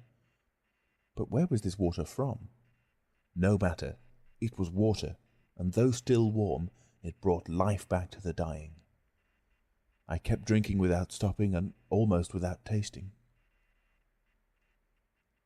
At last, after a most delightful time of reviving energy, I cried, "Why, this is a chalybeate spring." "Nothing could be better for the digestion," said my uncle. "It is highly impregnated with iron. It will be as good for us as going to the spa or to Toplitz." "Well, it is delicious." "Of course it is. Water should be found 6 miles underground. It has an inky flavour which is not at all unpleasant. What a capital source of strength Hans has found for us here. We will call it after his name." "Agreed," I cried. And Hansbach it was from that moment. Hans was none the prouder. After a moderate draught, he went quietly into a corner to rest. "Now," I said, "we must not lose this water." "What is the use of troubling ourselves?" my uncle replied. "I fancy it will never fail." "Never mind, we cannot be sure. Let us fill the water bottle and our flasks, and then stop up the opening." My advice was followed so far as getting in a supply, but the stopping up of the hole was not so easy to accomplish. It was in vain that we took up fragments of granite and stuffed them in. We only scalded our hands without succeeding. The pressure was too great, and our efforts were fruitless. "It is quite plain," said I, "that the higher body of this water is at a considerable elevation. The force of the jet shows that." "No doubt," answered my uncle. "If this column of water is 32,000 feet high, that is, from the surface of the earth, it is equal to the weight of 1,000 atmospheres. But I have got an idea." "Well?" "Why should we trouble ourselves to stop the stream from coming out at all?" "Because—" well, I could not assign a reason. "When our flasks are empty, where shall we fill them again? Can we tell that?" No, there was no certainty. "Well, let us allow the water to run on. It will flow down, and will both guide and refresh us." "That's well planned," I cried. "With this stream for our guide, there is no reason why we should not succeed in our undertaking." "Ha, my boy, you agree with me now," cried the professor, laughing. "I agree with you most heartily. Well, let us rest a while, and then we will start again." I was forgetting that it was night. The chronometer soon informed me of the fact, and in a very short time, refreshed and thankful, we all three fell into a sound sleep. Chapter 24. Well said, old mole, canst thou work in the ground so fast? By the next day we had forgotten all our sufferings. At first I was wondering that I was no longer thirsty, and I was for asking for the reason. The answer came in the murmuring of the stream at my feet. We breakfasted and drank of this excellent chalybeate water. I felt wonderfully stronger, and quite decided upon pushing on. Why should not so firmly convinced a man as my uncle, furnished with so industrious a guide as Hans, and accompanied by so determined a nephew as myself, go on to final success? Such were the magnificent plans which struggled for mastery within me. If it had been proposed to me to return to the summit of Snaefell, I should have indignantly declined. Most fortunately, all we had to do was descend. "Let us start," I cried, awakening by my shouts the echoes of the vaulted hollows of the earth. On Thursday, at 8 a.m., we started afresh. The granite tunnel, winding from side to side, earned us past unexpected turns, and seemed almost to form a labyrinth, but on the whole its direction seemed to be south-easterly. My uncle never ceased to consult his compass to keep account of the ground gone over. The gallery dipped down a little way from the horizontal, scarcely more than 2 inches in a fathom, and the stream ran gently murmuring at our feet. I compared it to a friendly genius guiding us underground, and caressed with my hand the soft naiad, whose comforting voice accompanied our steps. With my reviving spirits, these mythological notions seemed to come unbidden. As for my uncle, he was beginning to storm against the horizontal road. He loved nothing better than a vertical path, but this way seemed indefinitely prolonged. Instead of sliding along the hypotenuse as we were now doing, he would willingly have dropped down the terrestrial radius. But there was no help for it, and as long as we were approaching the centre at all, we felt that we must not complain.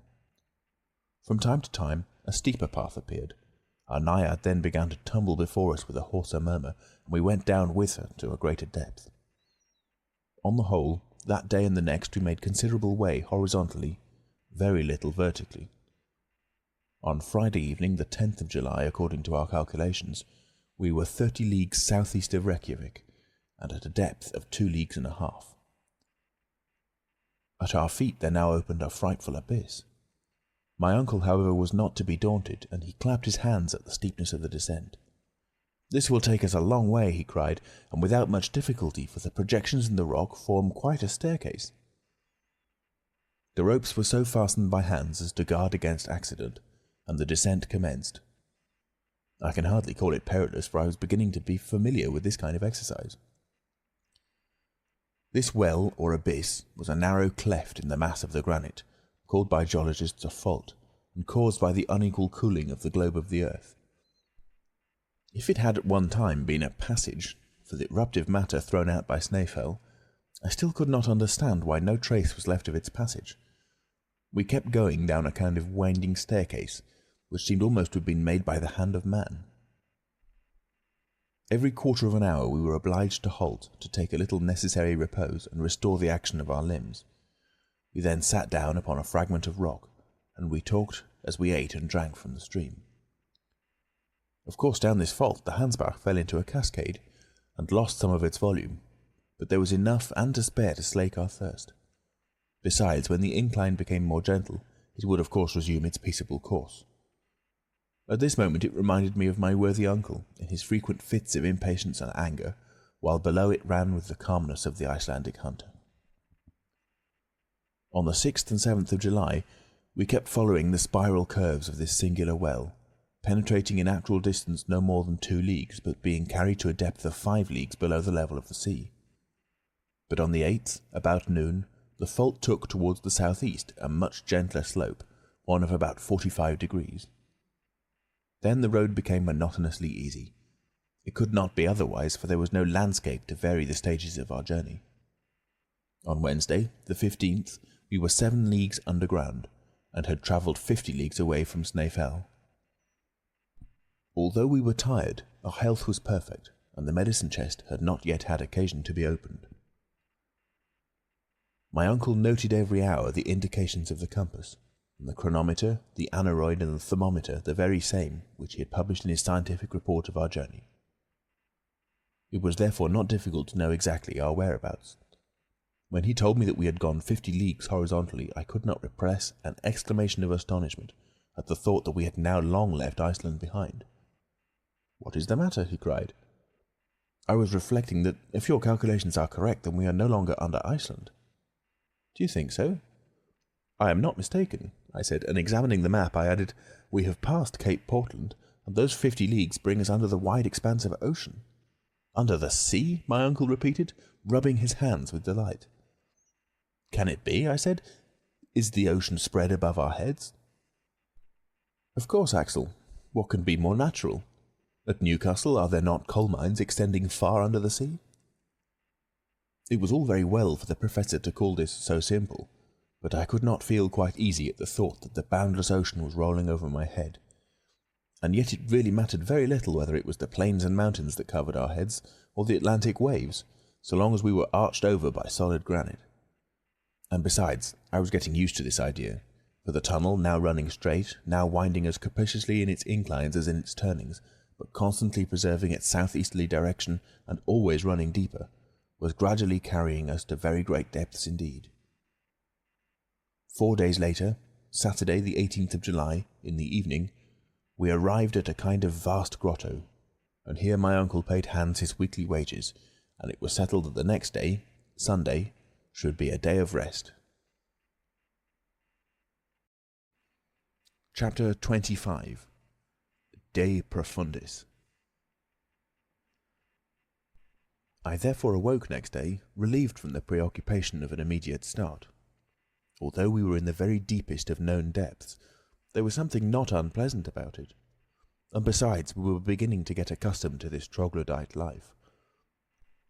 I no longer thought of sun, moon, and stars, trees, houses, and towns, nor any of those terrestrial superfluities which are necessities of men who live upon the earth's surface. Being fossils, we looked upon all those things as mere jokes. The grotto was an immense apartment. Along its granite floor ran our faithful stream. At this distance from its spring the water was scarcely tepid, and we drank of it with pleasure. After breakfast the professor gave a few hours to the arrangement of his daily notes. "First," said he, "I will make a calculation to ascertain our exact position. I hope after our return to draw a map of our journey, which will be in reality a vertical section of the globe, containing the track of our expedition." "That will be curious, uncle, but Are your observations sufficiently accurate to enable you to do this correctly? Yes. I have everywhere observed the angles and the inclines. I am sure there is no error. Let us see now where we are. Take your compass and note the direction. I looked and replied carefully, southeast by east. Well, answered the professor after a rapid calculation, I infer that we have gone 85 leagues since we started. Therefore we are under mid-Atlantic. To be sure we are. And perhaps at this very moment there is a storm above, and ships above our heads are being rudely tossed by the tempest. Quite probable. And whales are lashing the roof of our prison with their tails. It may be, Axel, but they won't shake us here. But let us go back to our calculation. Here we are 85 leagues southeast of Snaefell, and I reckon that we are a depth of 16 leagues. 16 leagues? I cried. No doubt. Why, this is the very limit assigned by science to the thickness of the crust of the earth. I don't deny it. And here, according to the law of increasing temperature, there ought to be a heat of 2,732 degrees Fahrenheit. So there should, my lad. And all this solid granite ought to be running in fusion. You see, that is not so, and that, as so often happens, facts come to overthrow theories. I'm obliged to agree, but after all it is surprising. What does the thermometer say? 27 6/10, or 82 degrees Fahrenheit. Therefore the savants are wrong by 2,705 degrees, and the proportional increase is a mistake. Therefore Humphrey Davy was right, and I am not wrong in following him. What do you say now? Nothing. In truth, I had a good deal to say. I gave way in no respect to Davy's theory. I still held to the central heat, although I did not feel its effects. I preferred to admit in truth that this chimney of an extinct volcano, lined with lavas, which are non-conductors of heat, did not suffer the heat to pass through its walls. But without stopping to look up new arguments, I simply took up our situation such as it was. Well, admitting all your calculations to be quite correct, you must allow me to draw one rigid result therefrom. What is it? Speak freely. At the latitude of Iceland, where we are now, the radius of the earth, the distance from the centre to the surface, is about 1,583 leagues, let us say in round numbers 1,600 leagues, or 4,800 miles. Out of 1,600 leagues, we have gone 12. So you say. And these 12 at a cost of 85 leagues diagonally. Exactly so. In 20 days. Yes. Now 16 leagues are the 100th part of the earth's radius. At this rate we shall be 2,000 days, or nearly 5 years and a half, in getting to the centre. No answer was vouchsafed to this rational conclusion. Without reckoning, too, that if a vertical depth of 16 leagues can be attained only by a diagonal descent of 85, it follows that we must go 8,000 miles in a southeasterly direction. We shall emerge from some point in the earth's circumference, instead of getting to the centre. Confusion to all your figures and your hypotheses besides, shouted my uncle in a sudden rage. What is the basis of them all? How do you know that this passage does not run straight to our destination? Besides, there is a precedent. What one man has done, another man may do. I hope so, but still, I may be permitted. You shall have my leave to hold your tongue, Axel, but not to talk in that irrational way. I could see the awful professor bursting through my uncle's skin, and I took timely warning.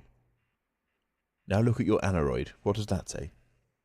It says we are under considerable pressure. Very good. So you see that by going gradually down and getting accustomed to the density of the atmosphere, we don't suffer at all. Nothing except a little pain in my ears. That's nothing, and you may get rid of even that by quick breathing whenever you feel the pain. Exactly so, I said, determined not to say a word that might cross my uncle's prejudices. There is even positive pleasure in living in this dense atmosphere. Have you observed how intense sound is down here? No doubt it is. A deaf man would soon learn to hear perfectly. But won't this density augment? Yes, according to a rather obscure law. It is well known that the weight of bodies diminishes as fast as we descend. You know that it is at the surface of the globe that weight is most sensibly felt, and that at the centre there is no weight at all. I am aware of that, but tell me, will not the air at least acquire the density of water? Of course, under a pressure of 710 atmospheres. And how lower still? Lower down, the density will still increase. But how shall we go down then? Why, we must fill our pockets with stones. Well, indeed, my worthy uncle, you are never at a loss for an answer. I dared venture no farther into the region of probabilities, for I might presently have stumbled upon an impossibility, which would have brought the professor on the scene when he was not wanted. Still, it was evident that the air, under a pressure which might reach that of thousands of atmospheres, would at last reach the solid state, and then, even if our bodies could resist the strain, we should be stopped, and no reasonings would be able to get us on any further. But I did not advance this argument. My uncle would have met it with his inevitable sac nusem, a precedent which possessed no weight with me. For even if the journey of the learned Icelander were really attested, there was one very simple answer, that in the 16th century there was neither barometer nor aneroid, and therefore Saknussemm could not tell how far he had gone. But I kept this objection to myself, and waited the course of events. The rest of the day was passed in calculations and in conversations. I remained a steadfast adherent of the opinions of Professor Lidenbrock, and I envied the stolid indifference of Hans, who, without going into causes and effects, went on with his eyes shut wherever his destiny guided him. Chapter 26. The worst peril of all. It must be confessed that hitherto things had not gone on so badly, and that I had small reason to complain. If our difficulties became no worse, we might hope to reach our end, and to what a height of scientific glory we should then attain. I had become quite a Lidenbrock in my reasonings. Seriously, I had. But would this state of things last in the strange place we had come to? Perhaps it might. For several days, steeper inclines, some even frightfully near to the perpendicular, brought us deeper and deeper into the mass of the interior of the earth. Some days we advanced nearer to the centre by 1.5 leagues, or nearly 2 leagues. These were perilous descents, in which the skill and marvellous coolness of Hans were invaluable to us. That unimpassioned Icelander devoted himself with incomprehensible deliberation, and thanks to him we crossed many a dangerous spot which we should never have cleared alone. But his habit of silence gained upon him day by day, and was infecting us. External objects produce decided effects upon the brain. A man shut up between 4 walls soon loses the power to associate words and ideas together. How many prisoners in solitary confinement become idiots, if not mad, for want of exercise for the thinking faculty? During the fortnight following our last conversation, no incident occurred worthy of being recorded, but I have good reason for remembering one very serious event which took place at this time, and of which I could scarcely now forget the smallest details. By the 7th of August, our successive descents had brought us to a depth of 30 leagues. That is, that for a space of 30 leagues there were over our heads solid beds of rock, ocean, continents, and towns. We must have been 200 leagues from Iceland. On that day the tunnel went down a gentle slope. I was ahead of the others. My uncle was carrying one of Ruhmkorff's lamps, and I the other. I was examining the beds of granite. Suddenly, turning round, I observed that I was alone. Well, well, I thought, I have been going too fast, or Hans and my uncle have stopped on the way. Come, this won't do. I must join them. Fortunately, there is not much of an ascent. I retraced my steps. I walked for a quarter of an hour. I gazed into the darkness. I shouted. No reply. My voice was lost in the midst of the cavernous echoes which alone replied to my call. I began to feel uneasy. A shudder ran through me. Calmly, I said to myself, I am sure to find my companions again. There are not 2 roads. I was too far ahead. I will return. For half an hour I climbed up. I listened for a call, and in that dense atmosphere a voice could reach very far. But there was a dreary silence in all that long gallery. I stopped. I could not believe that I was lost. I was only bewildered for a time, not lost. I was sure I should find my way again. Come, I repeated, since there is but one road, and they are on it, I must find them again. I have but to ascend still. Unless indeed missing me, and supposing me to be behind, they too should have gone back. But even in this case, I have only to make the greater haste. I shall find them, I am sure. I repeated those words in the fainter tones of a half-convinced man. Besides, to associate even such simple ideas with words, and reason with them, was a work of time. A doubt then seized upon me. Was I indeed in advance when we became separated? Yes, to be sure I was. Hans was after me, preceding my uncle. He had even stopped for a while to strap his baggage better over his shoulders. I could remember this little incident. It was at that very moment that I must have gone on. Besides, I thought, have I not a guarantee that I shall not lose my way? A clue in the labyrinth that cannot be broken? My faithful stream. I have but to trace it back, and I must come upon them. This conclusion revived my spirits, and I resolved to resume my march without loss of time. How I then blessed my uncle's foresight in preventing the hunter from stopping up the hole in the granite. This beneficent spring, after having satisfied our thirst on the road, would now be my guide among the windings of the terrestrial crust. Before starting afresh, I thought a wash would do me good. I stooped to bathe my face in the Hansbach. To my stupefaction and utter dismay, my feet trod only the rough, dry granite. The stream was no longer at my feet. Chapter 27. Lost in the Bowels of the Earth. To describe my despair would be impossible. No words could tell it. I was buried alive, with the prospect before me of dying of hunger and thirst.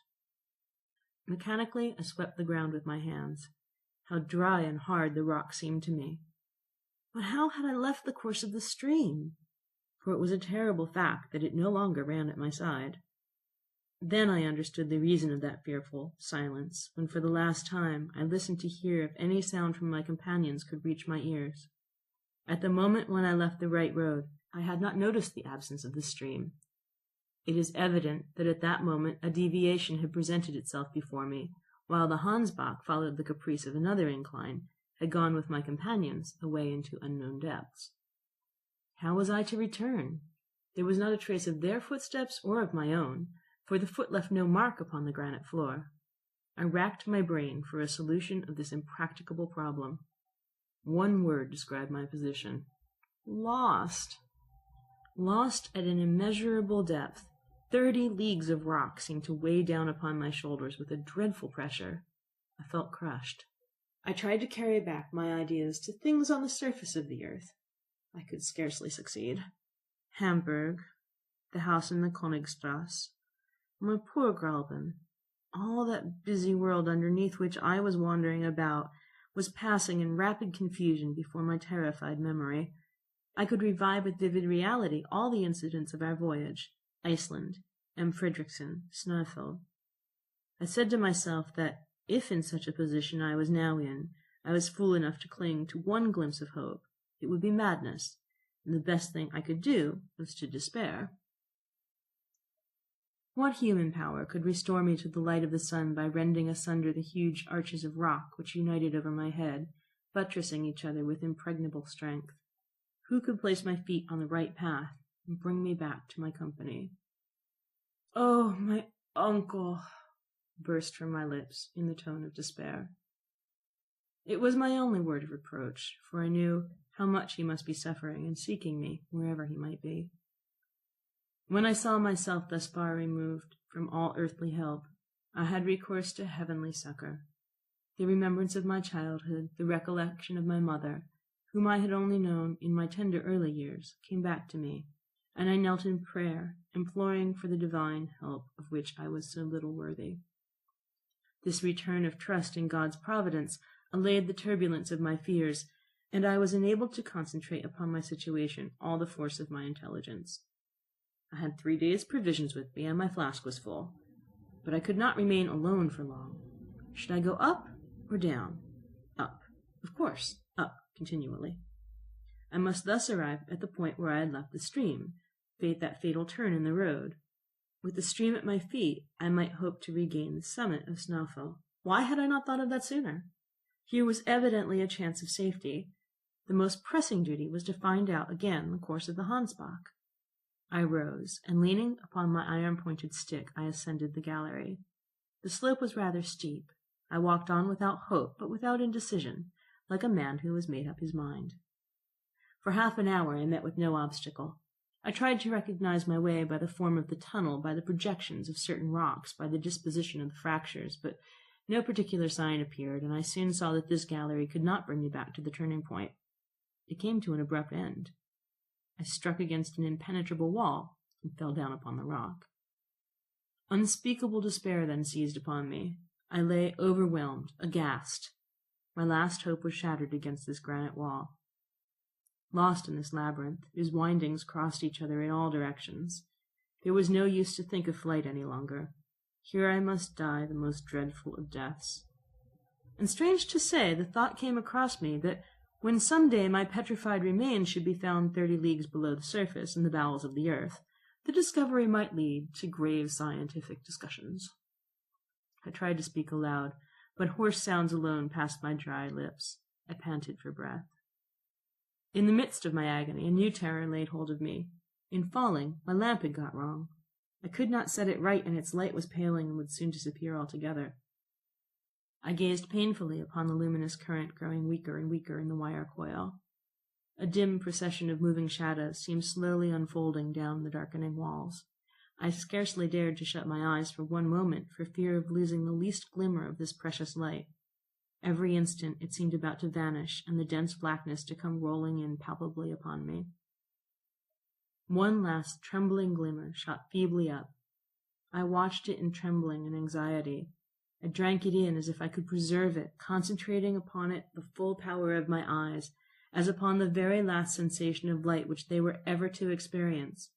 And the next moment I lay in the heavy gloom of deep, thick, unfathomable darkness. A terrible cry of anguish burst from me. Upon earth, in the midst of the darkest night, light never abdicates its functions altogether. It is still subtle and diffusive, but whatever little there may be, the eye still catches that little. Here there was not an atom. The total darkness made me totally blind. Then I began to lose my head. I arose with my arms stretched out before me, attempting painfully to feel my way.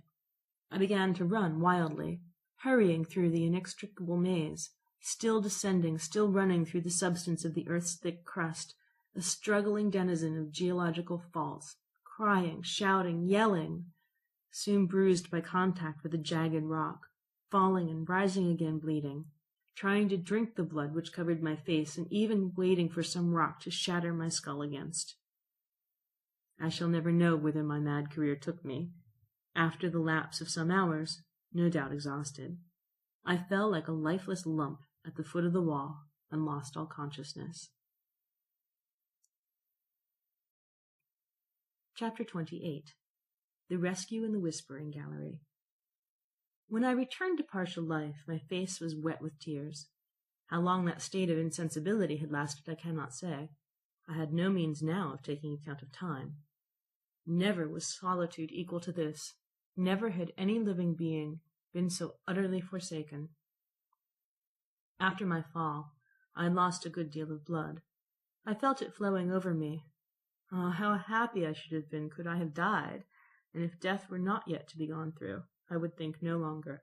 I drove away every idea, and, conquered by my grief, I rolled myself to the foot of the opposite wall. Already I was feeling the approach of another faint, and was hoping for complete annihilation, when a loud noise reached me. It was like the distant rumble of continuous thunder, and I could hear its sounding undulations rolling far away into the remote recesses of the abyss. Whence could this noise proceed? It must be from some phenomenon proceeding in the great depths amidst which I lay helpless. Was it an explosion of gas? Was it the fall of some mighty pillar of the globe? I listened still. I wanted to know if the noise would be repeated. A quarter of an hour passed away. Silence reigned in this gallery. I could not even hear the beating of my heart. Suddenly my ear, resting by chance against the wall, caught, or seemed to catch, a certain vague, indescribable, distant, articulate sound, as of words. This is a delusion, I thought. But it was not. Listening more attentively, I heard in reality a murmuring of voices. But my weakness prevented me from understanding what the voices said. Yet it was language, I was sure of it. For a moment I thought the words might be my own, brought back by an echo. Perhaps I had been crying out, unknown to myself. I closed my lips firmly and laid my ear against the wall again. Yes, truly, someone is speaking. Those are words. Even a few feet from the wall I could hear distinctly. I succeeded in catching uncertain, strange, undistinguishable words. They came as if pronounced in low, murmured voices. The word for lurid was several times repeated in a tone of sympathy and sorrow. "Help!" I cried with all my might. "Help!" I listened. I watched in the darkness for an answer, a cry, a mere breath of sound, but nothing came. Some minutes passed. A whole world of ideas had opened in my mind. I thought that my weakened voice could never penetrate to my companions. "Is it they?" I repeated. "What other men can be 30 leagues underground?" Again I began to listen. Passing my ear over the wall from one place to another, I found the point where the voices seemed to be best heard. The word for lurid again returned, then the rolling of thunder which had roused me from my lethargy. "No," I said, "no, it's not through such a mass that a voice can be heard. I'm surrounded by granite walls, and the loudest explosion could never be heard here. This noise comes along the gallery. There must be some remarkable exercise of acoustic laws." I listened again, and this time I did distinctly hear my name pronounced across the wide interval. It was my uncle's own voice. He was talking to the guide, and for Lorad is a Danish word. Then I understood it all. To make myself heard, I must speak along this wall, which would conduct the sound of my voice just as wire conducts electricity. But there was no time to lose. If my companions moved but a few steps away, the acoustic phenomenon would cease. I therefore approached the wall and pronounced these words as clearly as possible. "Uncle Lidenbrock." I waited with the deepest anxiety. Sound does not travel with great velocity. Even increased air density has no effect upon its rate of traveling. It merely augments its intensity. Seconds, which seemed like ages, passed away, and at last these words reached me. "Axel! Axel, is it you?" Yes, I replied. "My boy, where are you?" "Lost, in the deepest darkness." "Where is your lamp?" "It is out." "And the stream?" "Disappeared." Axel, take courage." "Wait, I am exhausted. I can't answer. Speak to me." "Courage," resumed my uncle. "Don't speak. Listen to me. We have looked for you up the gallery and down the gallery. We could not find you. I wept for you, my poor boy. At last, supposing you were still on the Hansbach, we fired our guns. Our voices are audible to each other, but our hands cannot touch. But don't despair, Axel. It is a great thing that we can hear each other." During this time I had been reflecting. A vague hope was returning to my heart. There was one thing I must know to begin with. I placed my lips close to the wall, saying, "My uncle!" "My boy," came to me after a few seconds. "We must know how far we are apart." "That is easy." "You have your chronometer?" "Yes." "Well, take it. Pronounce my name, noting exactly the second when you speak. I will repeat it as soon as it shall come to me, and you will observe the exact moment when you get my answer. Yes, and half the time between my call and your answer will exactly indicate that which my voice will take in coming to you." "Just so, my uncle." "Are you ready?" "Yes." "Now attention. I'm going to call your name." I put my ear to the wall, and as soon as the name Axel came, I immediately replied Axel, then waited. 40 seconds, said my uncle. 40 seconds between the two words. So the sound takes 20 seconds in coming. Now, at the rate of 1,120 feet in a second, this is 22,400 feet, or 4 miles and a quarter nearly. 4 miles and a quarter, I murmured. It will soon be over, Axel. Must I go up or down? Down, for this reason. We are in a vast chamber, with endless galleries. Yours must lead into it, for it seems as if all the clefts and fractures of the globe radiated around this vast cavern. So get up and begin walking. Walk on, drag yourself along. If necessary, slide down the steep places, and at the end you will find us ready to receive you. Now begin moving. These words cheered me up. Goodbye, uncle, I cried. I am going. There will be no more voices heard once I have started, so goodbye. Goodbye, Axel. Au revoir. These were the last words I heard. This wonderful underground conversation, carried on with a distance of 4 miles and a quarter between us, concluded with these words of hope. I thanked God from my heart, for it was He who had conducted me through those vast solitudes, to the point where, alone of all others perhaps, the voices of my companions could have reached me. This acoustic effect is easily explained on scientific grounds. It arose from the concave form of the gallery and the conducting power of the rock. There are many examples of this propagation of sounds which remain unheard in the intermediate space. I remember that a similar phenomenon has been observed in many places, amongst others on the internal surface of the gallery of the Dome of St. Paul's in London, and especially in the midst of the curious caverns among the quarries near Syracuse, the most wonderful of which is called Dionysus's Ear.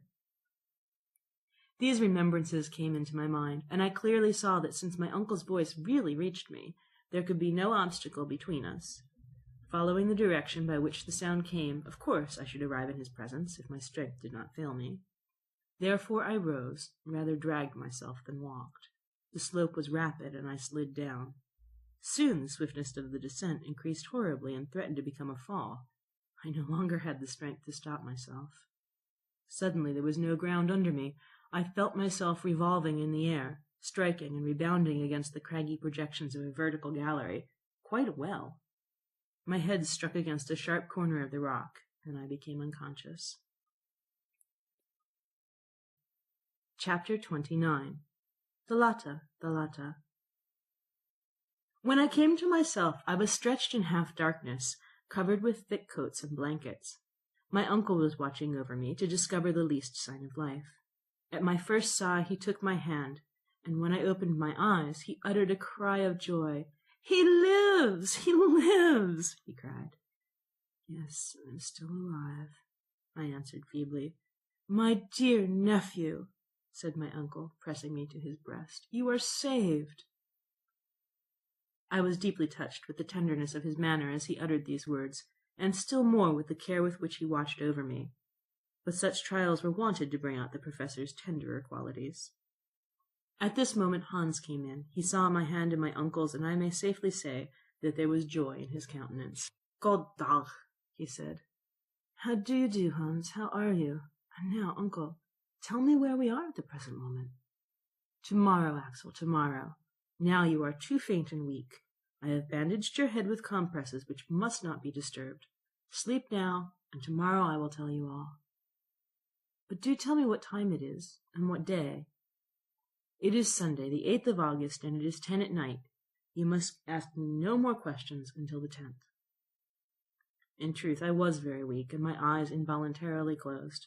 I wanted a good night's rest, and therefore I went off to sleep, with the knowledge that I had been 4 long days alone in the heart of the earth. Next morning, on awakening, I looked round me. My couch, made up of all our travelling gear, was in a charming grotto adorned with splendid stalactites, and the soil of which was a fine sand. It was half light. There was no torch, no lamp, yet certain mysterious glimpses of light came from without through a narrow opening in the grotto. I heard, too, a vague and indistinct noise, something like the murmuring of waves breaking upon a shingly shore, and at times I seemed to hear the whistling of wind. I wondered whether I was awake, whether I was dreaming, whether my brain, crazed by my fall, was not affected by imaginary noises, yet neither eyes nor ears could be so utterly deceived. It is a ray of daylight, I thought, sliding in through this cleft in the rock. That is indeed the murmuring of waves. That is the rustling noise of wind. Am I quite mistaken, or have we returned to the surface of the earth? Has my uncle given up the expedition, or is it happily terminated? I was asking myself these unanswerable questions when the professor entered. "Good morning, Axel," he cried cheerily. "I feel sure you are better." "Yes, I am indeed," I said, sitting up on my couch. "You can hardly fail to be better, for you've slept quietly. Hans and I watched you by turns, and we noticed you were evidently recovering." "Indeed, I do feel a great deal better, and I will give you a proof of that presently, if you'll let me have my breakfast." "You shall eat, lad. The fever's left you. Hans rubbed your wounds with some ointment or other of which the Icelanders keep the secret, and they've healed marvellously. Our hunter is a splendid fellow." Whilst he went on talking, my uncle prepared a few provisions, which I devoured eagerly, notwithstanding his advice to the contrary. All the while I was overwhelming him with questions which he answered readily. Then I learnt that my providential fall had brought me exactly to the extremity of an almost perpendicular shaft, and as I had landed in the midst of an accompanying torrent of stones, the least of which would have been enough to crush me, the conclusion was that a loose portion of the rock had come down with me. This frightful conveyance had thus carried me into the arms of my uncle, where I fell, bruised, bleeding, and insensible. "Truly it is wonderful that you have not been killed 100 times over, but for the love of God, don't let us ever separate again. We may never see each other more." "Not separate? Is the journey not over, then?" I opened a pair of astonished eyes, which immediately called for the question, "What is the matter, Axel?" "I have a question to ask you. You say that I am safe and sound?" "No doubt you are. And all my limbs unbroken?" "Certainly. And my head?" "Your head, except for a few bruises, is all right. It is on your shoulders, where it ought to be." "Well, I am afraid my brain is affected." "Your mind affected?" "Yes, I fear so. Are we again on the surface of the globe?" "No, certainly not." "Then I must be mad. For don't I see the light of day, and don't I hear the wind blowing, and the sea breaking on the shore?" "Ah, is that all? Do tell me about it." "I can't explain the inexplicable, but you will soon see and understand that geology has not yet learnt all it has to learn." "Then let us go," I answered quickly. "No, Axel, the open air might be bad for you." "Open air?" "Yes, the wind is rather strong. You must not expose yourself." "But I assure you I'm perfectly well." "A little patience, my nephew. A relapse might get us into trouble. We have no time to lose, for the voyage may be a long one." "The voyage?" "Yes. Rest today, and tomorrow we will set sail." "Set sail?" And I almost leaped up. What did it mean? Had we a river, a lake, a sea to depend upon? Was there a ship at our disposal in some underground harbor? My curiosity was highly excited. My uncle vainly tried to restrain me. When he saw that my impatience was doing me harm, he yielded. I dressed in haste. For greater safety, I wrapped myself in a blanket and came out of the grotto. Chapter 30. A New Mare Internum. At first I could hardly see anything. My eyes, unaccustomed to the light, quickly closed. When I was able to reopen them, I stood more stupefied even than surprised. "The sea!" I cried. "Yes," my uncle replied. "The Lidenbrock Sea, and I don't suppose any other discoverer will ever dispute my claim to name it after myself as its first discoverer." A vast sheet of water, the commencement of a lake or an ocean, spread far away beyond the range of the eye, reminding me forcibly of that open sea which drew from Xenophon's 10,000 Greeks, after their long retreat, the simultaneous cry, "Thalata! Thalata! The sea! The sea!" The deeply indented shore was lined with a breadth of fine shining sand, softly lapped by the waves and strewn with the small shells which had been inhabited by the first of created beings. The waves broke on this shore with the hollow echoing murmur peculiar to vast enclosed spaces. A light foam flew over the waves before the breath of a moderate breeze, and some of the spray fell upon my face. On this slightly inclining shore, about 100 fathoms from the limit of the waves, came down the foot of a huge wall of vast cliffs, which rose majestically to an enormous height. Some of these, dividing the beach with their sharp spurs, formed capes and promontories, worn away by the ceaseless action of the surf. Farther on, the eye discerned their massive outline, sharply defined against the hazy, distant horizon. It was quite an ocean, with the irregular shores of earth, but desert, and frightfully wild in appearance. If my eyes were able to range afar over this great sea, it was because a peculiar light brought to view every detail of it. It was not the light of the sun, with his dazzling shafts of brightness and the splendor of his rays, nor was it the pale and uncertain shimmer of the moonbeams, the dim reflection of a nobler body of light. No, the illuminating power of this light, its trembling diffusiveness, its bright clear whiteness, and its low temperature, showed that it must be of electric origin. It was like an aurora borealis, a continuous cosmical phenomenon, filling a cavern of sufficient extent to contain an ocean. The vault that spanned the space above, the sky, if it could be called so, seemed composed of vast plains of cloud, shifting and variable vapors, which by their condensation must at certain times fall in torrents of rain. I should have thought that under so powerful a pressure of the atmosphere there could be no evaporation, and yet under a law unknown to me, there were broad tracts of vapor suspended in the air. But then the weather was fine.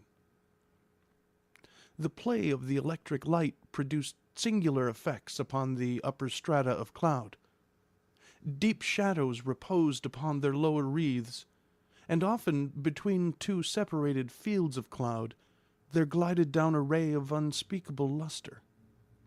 But it was not solar light, and there was no heat. The general effect was sad, supremely melancholy. Instead of the shining firmament, spangled with its innumerable stars, shining singly or in clusters, I felt that all these subdued and shaded fights were ribbed in by vast walls of granite, which seemed to overpower me with their weight, and that all of this space, great as it was, would not be enough for the march of the humblest of satellites. Then I remembered the theory of an English captain who likened the earth to a vast hollow sphere, in the interior of which the air became luminous because of the vast pressure that weighed upon it, while two stars, Pluto and Proserpine, rolled within upon the circuit of their mysterious orbits. We were, in reality, shut up inside an immeasurable excavation. Its width could not be estimated, since the shore ran widening as far as eye could reach, nor could its length, for the dim horizon bounded the new. As for its height, it must have been several leagues. Where this vault rested upon its granite base, no eye could tell, but there was a cloud hanging far above, the height of which we estimated at 12,000 feet, a greater height than that of any terrestrial vapor, and no doubt due to the great density of the air. The word cavern does not convey any idea of this immense space. Words of human tongue are inadequate to describe the discoveries of him who ventures into the deep abysses of earth. Besides, I could not tell upon what geological theory to account for the existence of such an excavation. Had the cooling of the globe produced it? I knew of celebrated caverns from the descriptions of travelers, but had never heard of any of such dimensions as this. If the grotto of Bukhara in Colombia, visited by Humboldt, had not given up the whole of the secret of its depth to the philosopher, who investigated it to the depth of 2,500 feet, it probably did not extend much farther. The immense Mammoth Cave in Kentucky is of gigantic proportions, since its vaulted roof rises 500 feet above the level of an unfathomable lake, and travelers have explored its ramifications to the extent of 40 miles. But what were these cavities compared to that in which I stood with wonder and admiration, with its sky of luminous vapors, its bursts of electric light, and a vast sea filling its bed? My imagination fell powerless before such immensity. I gazed upon these wonders in silence. Words failed me to express my feelings. I felt as if I was in some distant planet, Uranus or Neptune, and in the presence of phenomena of which my terrestrial experience gave me no cognizance. For such novel sensations, new words were wanted, and my imagination failed to supply them. I gazed, I thought, I admired, with a stupefaction mingled with a certain amount of fear. The unforeseen nature of this spectacle brought back the color to my cheeks. I was under a new course of treatment with the aid of astonishment, and my convalescence was promoted by this novel system of therapeutics.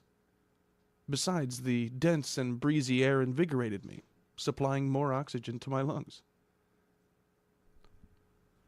It will be easily conceived that, after an imprisonment of 47 days in a narrow gallery, it was the height of physical enjoyment to breathe a moist air impregnated with saline particles. I was delighted to leave my dark grotto. My uncle, already familiar with these wonders, had ceased to feel surprise. "You feel strong enough to walk a little way now?" he asked. "Yes, certainly, and nothing could be more delightful."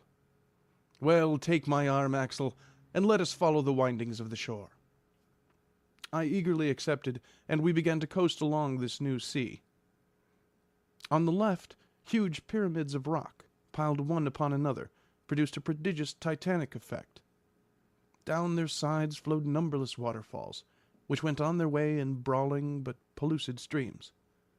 A few light vapors, leaping from rock to rock, denoted the place of hot springs, and streams flowed softly down to the common basin, gliding down the gentle slopes with a softer murmur. Amongst these streams I recognized our faithful traveling companion, the Hansbach, coming to lose its little volume quietly in the mighty sea, just as if it had done nothing else since the beginning of the world. "We shall see it no more," I said with a sigh. "What matters," replied the philosopher, "whether this or another serves to guide us?" I thought him rather ungrateful. But at that moment my attention was drawn to an unexpected sight. At a distance of 500 paces, at the turn of a high promontory, appeared a high, tufted, dense forest. It was composed of trees of moderate height, formed like umbrellas, with exact geometrical outlines. The currents of wind seemed to have had no effect upon their shape, and in the midst of the windy blasts they stood unmoved and firm, just like a clump of petrified cedars. I hastened forward. I could not give any name to these singular creations. Were they some of the 200,000 species of vegetables known hitherto? And did they claim a place of their own in the lacustrine flora? No. When we arrived under their shade, my surprise turned into admiration. There stood before me productions of earth, but of gigantic stature, which my uncle immediately named. "It is only a forest of mushrooms," said he. And he was right. Imagine the large development attained by these plants, which prefer a warm, moist climate. I knew that the Lycopodon giganteum attains, according to Bulliard, a circumference of 8 or 9 feet.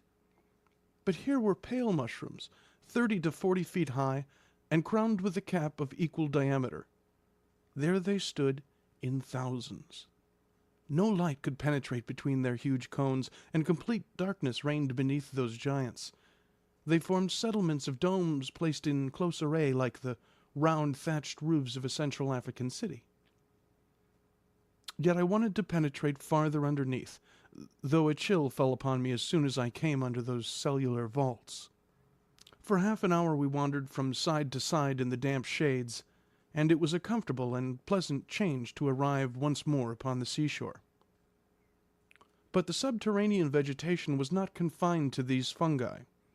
Farther on rose groups of tall trees of colorless foliage and easy to recognize.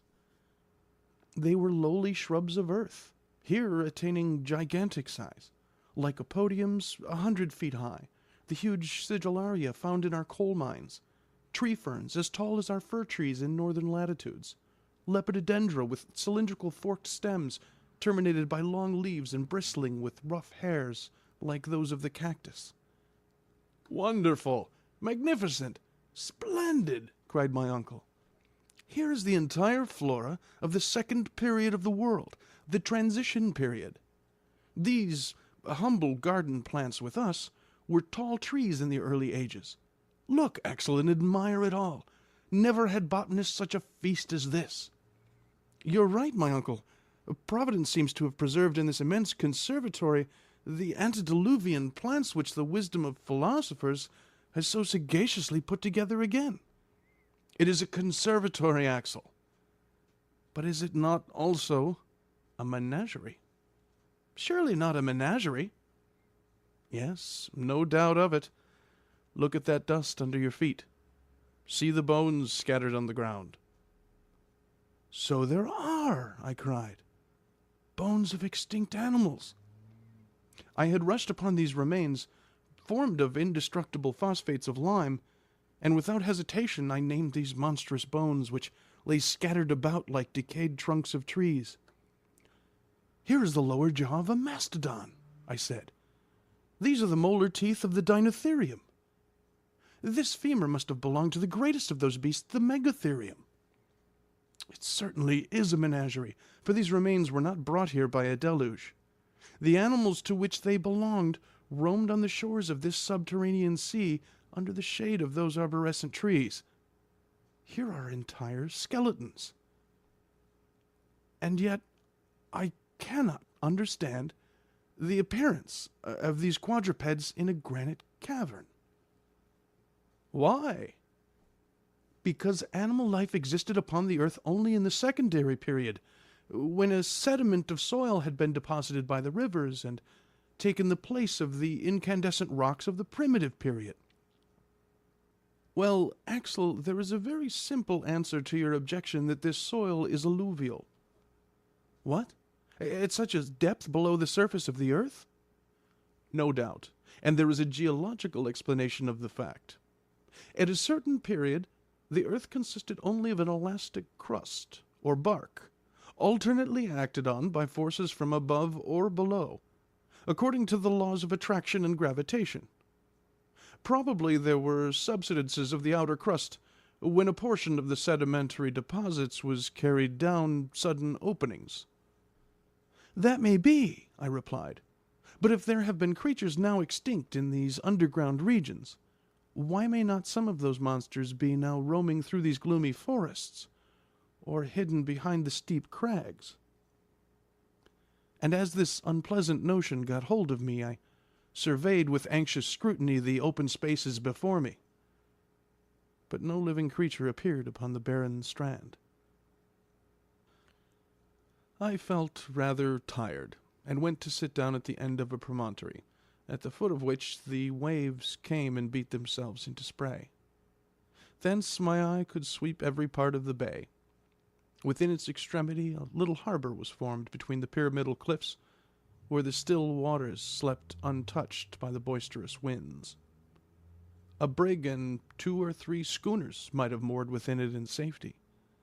I almost fancied I should presently see some ship issue from it, full sail, and take to the open sea under the southern breeze.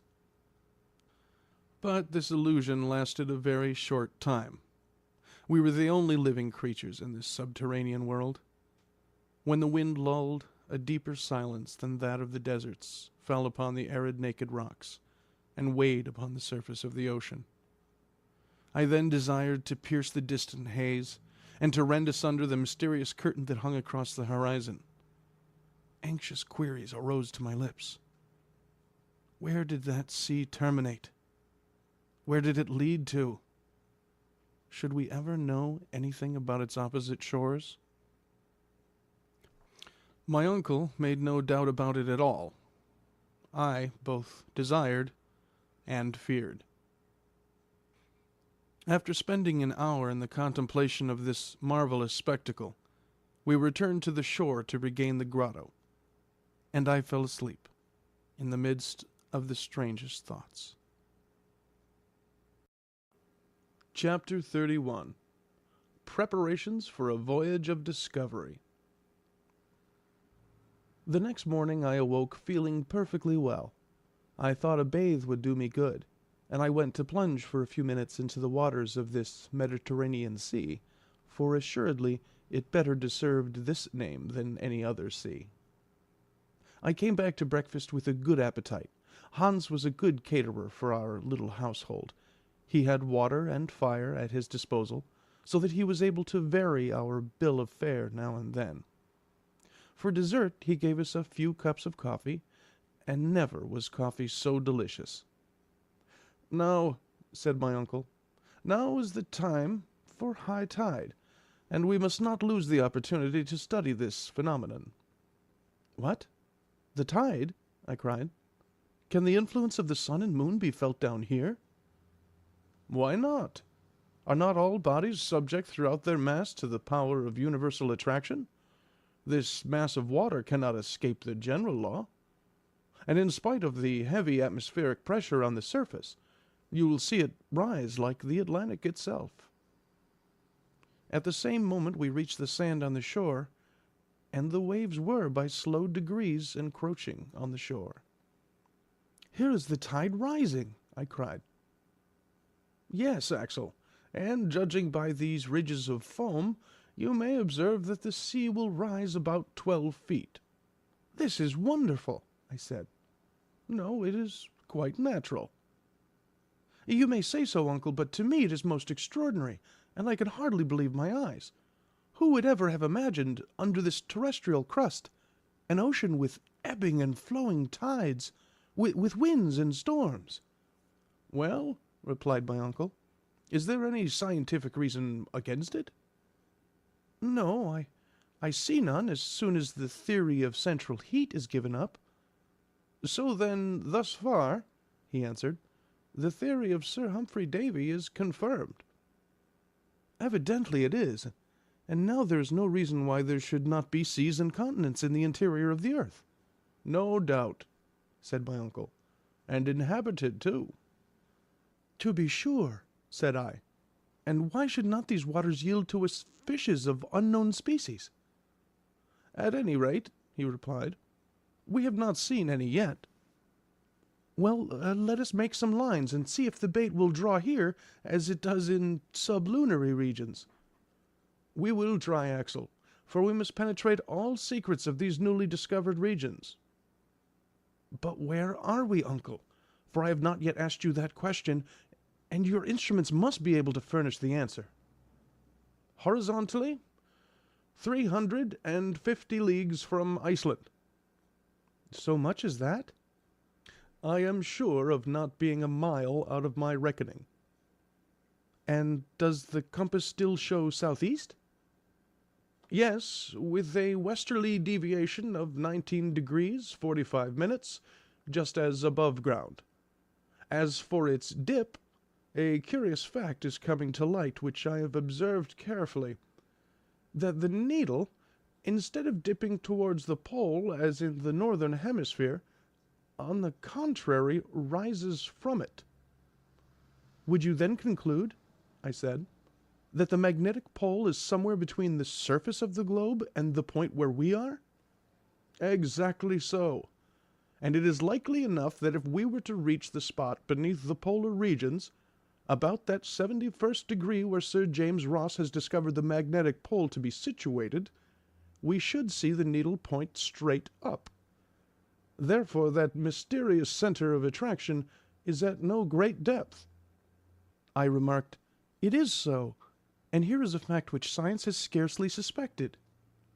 "Science, my lad, has been built upon many errors, but they are errors which it was good to fall into, for they led to the truth." "What depth have we now reached?" "We are 35 leagues below the surface." "So," I said, examining the map, "the Highlands of Scotland are over our heads, and the Grampians are raising their rugged summits above us." "Yes," answered the professor, laughing. "It is rather a heavy weight to bear, but a solid arch spans over our heads. The great architect has built it of the best materials, and never could man have given it so wide a stretch. What are the finest arches of bridges and the arcades of cathedrals compared with this far-reaching vault, with a radius of 3 leagues, beneath which a wide and tempest-tossed ocean may flow at its ease? Oh, I am not afraid that it will fall down upon my head. But now what are your plans? Are you not thinking of returning to the surface now? Return? No, indeed. We will continue our journey, everything having gone on well so far. But how are we to get down below this liquid surface? Oh, I'm not going to dive head foremost. But if all oceans are properly speaking but lakes, since they are encompassed by land, of course this internal sea will be surrounded by a coast of granite, and on the opposite shores we shall find fresh passages opening. How long do you suppose this sea to be? 30 or 40 leagues, so that we have no time to lose, and we shall set sail tomorrow. I looked about for a ship. Set sail, shall we? But I should like to see my boat first. It will not be a boat at all, but a good, well-made raft. Why, I said, a raft would be just as hard to make as a boat, and I don't see— I know you don't see, but you might hear if you would listen. Don't you hear the hammer at work? Hans is already busy at it. What, has he already felled the trees? Oh, the trees were already down. Come and you will see for yourself. After half an hour's walking, on the other side of the promontory which formed the little natural harbor, I perceived Hans at work. In a few more steps I was at his side. To my great surprise, a half-finished raft was already lying on the sand, made of a peculiar kind of wood, and a great number of planks, straight and bent, and of frames, were covering the ground enough almost for a little fleet. "Uncle, what wood is this?" I cried. "It is fir, pine, or birch, and other northern coniferae, mineralized by the action of the sea. It is called surturbrand, a variety of brown coal or lignite, found chiefly in Iceland." "But surely then, like other fossil wood, it must be as hard as stone and cannot float." "Sometimes that may happen. Some of these woods become true anthracites, but others, such as this, have only gone through the first stage of fossil transformation. Just look," added my uncle, throwing into the sea one of those precious waifs. The bit of wood, after disappearing, returned to the surface and oscillated to and fro with the waves. "Are you convinced?" said my uncle. "I am quite convinced, although it is incredible." By next evening, thanks to the industry and skill of our guide, the raft was made. It was 10 feet by 5, the planks of surturbrand, braced strongly together with cords, presented an even surface, and when launched, this improvised vessel floated easily upon the waves of the Lidenbrock Sea. Chapter 32. Wonders of the Deep.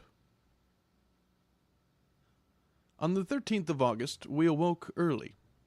We were now to begin to adopt a mode of travelling both more expeditious and less fatiguing than hitherto. A mast was made of 2 poles spliced together, a yard was made of a third, a blanket borrowed from our coverings made a tolerable sail. There was no want of cordage for the rigging, and everything was well and firmly made. The provisions, the baggage, the instruments, the guns, and a good quantity of fresh water from the rocks around, all found their proper places on board. And at 6 the professor gave the signal to embark. Hans had fitted up a rudder to steer his vessel. He took the tiller and unmoored. The sail was set, and we were soon afloat. At the moment of leaving the harbor, my uncle, who was tenaciously fond of naming his new discoveries, wanted to give it a name, and proposed mine amongst others. "But I have a better to propose," I said. "Grauben. Let it be called Port Grauben. It will look very well upon the map." Port Gräuben, let it be then. And so the cherished remembrance of my Verlin days became associated with our adventurous expedition. The wind was from the northwest. We went with it at a high rate of speed. The dense atmosphere acted with great force and impelled us swiftly on. In an hour my uncle had been able to estimate our progress. At this rate, he said, we shall make 30 leagues in 24 hours, and we shall soon come in sight of the opposite shore. I made no answer, but went and sat forward. The northern shore was already beginning to dip under the horizon.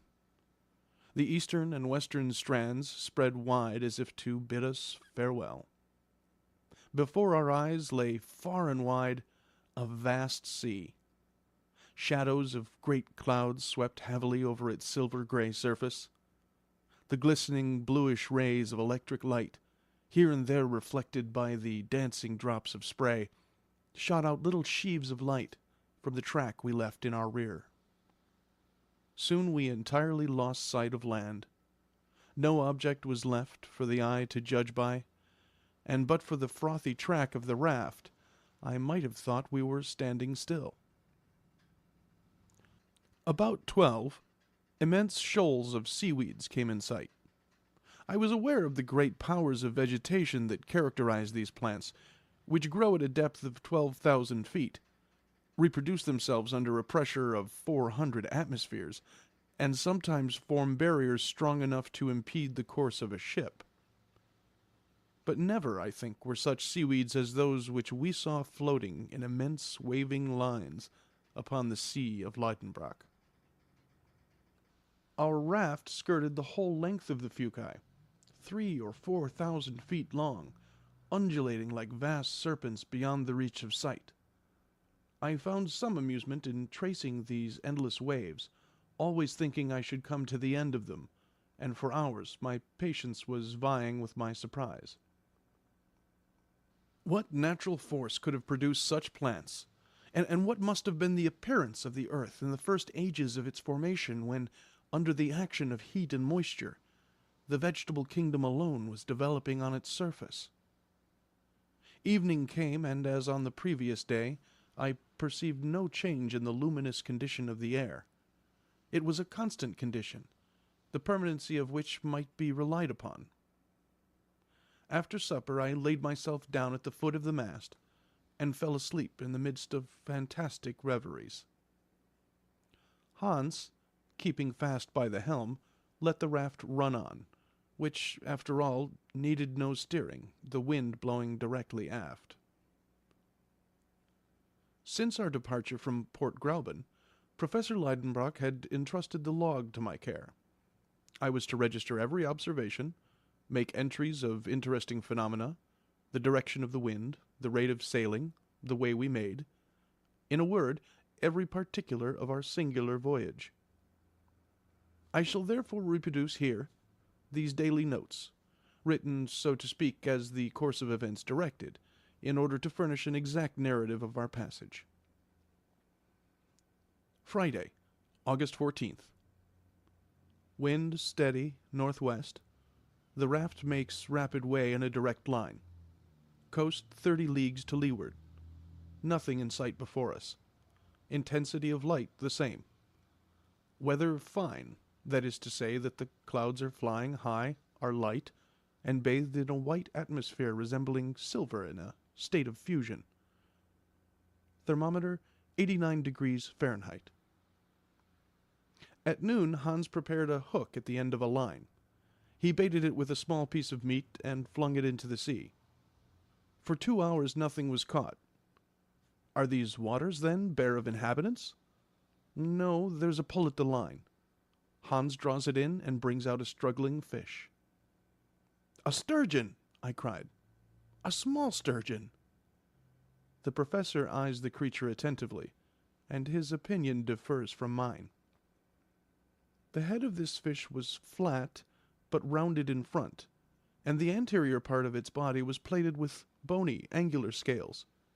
It had no teeth, its pectoral fins were large, and of tail there was none. The animal belonged to the same order as the sturgeon, but differed from that fish in many essential particulars. After a short examination, my uncle pronounced his opinion. "This fish belongs to an extinct family, of which only fossil traces are found in the Devonian formations." "What?" I cried. "Have we taken alive an inhabitant of the seas of primitive ages?" "Yes, and you will observe that these fossil fishes have no identity with any living species. To have in one's possession a living specimen is a happy event for a naturalist." "But to what family does it belong?"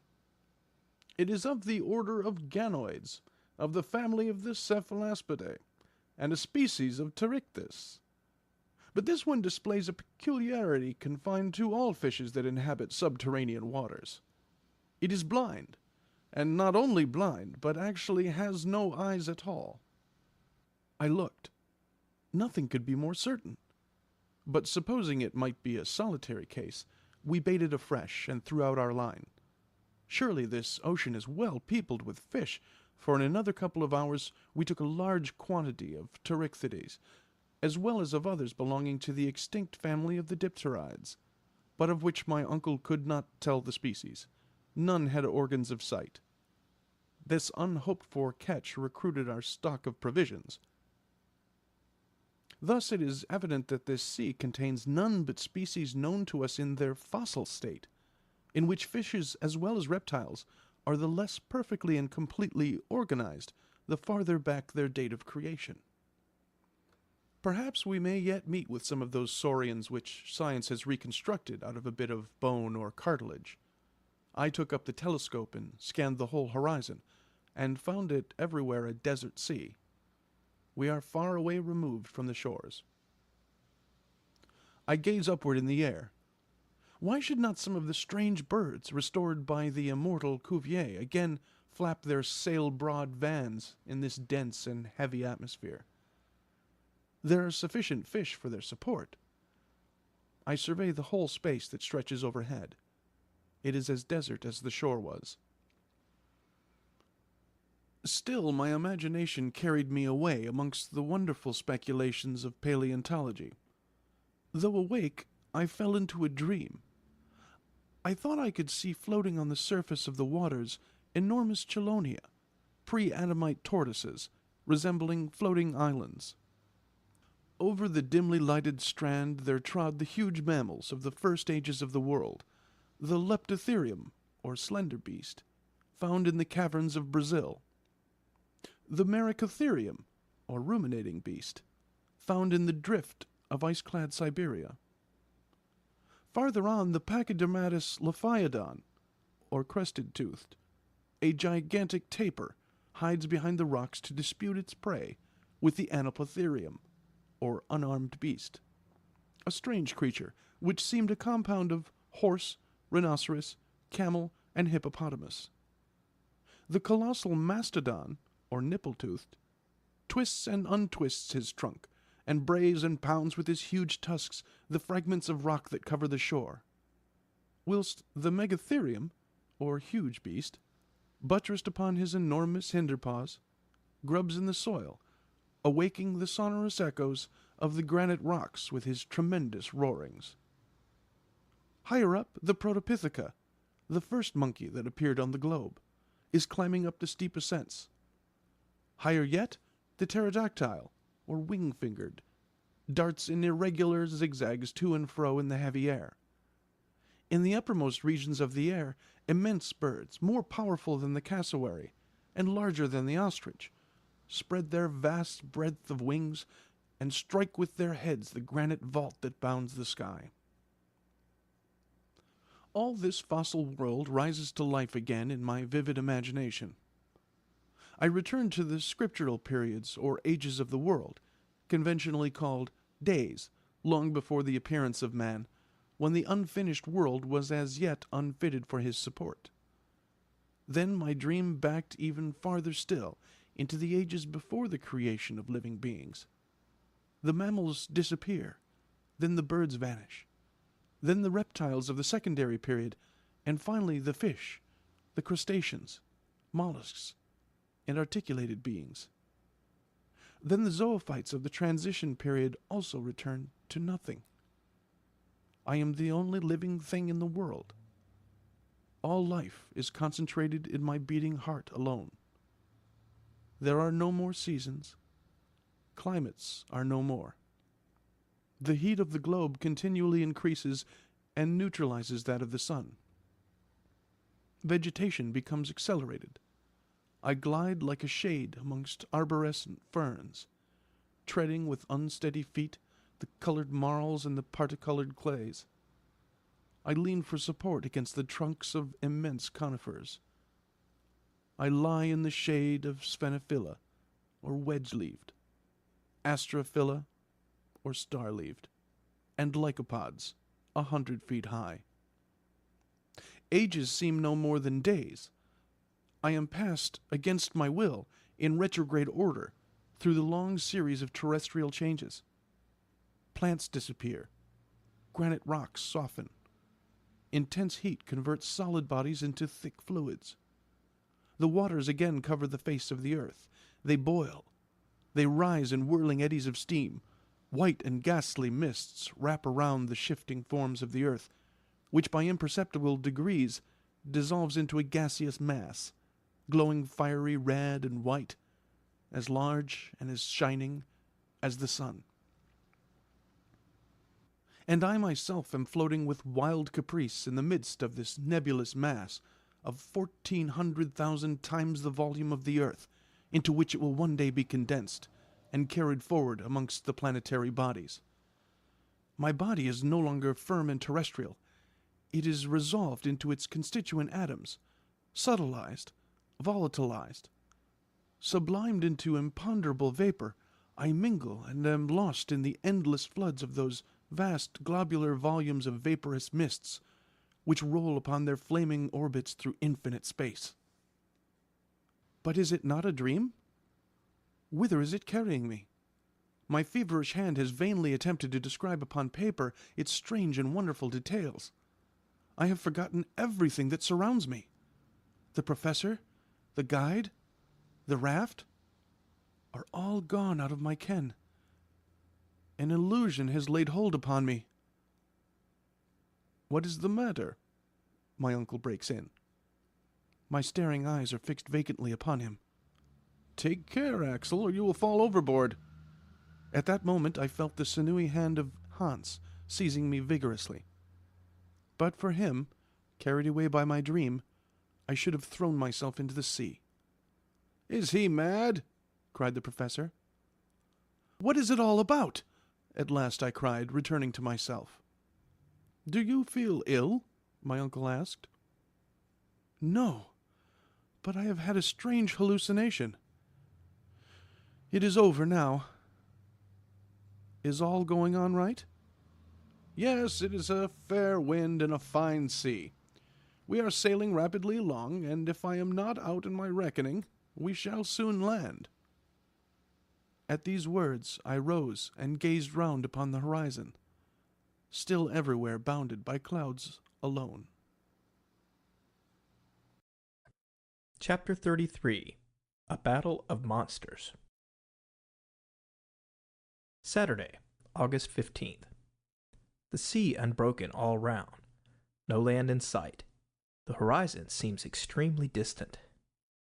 My head is still stupefied with the vivid reality of my dream. My uncle has had no dreams, but he is out of temper. He examines the horizon all round with his glass, and folds his arms with the air of an injured man.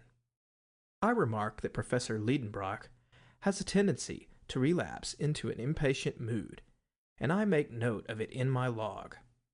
All my danger and sufferings were needed to strike a spark of human feeling out of him. But now that I am well, his nature has resumed its sway. And yet, what cause was there for anger? Is not the voyage prospering as favorably as possible under the circumstances? Is not the raft spinning along with marvelous speed? You seem anxious, my uncle, I said, seeing him continually with his glass to his eye. Anxious? No, not at all. Impatient, then? One might be, with less reason than now. Yet we are going very fast. What does that signify? I am not complaining that the rate is slow, but that the sea is so wide. I then remembered that the professor, before starting, had estimated the length of this underground sea at 30 leagues. Now we had made 3 times the distance, yet still the southern coast was not in sight. "We're not descending, as we ought to be," the professor declares. "We are losing time, and the fact is, I have not come all this way to take a little sail upon a pond on a raft." He called this sea a pond, and our long voyage taking a little sail. "But," I remarked, "since we have followed the road that Saknussemm has shown us—" "That is just the question. Have we followed that road? Did Saknussemm meet with a sheet of water? Did he cross it? Has not the stream that we followed led us altogether astray? At any rate, we cannot feel sorry to have come so far. The prospect is magnificent, but I don't care for prospects. I came with an object, and I mean to attain it. Therefore, don't talk to me about views and prospects." I take this as my answer, and I leave the professor to bite his lips with impatience. At 6 in the evening, Hans asks for his wages, and the 3 rix dollars are counted out to him. Sunday, August 16th. Nothing new, weather unchanged. The wind freshens. On awaking, my first thought was to observe the intensity of the light. I was possessed with an apprehension lest the electric light should grow dim or fail altogether. But there seemed no reason to fear. The shadow of the raft was clearly outlined upon the surface of the waves. Truly this sea is of infinite width. It must be as wide as the Mediterranean or the Atlantic. And why not? My uncle took soundings several times. He tied the heaviest of our pickaxes to long rope, which he let down 200 fathoms. No bottom yet, and we had some difficulty in hauling up our plummet. But when the pick was shipped again, Hans pointed out on its surface deep prints, as if it had been violently compressed between 2 hard bodies. I looked at the hunter. "Tender," he said. I should not understand him, and turned to my uncle, who was entirely absorbed in his calculations. I had rather not disturb him while he is quiet. I returned to the Icelander. He, by snapping motion of his jaws, conveys his idea to me. "Teeth!" I cried, considering the iron bar with more attention. Yes, indeed, those are the marks of teeth imprinted upon the metal. The jaws which they arm must be possessed of amazing strength. Is there some monster beneath us belonging to the extinct races, more voracious than the shark, more fearful in vastness than the whales? I could not take my eyes off this indented iron bar.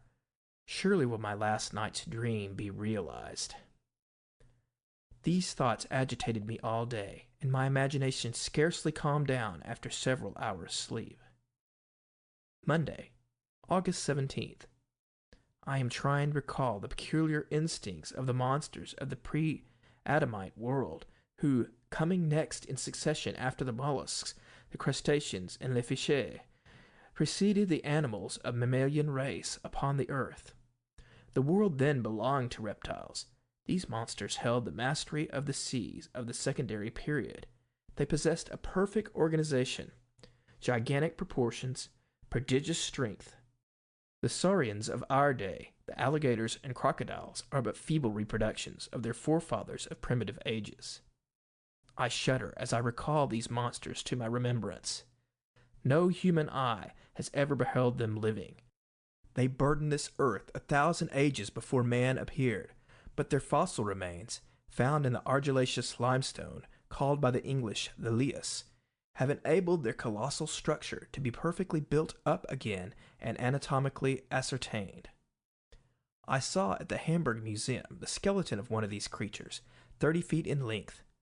Am I then fated, I, a denizen of the earth, to be placed face to face with these representatives of a long-extinct family? No, surely it cannot be, yet the deep marks of conical teeth upon the iron pick are certainly those of a crocodile. My eyes are fearfully bent upon the sea. I dread to see one of these monsters darting forth from its submarine caves. I suppose Professor Lidenbrock was of my opinion too, and even shared my fears. For after having examined the pig, his eyes traversed the ocean from side to side. What a very bad notion that was of his, I thought to myself, to take soundings just here. He had disturbed some monstrous beast in its remote den, and if we were not attacked on our voyage, I look at our guns and see that they are all right. My uncle notices it and looks on approvingly. Already, wildly disturbed regions of the surface of the water indicate some commotion below. The danger is approaching. We must be on the lookout. Tuesday, August 18th. Evening came, or rather the time when sleep weighs down the weary eyelids, for there is no night here, and the ceaseless light wearies the eyes with its persistency, just as if we were sailing under the Arctic sun. Hans was at the helm. During his watch, I slept. 2 hours afterwards, a terrible shock awoke me. The raft was heaved up on a watery mountain and pitched down again at a distance of 20 fathoms. "What is the matter?" shouted my uncle. "Have we struck land?" Hans pointed with his finger at a dark mass 600 yards away, rising and falling alternately with heavy plunges. I looked and cried, "It's an enormous porpoise!" "Yes," replied my uncle, "and there is a sea lizard of vast size." "And farther on, a monstrous crocodile. Look at its vast jaws and its rows of teeth. It is diving down." "There's a whale!" cried the professor. "I can see its great fins. See how he is throwing out air and water through his blowers." And in fact, 2 liquid columns were rising to a considerable height above the sea. We stood amazed, thunderstruck, at the presence of such a herd of marine monsters. They were of supernatural dimensions. The smallest of them would have crunched our raft, crew and all, at one snap of its huge jaws. Hans went to tack to get away from the dangerous neighborhood, but he sees on the other hand enemies not less terrible, a tortoise 40 feet long, and a serpent of 30, lifting its fearful head and gleaming eyes above the flood. Flight was out of the question now. The reptiles rose. They wheeled around our little raft with a rapidity greater than that of express trains. They described around us gradually narrowing circles. I took up my rifle, but what could a ball do against the scaly armor with which enormous beasts were clad? We stood dumb with fear. They approached us close, on one side the crocodile, on the other the serpent. The remainder of the sea monsters have disappeared. I prepare to fire. Hans stops me by a gesture. The 2 monsters pass within 150 yards of the raft and hurl themselves upon one another with a fury which prevents them from seeing us. At 300 yards from us the battle was fought. We could distinctly observe the 2 monsters engaged in a deadly conflict, but it now seems to me as if the other animals were taking part in the fray. The porpoise, the whale, the lizard, the tortoise. Every moment I seem to see one or the other of them. I point to the Icelander. He shakes his head negatively. "Va," he says. "What 2?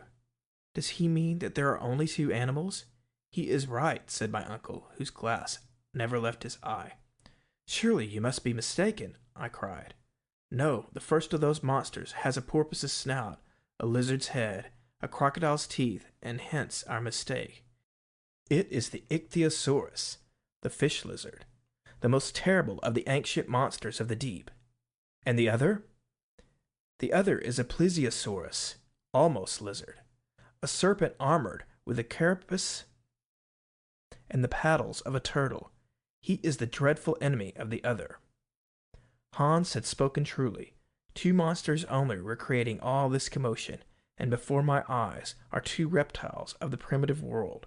I can distinguish the eye of the ichthyosaurus, glowing like a red-hot coal and as large as a man's head. Nature has endowed it with an optical apparatus of extreme power and capable of resisting the pressure of the great volume of water in the depths of it inhabits. It is appropriately called the saurian whale, for it has both the swiftness and the rapid movements of this monster of our own day. This one is not less than 100 feet long, and I can judge of its size when it sweeps over the waters the vertical coils of its tail. Its jaw is enormous, and according to naturalists, it is armed with no less than 182 teeth. The plesiosaurus, a serpent with a cylindrical body and a short tail, has 4 flappers or paddles to act like oars. Its body is entirely covered with a thick armor of scales, and its neck, as flexible as a swan's, rises 30 feet above the waves. Those huge creatures attacked each other with the greatest animosity. They heaved around them liquid mountains, which rolled even to our raft and rocked it perilously. 20 times we were near capsizing. Hissings of prodigious force are heard. The 2 beasts are fast locked together. I cannot distinguish the one from the other. The probable rage of the conqueror inspires us with intense fear. 1 hour, 2 hours pass. The struggle continues with unabated ferocity. The combatants alternately approach and recede from our raft.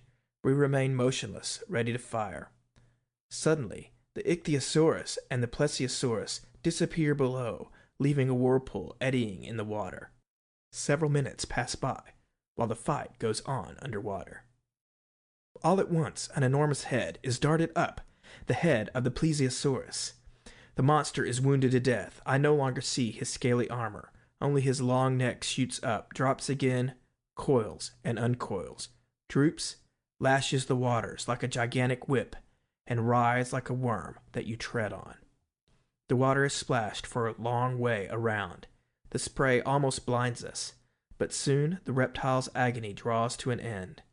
Its movements become fainter, its contortions cease to be so violent, and the long serpentine form lies a lifeless log on the laboring deep.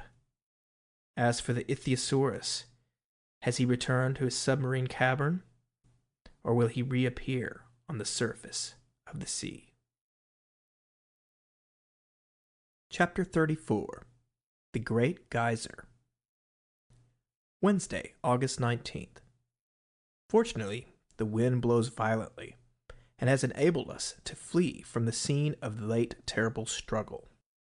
Hans keeps at his post at the helm.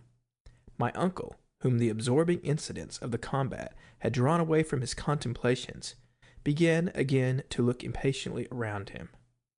The voyage resumes its uniform tenor, which I don't care to break with a repetition of such events as yesterday's. Thursday, August 20th. Wind north to northeast, unsteady and fitful. Temperature high. Rate 3.5 leagues an hour. About noon, a distant noise is heard. I note the fact without being able to explain it. It is a continuous roar. "In the distance," says the professor, "there's a rock or inlet, against which the sea is breaking." Hans climbs up the mast, but sees no breakers. The ocean is smooth and unbroken to its farthest limit. 3 hours pass. The roarings seem to proceed from a very distant waterfall. I remark upon this to my uncle, who replies doubtfully, "Yes, I am convinced that I am right." Are we, then, speeding forward to some cataract which will cast us down an abyss? This method of getting on may please the professor, because it is vertical, but for my part, I prefer the more ordinary modes of horizontal progression. At any rate, some leagues to the windward there must be some noisy phenomenon, for now the roarings are heard with increasing loudness. Do they proceed from the sky or the ocean? I look up to the atmospheric vapors, and try to fathom their depths. The sky is calm and motionless. The clouds have reached the utmost limit of their lofty vault, and there lie bathed in the bright glare of the electric light. It is not there that we must seek for the cause of the phenomenon. Then I examine the horizon, which is unbroken and clear of all mist. There is no change in its aspect.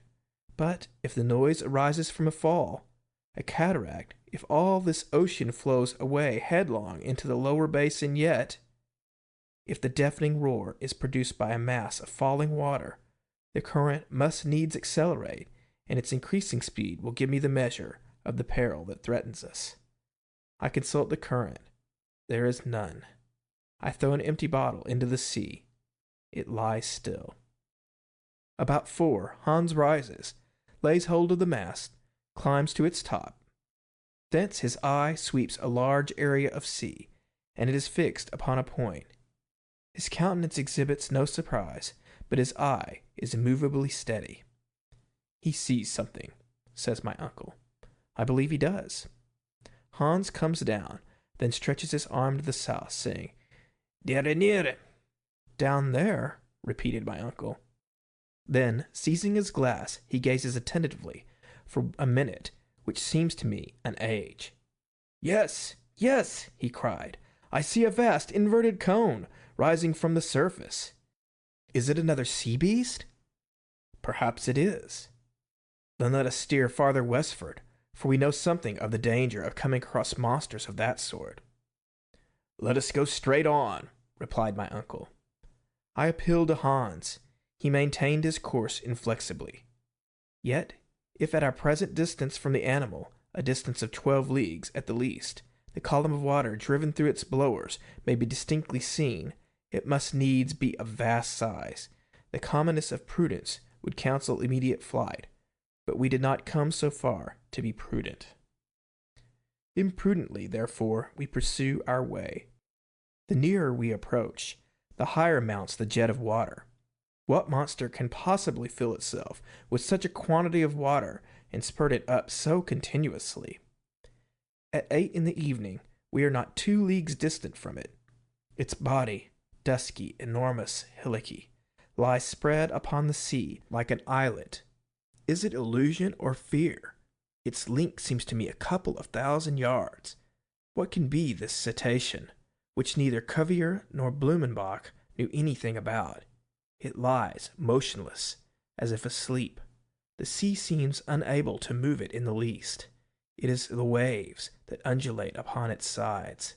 The column of water, thrown up to a height of 500 feet, falls in rain with a deafening uproar.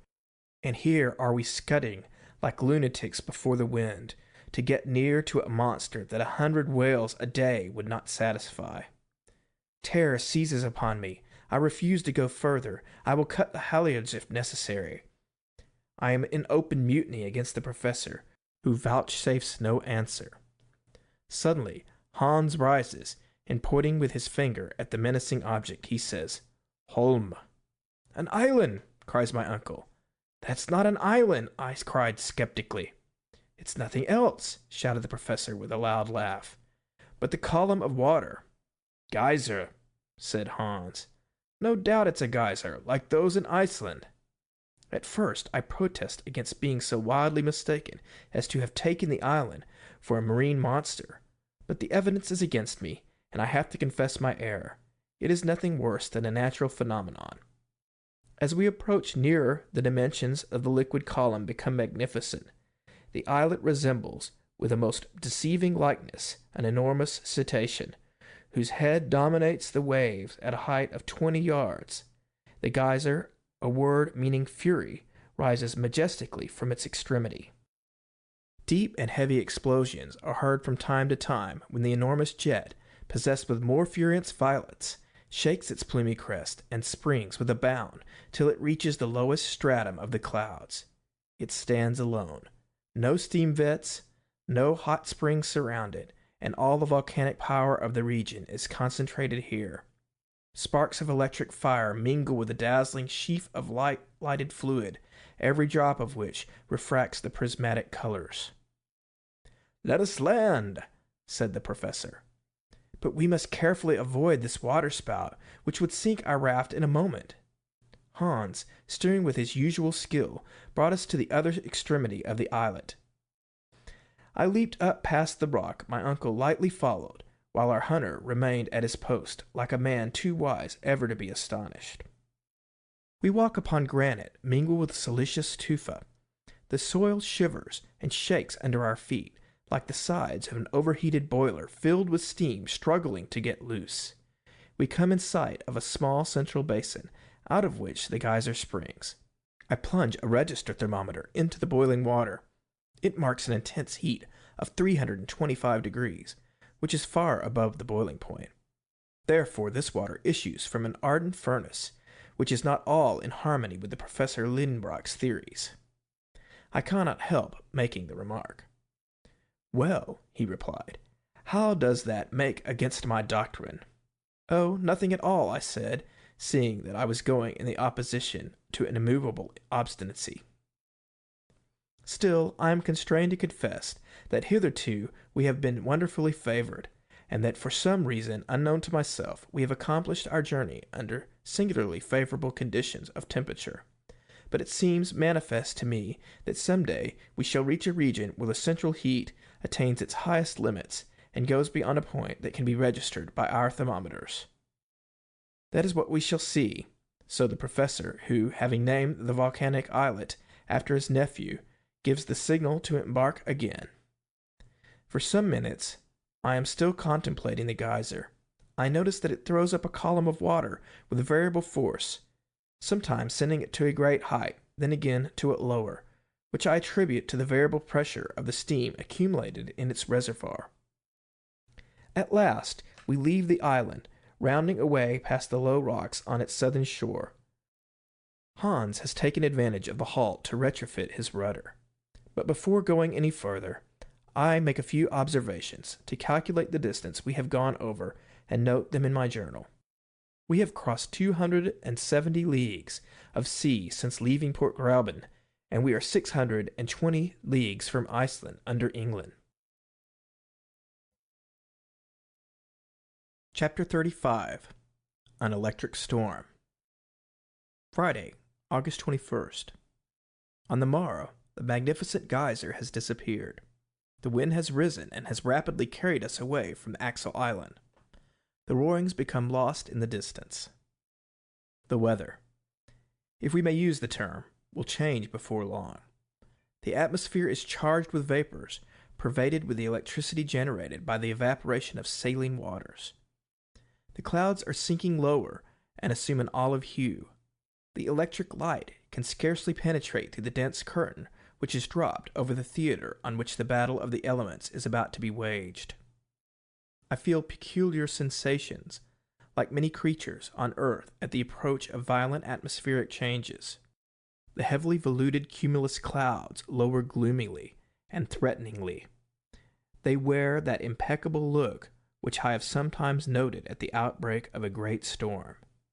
The air is heavy. The sea is calm. In the distance, the clouds resemble great bales of cotton, piled up in picturesque disorder. By degrees they dilate, then gain in huge size what they lose in number. Such is their ponderous weight that they cannot rise from the horizon, but obeying an impulse from higher currents, their dense consistency slowly yields. The gloom upon them deepens, and they soon present to our view a ponderous mass of almost level surface. From time to time, a fleecy tuft of mist, with yet some gleaming light left upon it, drops down upon the dense floor of gray, and loses itself in the opaque and impenetrable mass. The atmosphere is evidently charged and surcharged with electricity. My whole body is saturated. My hair bristles just as when you stand upon an insulated stool under the action of an electrical machine. It seems to me as if my companions, the moment they touched me, would receive a severe shock like that from an electric eel. At 10 in the morning, the symptoms of storm become aggravated. The wind never lulls, but to acquire increased strength. The vast bank of heavy clouds is a huge reservoir of fearful, windy gusts and rushing storms. I am loath to believe these atmospheric menaces, and yet I cannot help muttering, "Here's some very bad weather coming on." The professor made no answer. His temper is awful to judge from the working of his features as he sees this vast length of ocean unrolling before him to an indefinite extent. He can only spare time to shrug his shoulders viciously. "There's a heavy storm coming on," I cried, pointing towards the horizon. "Those clouds seem as if they were going to crush the sea." A deep silence falls on all around. The lately roaring winds are hushed into a dead calm. Nature seems to breathe no more, and to be sinking into the stillness of death. On the mast already I see the light play of a lament at St. Elmo's fire. The outstretched sail catches not a breath of wind and hangs like a sheet of lead. The rudder stands motionless in a sluggish, waveless sea. But if we have now ceased to advance, why do we yet leave that sail loose, which at the first shock of a tempest may capsize us in a moment? "Let us reef the sail and cut down the masts," I cried. "That will be the safest." "No, no, never!" shouted my impetuous uncle. "Never! Let the wind catch us if it will. What I want is to get at least a glimpse of rock or shore, even if our raft should be smashed into shivers." The words were hardly out of his mouth when a sudden change took place in the southern sky. The piled-up vapors condensed into water, and the air, put into violent action to supply the vacuum left by the condensation of the mists, rouses itself into a whirlwind. It rushes on from the farthest recesses of the vast cavern. The darkness deepens. Scarcely can I jot down a few hurried notes. The helm makes a bound. My uncle falls full length. I creep close to him. He has laid a firm hold upon a rope and appears to watch with grim satisfaction this awful display of elemental strife. Hans stirs not, his long hair blown by the pelting storm and laid flat across his immovable countenance, makes him a strange figure. For the end of each lock of loose flowing hair is tipped with little luminous radiations. This frightful mask of electric sparks suggests to me, even in this dizzy excitement, a comparison with pre-Adamite man, the contemporary of the Ichthyosaurus or the Megatherium. The mast yet holds firm. The sail stretches tight like a bubble, ready to burst. The raft flies at a rate that I cannot reckon, but not so fast as the foaming clouds of spray which it dashes from side to side in its headlong speed. "The sail! The sail!" I cry, motioning to lower it. "No," replies my uncle. "Nej," repeats Hans, leisurely shaking his head. But now the rain forms a crushing cataract in front of that horizon toward which we are running with such maddening speed. But before it has reached us, the rain cloud parts asunder, the sea boils, and the electric fires are brought into violent action by a mighty chemical power that descends from the higher regions. The most vivid flashes of lightning are mingled with the violent crash of continuous thunder. Ceaseless fiery arrows dart in and out amongst the fiery thunder clouds. The vaporous mass soon glows with incandescent heat. Hailstones rattle fiercely down, and as they dash upon our iron tools, they too emit gleams and flashes of lurid light.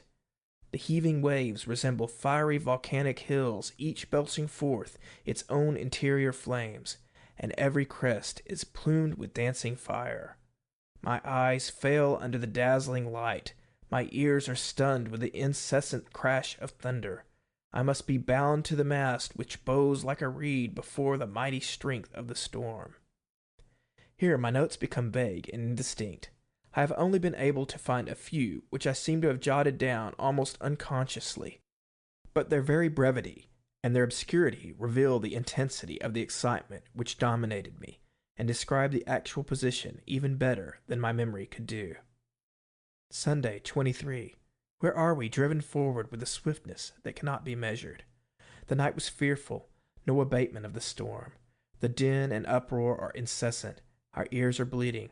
To exchange a word is impossible. The lightning flashes with intense brilliancy, and never seems to cease for a moment. Zigzag streams of bluish-white fire dance down upon the sea and rebound, and then make an upward flight till they strike the granite vault that overreaches our heads. Suppose that solid roof should crumble down upon our heads.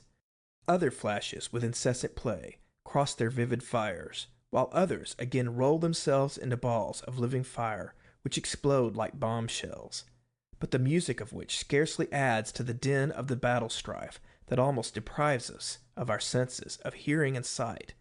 The limit of intense loudness has been passed, within which the human ear can distinguish one sound from another.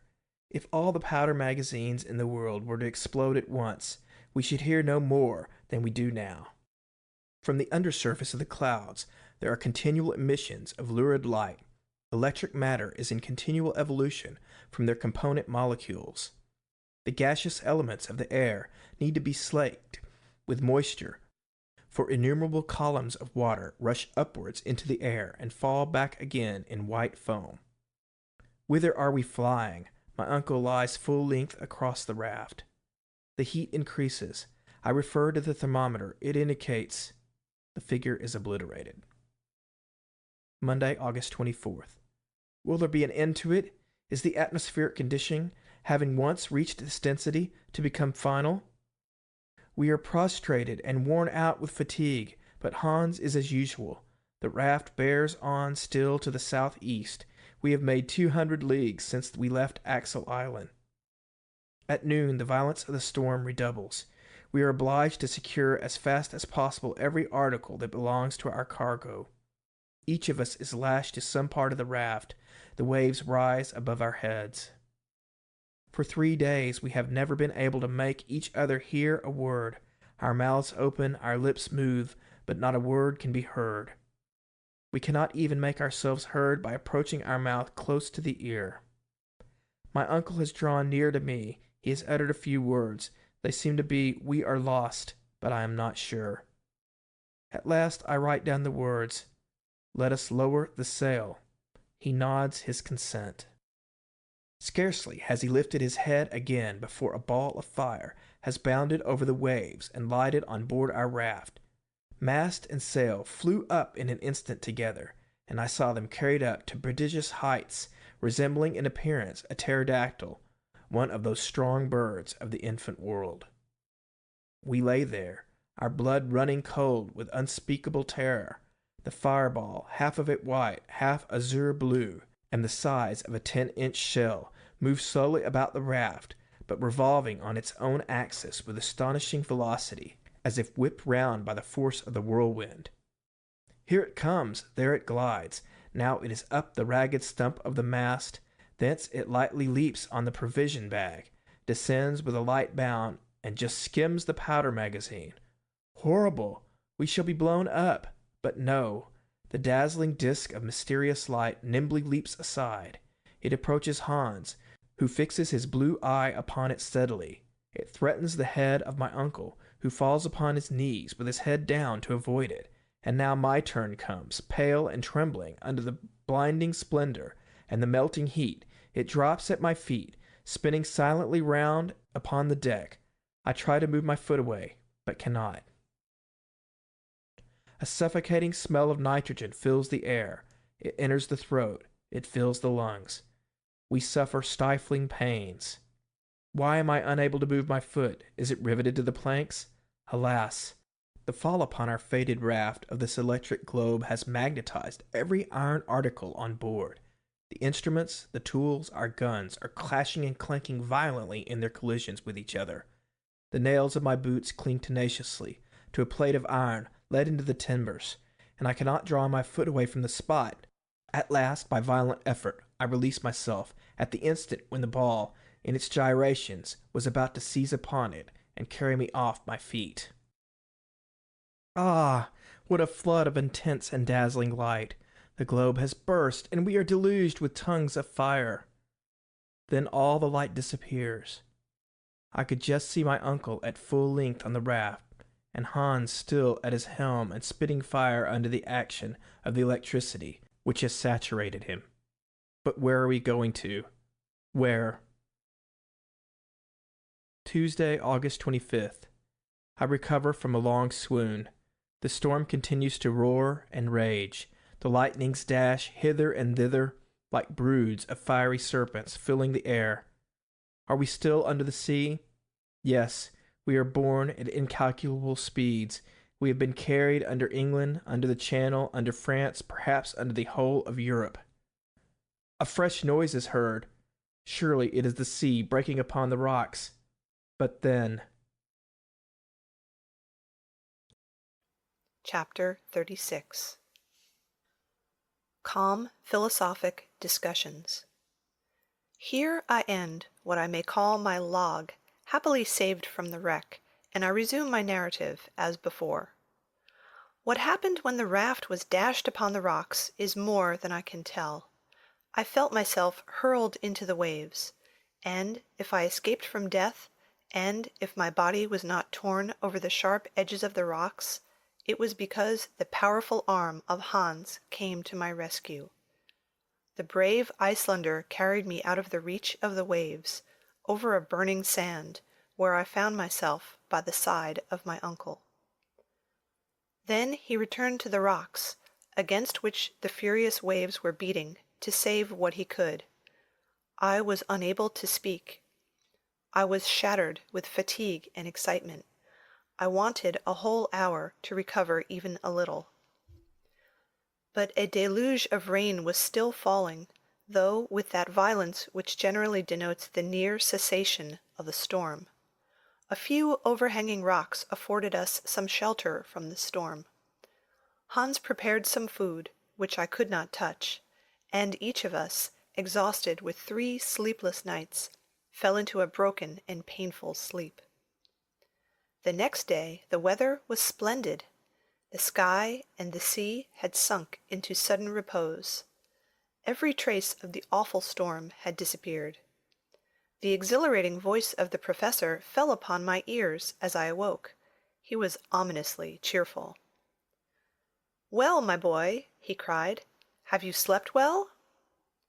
Would not anyone have thought that we were still in our cheerful little house on the Königstrasse, and that I was only just coming down to breakfast, and that I was to be married to Gräuben that day? Alas! If the tempest had but sent the raft a little more east, we should have passed under Germany, under my beloved town of Hamburg, under the very street where dwelt all that I loved most in the world.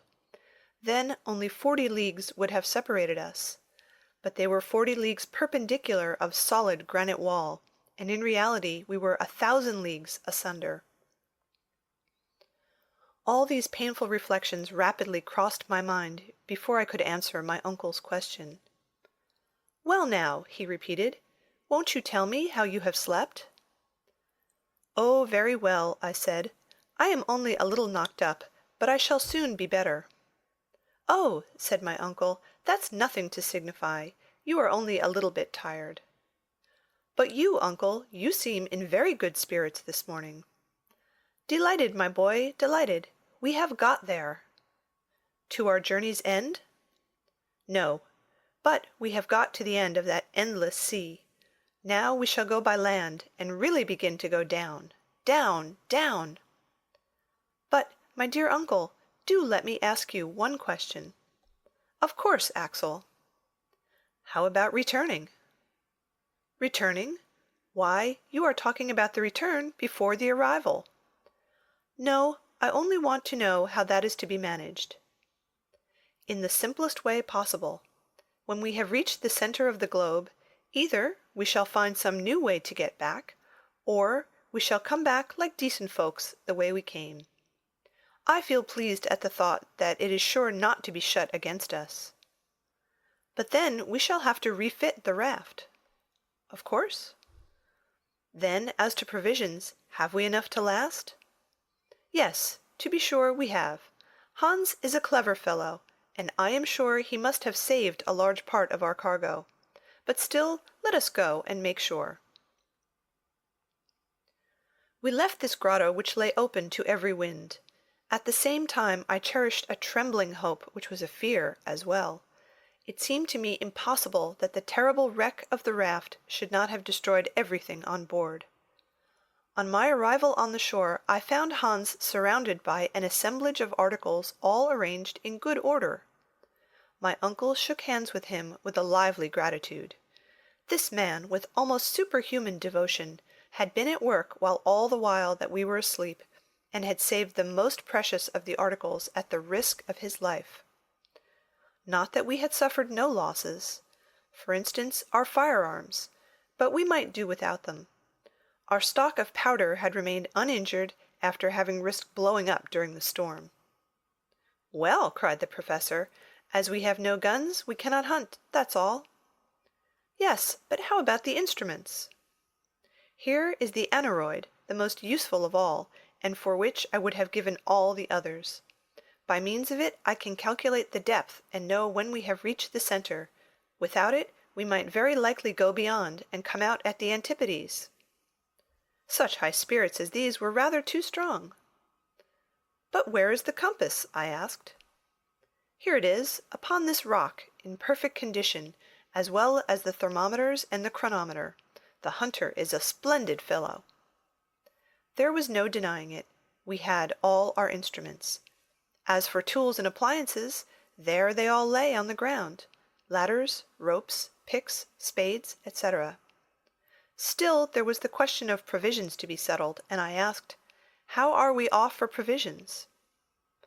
The boxes containing these were in a line upon the shore, in a perfect state of preservation. For the most part the sea had spared them, and what with biscuits, salt meat, spirits, and salt fish, we might reckon on 4 months' supply. 4 months! cried the Professor. "We have time to go and to return, and with all that is left I will give a grand dinner to my friends at the Johanneum." I ought by this time to have been quite accustomed to my uncle's ways, yet there was always something fresh about him to astonish me. "Now," said he, "we will replenish our supply of water with the rain which the storm has left us in all these granite basins. Therefore we shall have no reason to fear anything from thirst. As for the raft, I will recommend Hans to do his best to repair it, although I don't expect it will be of any further use to us." "How so?" I cried. "An idea of my own, my lad. I don't think we shall come out by the way that we went in." I stared at the Professor with a good deal of mistrust. I asked, was he not touched in the brain? And yet there was method in his madness. "And now let us go to breakfast," said he. I followed him to a headland, after he had given his instructions to the hunter. There preserved meat, biscuits, and tea made us an excellent meal, one of the best I ever remember. Hunger, the fresh air, the calm, quiet weather, after the commotions we had gone through, all contributed to give me a good appetite. Whilst breakfasting, I took the opportunity to put to my uncle the question where we were now. "That seems to me," I said, "rather difficult to make out." "Yes, it is difficult," he said, "to calculate exactly. Perhaps even impossible, since during these 3 stormy days I have been unable to keep any account of the rate or direction of the raft, but still we may get an approximation." "The last observation," I remarked, "was made on the island where the geyser was." "You mean Axel Island. Don't decline the honor of having given your name to the first island ever discovered in the central parts of the globe." "Well," said I, "let it be Axel Island." Then we had cleared 270 leagues of sea, and we were 600 leagues from Iceland. "Very well," answered my uncle, "let us start from that point and count 4 days' storm, during which our rate cannot have been less than 80 leagues in the 24 hours. "That is right, and this would make 300 leagues more." "Yes, and the Lidenbrock Sea would be 600 leagues from shore to shore. Surely, Axel, it may vie in size with the Mediterranean itself." "Especially," I replied, "if it happens that we have only crossed it in its narrowest part. And it is a curious circumstance," I added, "that if my computations are right, and we are 900 leagues from Reykjavik, we now have the Mediterranean above our head." "That is a good long way, my friend. But whether we are under Turkey or the Atlantic depends very much on the question in which direction we have been moving. Perhaps we have deviated." "No, I think not. Our course has been the same all along, and I believe this shore is southeast of Port Gräuben." "Well," replied my uncle, "we may easily ascertain this by consulting the compass. Let us go and see what it says." The Professor moved toward the rock upon which Hans had laid down the instruments. He was gay and full of spirits. He rubbed his hands. He studied his attitudes. I followed him, curious to know if I was right in my estimate. As soon as we had arrived at the rock, my uncle took the compass, laid it horizontally, and questioned the needle, which, after a few oscillations, presently assumed a fixed position. My uncle looked, and looked, and looked again. He rubbed his eyes, and then turned to me, thunderstruck with some unexpected discovery. "What is the matter?" I asked. He motioned me to look. An exclamation of astonishment burst from me. The north pole of the needle was turned to what we supposed to be the south. It pointed to the shore instead of to the open sea. I shook the box, examined it again. It was in perfect condition. In whatever position I placed the box, the needle pertinaciously returned to this unexpected quarter. Therefore there seemed no reason to doubt that during the storm there had been a sudden change of wind unperceived by us, which had brought our raft back to the shore which we thought we had left so long a distance behind us. Chapter 37. The Lidenbrock Museum of Geology. How shall I describe the strange series of passions which in succession shook the breast of Professor Lidenbrock? First stupefaction, then incredulity, lastly a downright burst of rage. Never had I seen the man so put out of countenance and so disturbed. The fatigues of our passage across, the dangers met, had all to be begun over again. We had gone backwards instead of forwards. But my uncle rapidly recovered himself. Aha! Will fate play tricks upon me? Will the elements lay plots against me? Shall fire, air, and water make a combined attack against me? Well, they shall know what a determined man can do. I will not yield. I will not stir a single foot backwards, and it will be seen whether man or nature is to have the upper hand. Erect upon the rock, angry and threatening, Otto Lidenbrock was a rather grotesque fierce parody upon the fierce Achilles defying the lightning. But I thought it my duty to interpose and attempt to lay some restraint upon this unmeasured fanaticism. Just listen to me, I said firmly. Ambition must have a limit somewhere. We cannot perform impossibilities. We are not at all fit for another sea voyage. Who would dream of undertaking a voyage of 500 leagues upon a heap of rotten planks, with a blanket in rags for a sail, a stick for a mast, and fierce winds in our teeth? We cannot steer. We shall be buffeted by the tempests, and we should be fools and madmen to attempt to cross a second time. I was able to develop this series of unanswerable reasons for 10 minutes without interruption. Not that the professor was paying any respectful attention to his nephew's arguments, but because he was deaf to all my eloquence. "To the raft!" he shouted. Such was his only reply.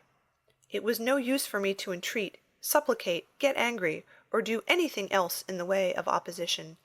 It would only have been opposing a will harder than any granite rock. Hans was finishing the repairs of the raft. One would have thought that this strange being was guessing at my uncle's intentions. With a few more pieces of surturbrand he had refitted our vessel. A sail already hung from the new mast, and the wind was playing in its waving folds. The professor said a few words to the guide, and immediately he put everything on board and arranged every necessary for our departure. The air was clear, and the northwest wind blew steadily. What could I do? Could I stand against the two? It was impossible. If Hans had but taken my side! But no, it was not to be. The Icelander seemed to have renounced all will of his own, and made a vow to forget and deny himself. I could get nothing out of a servant so feudalized, as it were, to his master. My only course was to proceed. I was therefore going with as much resignation as I could find to resume my accustomed place on the raft, when my uncle laid his hand upon my shoulder. "We shall not sail until tomorrow," he said. I made a movement intended to express resignation. "I must neglect nothing," he said, "and since my fate has driven me onto this part of the coast, I will not leave it until I have examined it." To understand what followed, it must be borne in mind that, although circumstances hereafter are to be explained, we were not really where the professor supposed we were. In fact, we were not upon the north shore of the sea. "Now let us start upon fresh discoveries," I said. And, leaving Hans to his work, we started off together. The space between the water and the foot of the cliffs was considerable. It took half an hour to bring us to the wall of rock. We trampled under our feet numberless shells of all the forms and sizes which existed in the earliest ages of the world. I also saw immense carapaces, more than 15 feet in diameter. They had been the coverings of those giant glyptodons or armadillos of the Pliocene period, of which the modern tortoise is but a miniature representative. The soil was beside this scattered with stony fragments, boulders rounded by water action, and ridged up in successive lines. I was therefore led to the conclusion that at one time the sea must have covered the ground on which we were treading. On the loose and scattered rocks, now out of reach of the highest tides, the waves had left manifest traces of their power to wear their way in the hardest stone. This might, up to a certain point, explain the existence of an ocean 40 leagues beneath the surface of the globe. But, in my opinion, this liquid mass would be lost by degrees farther and farther within the interior of the earth, and it certainly had its origin in the waters of the ocean overhead, which had made their way hither through some fissure. Yet it must be believed that the fissure is now closed, and that all this cavern or immense reservoir was filled in a very short time. Perhaps even this water, subjected to the fierce action of central heat, had partly been resolved into vapor. This would explain the existence of those clouds suspended above our heads, and the development of that electricity which raised such tempests within the bowels of the earth. This theory of the phenomenon we had witnessed seemed satisfactory to me, for however great and stupendous the phenomena of nature, fixed physical laws will or may always explain them. We were therefore walking upon sedimentary soil, the deposits of the waters of former ages. The professor was carefully examining every little fissure in the rocks.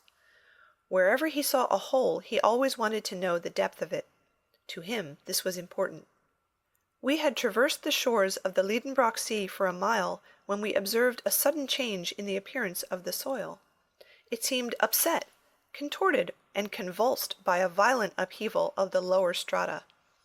In many places depressions or elevation gave witness to some tremendous power effecting the dislocation of strata.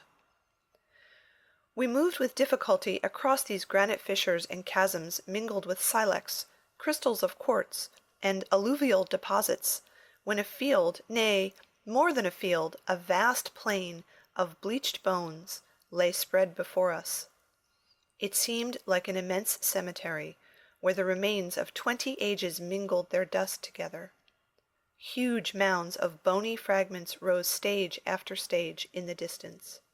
They undulated away to the limits of the horizon, and melted in the distance in a faint haze. There, within 3 square miles, were accumulated the materials for a complete history of the animal life of ages, a history scarcely outlined in the 2 recent strata of the inhabited world. But an impatient curiosity impelled our steps. Crackling and rattling, our feet were trampling on the remains of prehistoric animals and interesting fossils, the possession of which is a matter of rivalry and contention between museums of great cities. 1,000 Cuviers could never have reconstructed the organic remains deposited in this magnificent and unparalleled collection. I stood amazed. My uncle had uplifted his long arms to the vault which was our sky, his mouth gaping wide, his eyes flashing behind his shining spectacles, his head balancing with an up and down motion. His whole attitude denoted unlimited astonishment. Here he stood facing an immense collection of scattered Leptotheria, Mericotheria, Lophiodia, Amplotheria, Megatheria, Mastodons, Protopithecae, Pterodactyls, and all sorts of extinct monsters here assembled together for his special satisfaction. Fancy an enthusiastic bibliomaniac suddenly brought into the midst of the famous Alexandrian library burnt by Omar and restored by a miracle from its ashes. Just such a crazed enthusiast was my uncle, Professor Lidenbrock. But more was to come when, with a rush through the clouds of bone dust, he laid his hand upon a bear's skull, and cried with a voice trembling with excitement, "Axel! Axel! A human head!" "A human skull?" I cried, no less astonished. "Yes, nephew. Aha! Monsieur Milne Edwards. Aha! Monsieur de Quatrefages. How I wish you were standing here at the side of Otto Lidenbrock." Chapter 38. The Professor in his Chair Again. To understand this apostrophe of my uncle's, made to absent French savants, it will be necessary to allude to an event of high importance in a paleontological point of view, which had occurred a little while before our departure. On the 28th of March, 1863, some excavators working under the direction of M. Boucher de Perth in the stone quarries of Moulin-Quignon, near Abbeville, in the department of Somme, found a human jawbone 14 feet beneath the surface. It was the first fossil of this nature that had ever been brought to light.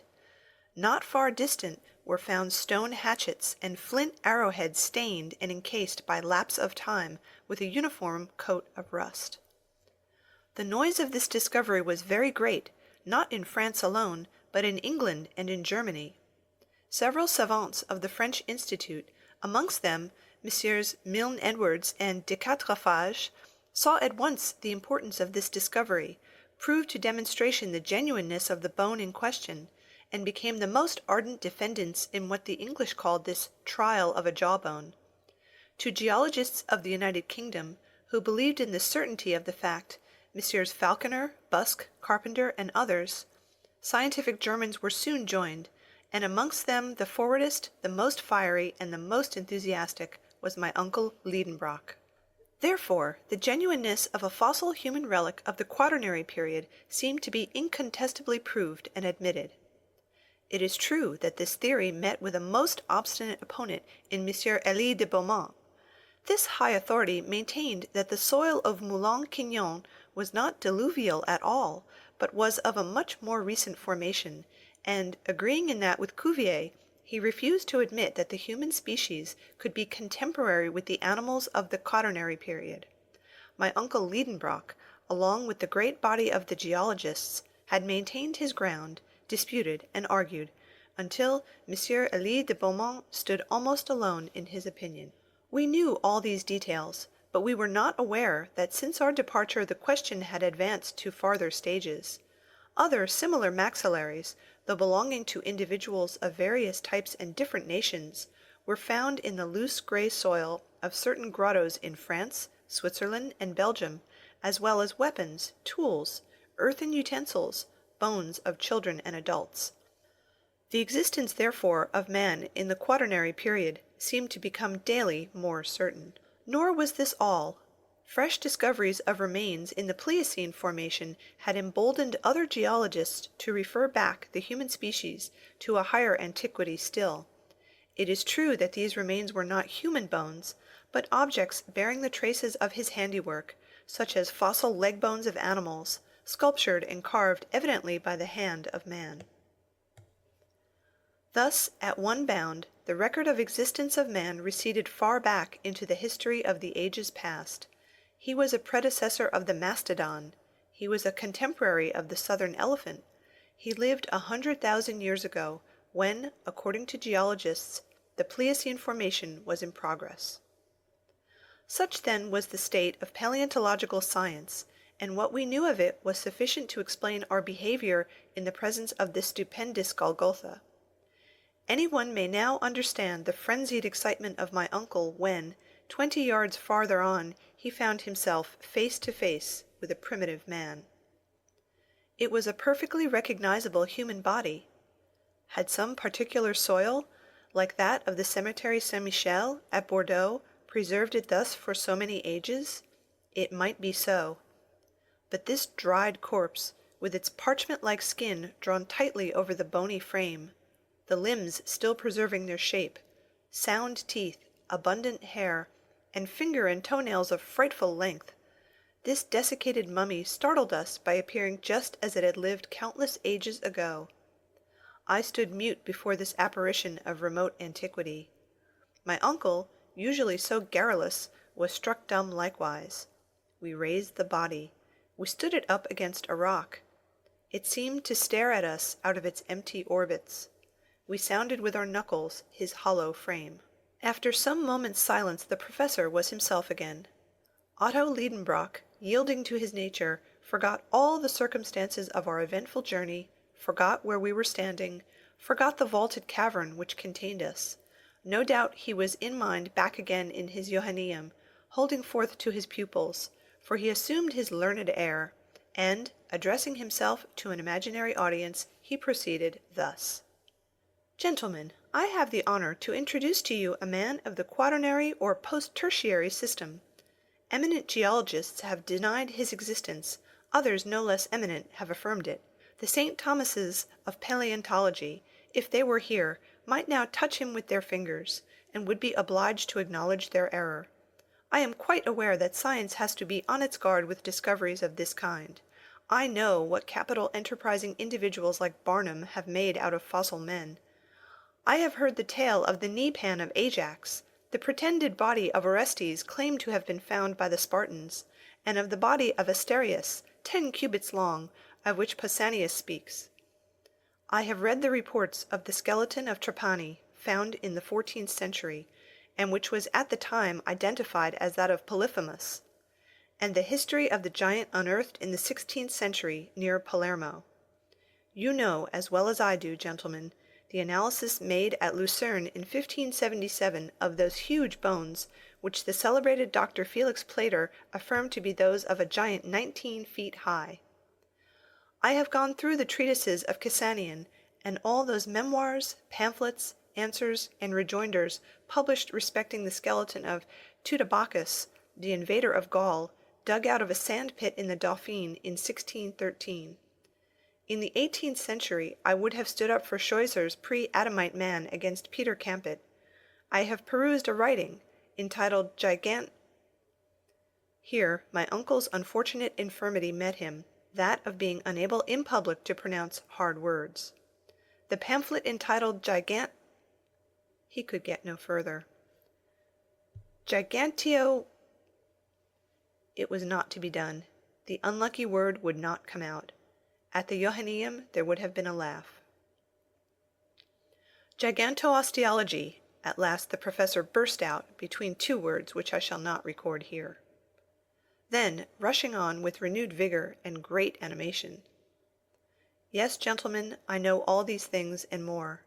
I know that Cuvier and Blumenbach have recognized in these bones nothing more remarkable than the bones of the mammoth and other mammals of the post-tertiary period.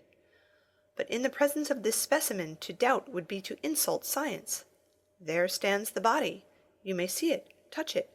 It is not a mere skeleton. It is an entire body, preserved for a purely anthropological end and purpose. I was good enough not to contradict this startling assertion. If I could only wash it in a solution of sulphuric acid, pursued my uncle, I should be able to clear it from all the earthly particles and the shells which are encrusted about it. But I do not possess that valuable solvent. Yet, such as it is, the body shall tell us its own wonderful story.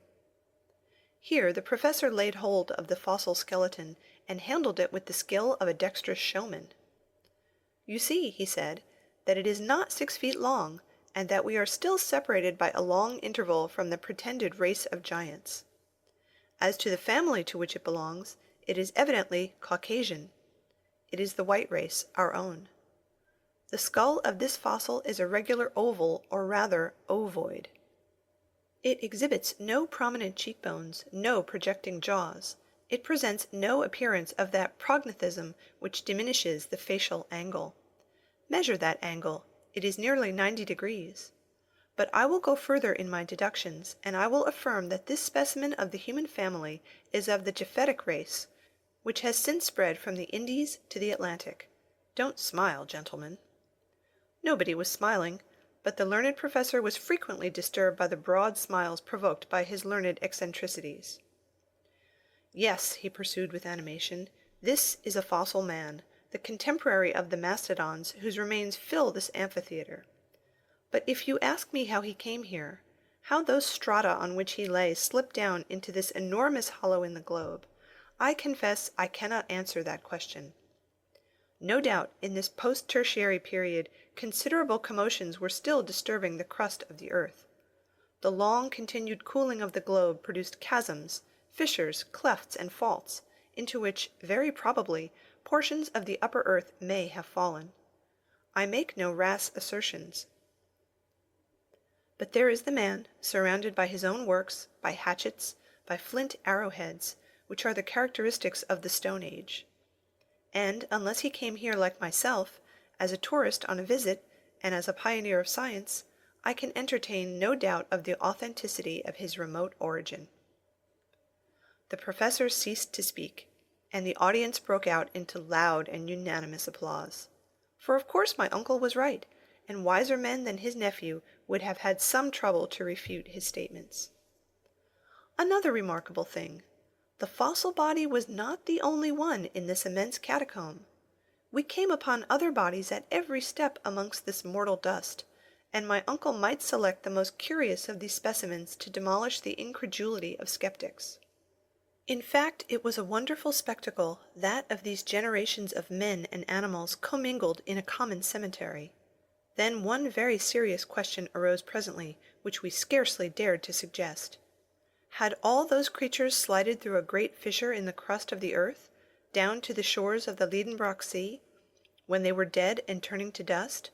Or had they lived and grown and died here in this subterranean world under a false sky, just like inhabitants of the upper earth? Until the present time we had seen alive only marine monsters and fishes. Might not some living man, some native of the abyss, be yet a wanderer below on this desert strand? Chapter 39. Forest scenery illuminated by electricity. For another half hour we trod upon a pavement of bones. We pushed on, impelled by our burning curiosity. What other marvels did this cavern contain? What new treasures lay there for science to unfold? I was prepared for any surprise. My imagination was ready for any astonishment, however astounding. We had long since lost sight of the seashore behind the hills of bones. The rash professor, careless of losing his way, hurried me forward. We advanced in silence, bathed in luminous electric fluid. By some phenomenon which I am unable to explain, it lighted up all sides of every object equally. Such was its diffusiveness, there being no central point from which the light emanated, that shadows no longer existed. You might have thought yourself under the rays of a vertical sun in a tropical region at noonday and at the height of summer. No vapour was visible. The rocks, the distant mountains, a few isolated clumps of forest trees in the distance, presented a weird and wonderful aspect under these totally new conditions of a universal diffusion of light. We were like Hoffmann's shadowless man. After walking a mile, we reached the outskirts of a vast forest, but not one of those forests of fungi which bordered Port Gräuben. Here was the vegetation of the Tertiary period in its fullest blaze of magnificence. Tall palms belonging to no species longer living, splendid palmacites, firs, yews, cypress trees, thujas, representatives of the conifers, were linked together by a tangled network of long climbing plants. A soft carpet of moss and hepaticas luxuriously clothed the soil. A few sparkling streams ran almost in silence under what would have been the shade of the trees, but that there was no shadow. On their banks grew tree ferns similar to those we grow in hothouses. But a remarkable feature was the total absence of colour in all those trees, shrubs, and plants, growing without life-giving heat and the light of the sun. Everything seemed mixed up and confounded in one uniform silver-grey or light-brown tint, like that of fading and faded leaves. Not a green leaf anywhere, and the flowers, which were abundant enough in the Tertiary period, which first gave birth to flowers, looked like brown paper flowers, without colour or scent. My uncle Lidenbrock ventured to penetrate under this colossal grove. I followed him, not without fear. Since nature had here provided vegetable nourishment, why should not the terrible mammals be there too? I perceived in the broad clearings left by the trees, decayed with age, leguminose plants, esserini, rubicae, and many other eatable shrubs, dear to ruminant animals at every period. Then I observed, mingled together in confusion, trees of countries far apart on the surface of the globe. The oak and the palm were growing side by side, the Australian eucalyptus leaned against the Norwegian pine, the birch tree of the north mingled its foliage with New Zealand kauris. It was enough to distract the most ingenious classifier of terrestrial botany. Suddenly, I halted. I drew back my uncle. The diffused light revealed the smallest object in the dense and distant thickets. I thought I did see, with my own eyes, vast, colossal forms moving amongst the trees. They were gigantic animals. It was a herd of mastodons, not fossil remains, but living, and resembling those the bones of which were found in the marshes of Ohio in 1801. I saw those huge elephants whose long, flexible trunks were grouting and turning up the soil under the trees like a legion of serpents. I could hear the crashing noise of their long ivory tusks boring into the old decaying trunks. The boughs cracked, and the leaves, torn away by cartloads, went down the cavernous throats of the vast brutes. So then, the dream in which I had had a vision of the prehistoric world, of the tertiary and post-tertiary periods, was now realized. And there we were alone in the bowels of the earth, at the mercy of its wild inhabitants. My uncle was gazing with intense and eager interest. "Come on," he said, seizing my arm. "Forward, forward!" "No, I will not," I cried. "We have no firearms. What could we do in the midst of a herd of these 4-footed giants? Come away, uncle, come. No human being may with safety dare the anger of these monstrous beasts." "No human creature?" replied my uncle in a lower voice. "There you are wrong, Axel. Look down there. I fancy I see a living creature similar to ourselves. It is a man." I looked, shaking my head incredulously, but though at first I was unbelieving, I had to yield to the evidence of my senses. In fact, at a distance of 1/4 of a mile, leaning against the trunk of a gigantic kauri, stood a human being, the Proteus of those subterranean regions, a new son of Neptune, watching this countless herd of mastodons. Immanis pecoris custos, immanior ipse, that is, the shepherd of gigantic herds, and huger still himself. Yes, truly, huger still himself. It was no longer a fossil being like those whose dried remains we had easily lifted up in the field of bones. It was a giant, able to control those monsters. In stature he was at least 12 feet high. His head, huge and unshapely as a buffalo's, was half hidden in the thick and tangled growth of his unkempt hair. It most resembled the mane of the primitive elephant.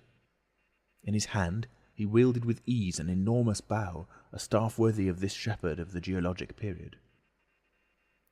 We stood petrified and speechless with amazement. But he might see us. We must fly. "Come, do come," I said to my uncle, who for once allowed himself to be persuaded. In another 1/4 of an hour, our nimble heels had carried us beyond the reach of this horrible monster. And yet, now that I can reflect quietly, now that my spirit has grown calm again, now that months have slipped by since this strange and supernatural meeting, what am I to think? What am I to believe? I must conclude that it was impossible that our senses had been deceived, that our eyes did not see what we supposed they saw. No human being lives in this subterranean world, no generation of men dwells in those inferior caverns of the globe, unknown to and unconnected with the inhabitants of the surface. It is absurd to believe it.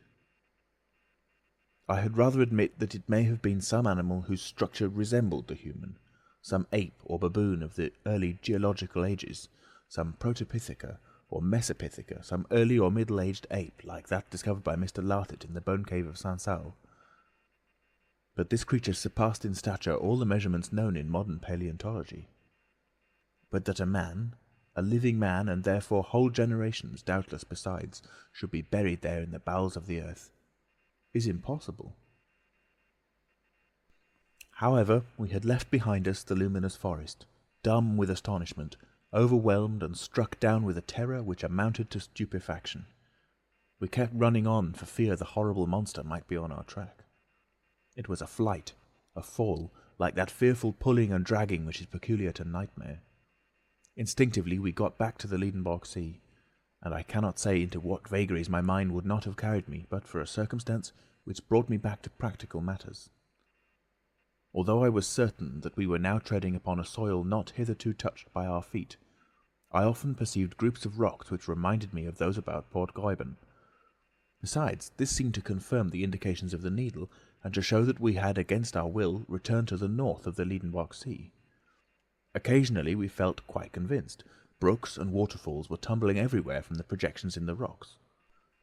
I thought I recognized the bed of Surtubrand, our faithful Hansbach, and the grotto in which I had recovered life and consciousness. Then a few paces further on, the arrangement of the cliffs, the appearance of an unrecognized stream, or the strange outline of a rock, came to throw me again into doubt.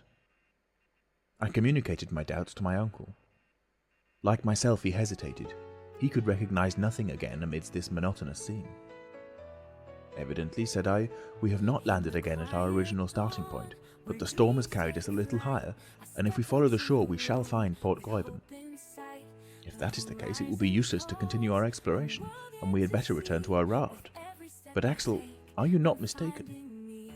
It is difficult to speak decidedly, uncle, for all these rocks are so very much alike. Yet I think I recognize the promontory at the foot of which Hans constructed our launch. We must be very near the little port, if indeed this is not it, I added, examining a creek which I thought I recognized. No, Axel, we should at least find our own traces, and I see nothing. But I do see, I cried, darting upon an object lying in the sand. And I showed my uncle a rusty dagger which I had just picked up. Come, said he, had you this weapon with you? I? No, certainly, but you perhaps? Not that I am aware, said the professor. I never had this object in my possession. Well, this is strange.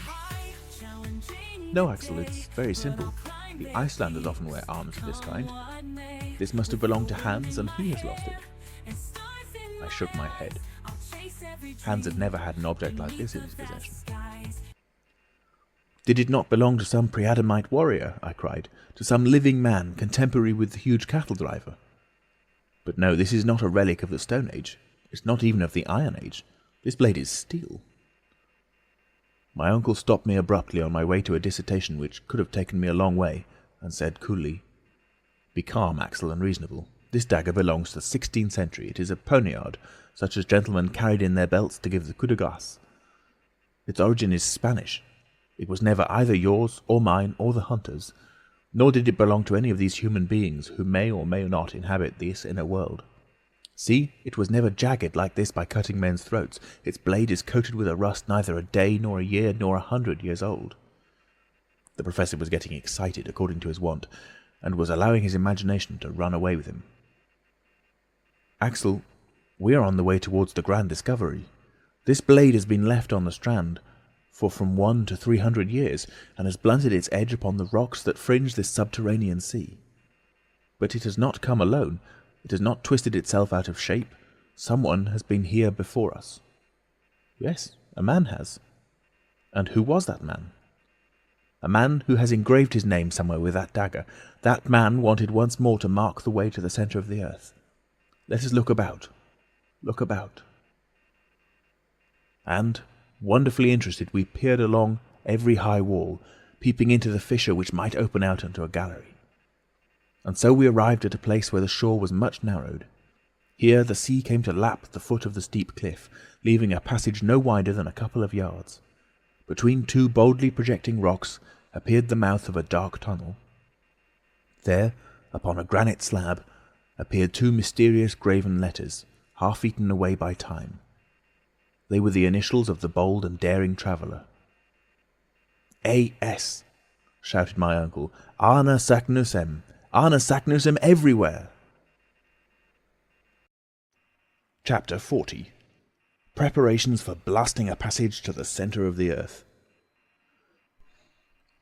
Since the start upon this marvellous pilgrimage, I had been through so many astonishments that I might well be excused for thinking myself well hardened against any further surprise. Yet, at the sight of these two letters, engraved on this spot 300 years ago, I stood aghast in dumb amazement.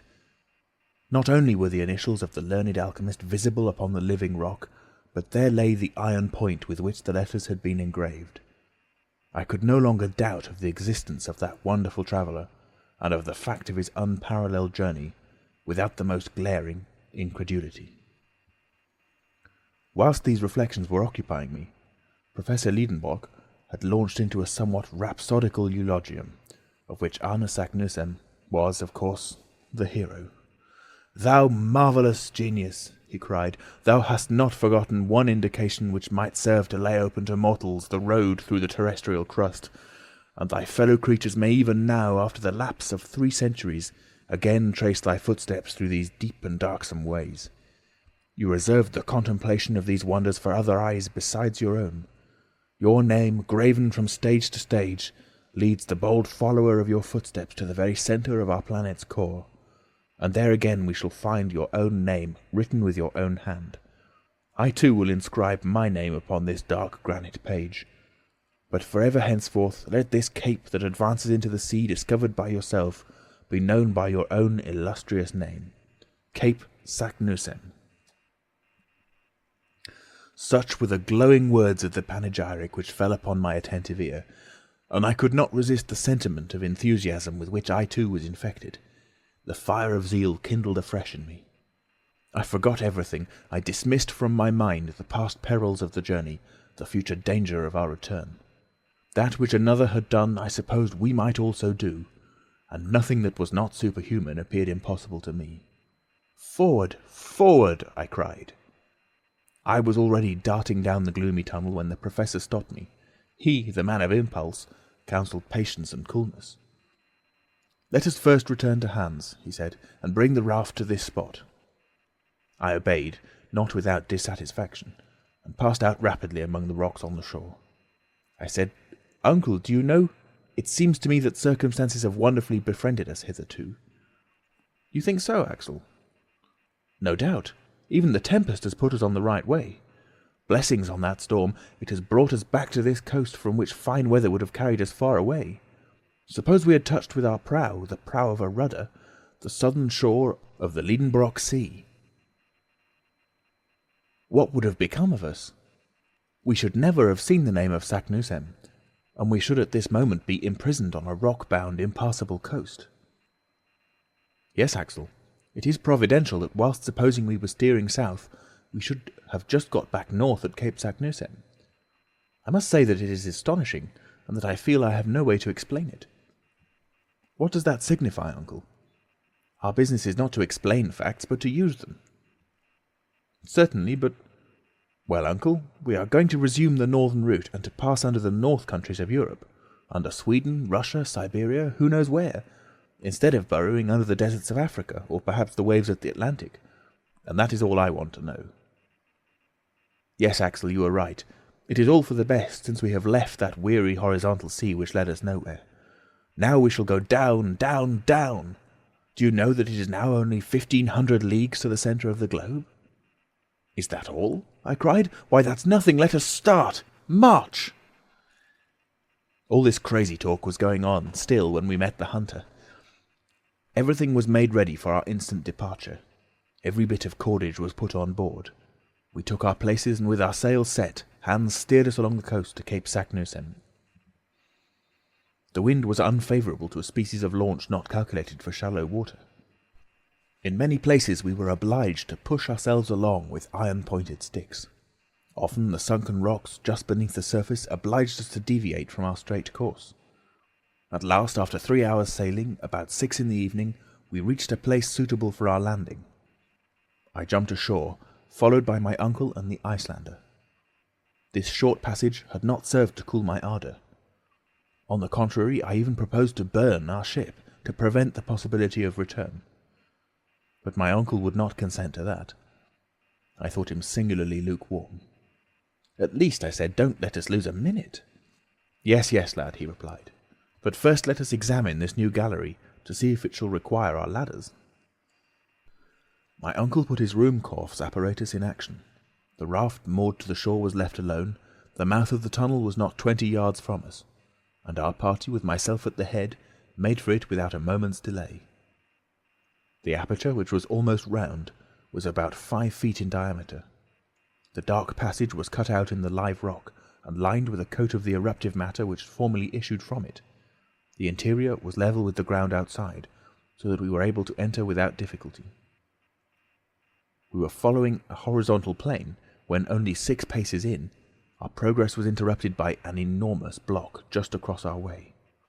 "Accursed rock!" I cried in a passion, finding myself suddenly confronted by an impassable obstacle.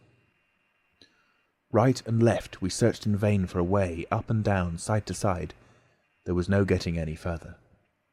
I felt fearfully disappointed, and I would not admit that the obstacle was final. I stopped. I looked underneath the block. No opening. Above, granite still. Hans passed his lamp over every portion of the barrier in vain. We must give up all hope of passing it. I sat down in despair. My uncle strode from side to side in the narrow passage. "But how was it with Saknussemm?" I cried. "Yes," said my uncle. "Was he stopped by this stone barrier?" "No, no," I replied with animation. "This fragment of rock has been shaken down by some shock or convulsion, or by one of those magnetic storms which agitate these regions, and has blocked up the passage which lay open to him. Many years have elapsed since the return of Saknussemm to the surface, and the fall of this huge fragment. Is it not evident that this gallery was once the way open to the course of the lava, and that at that time there must have been a free passage? See, here are the recent fissures grooving and channeling the granite roof. This roof itself is formed of fragments of rock carried down, of enormous stones, as if some by giant's hand. But at one time the expulsive force was greater than usual, and this block, like the falling keystone of a ruined arch, has slipped down to the ground and blocked up the way. It is only an accidental obstruction, not met by Saknussemm, and if we don't destroy it, we shall be unworthy to reach the centre of the earth." Such was my sentence. The soul of the professor had passed into me. The genius of discovery possessed me wholly. I forgot the past. I scorned the future. I gave not a thought to the things of the surface of this globe into which I had dived. Its cities and its sunny plains, Hamburg and the Königstrasse, even poor Gräuben, who must have given us up for lost.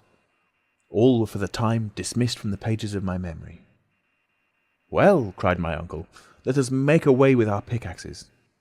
"Too hard for the pickaxe." "Well then, the spade." "That would take us too long." "What then?" "Why, gunpowder, to be sure. Let us mine the obstacle and blow it up." "Oh yes, it is only a bit of rock to blast." "Hans, to work!" cried my uncle. The Icelander returned to the raft, and soon came back with an iron bar, which he made use of to bore a hole for the charge. This was no easy work. A hole was to be made large enough to hold 50 pounds of gun cotton, whose expansive force is 4 times that of gunpowder. I was terribly excited. Whilst Hans was at work, I actively helped my uncle to prepare a slow match of wetted powder encased in linen. "This will do it," I said. "It will," replied my uncle. By midnight, our mining preparations were over. The charge was rammed into the hole, and the slow match, uncoiled along the gallery, showed its end outside the opening.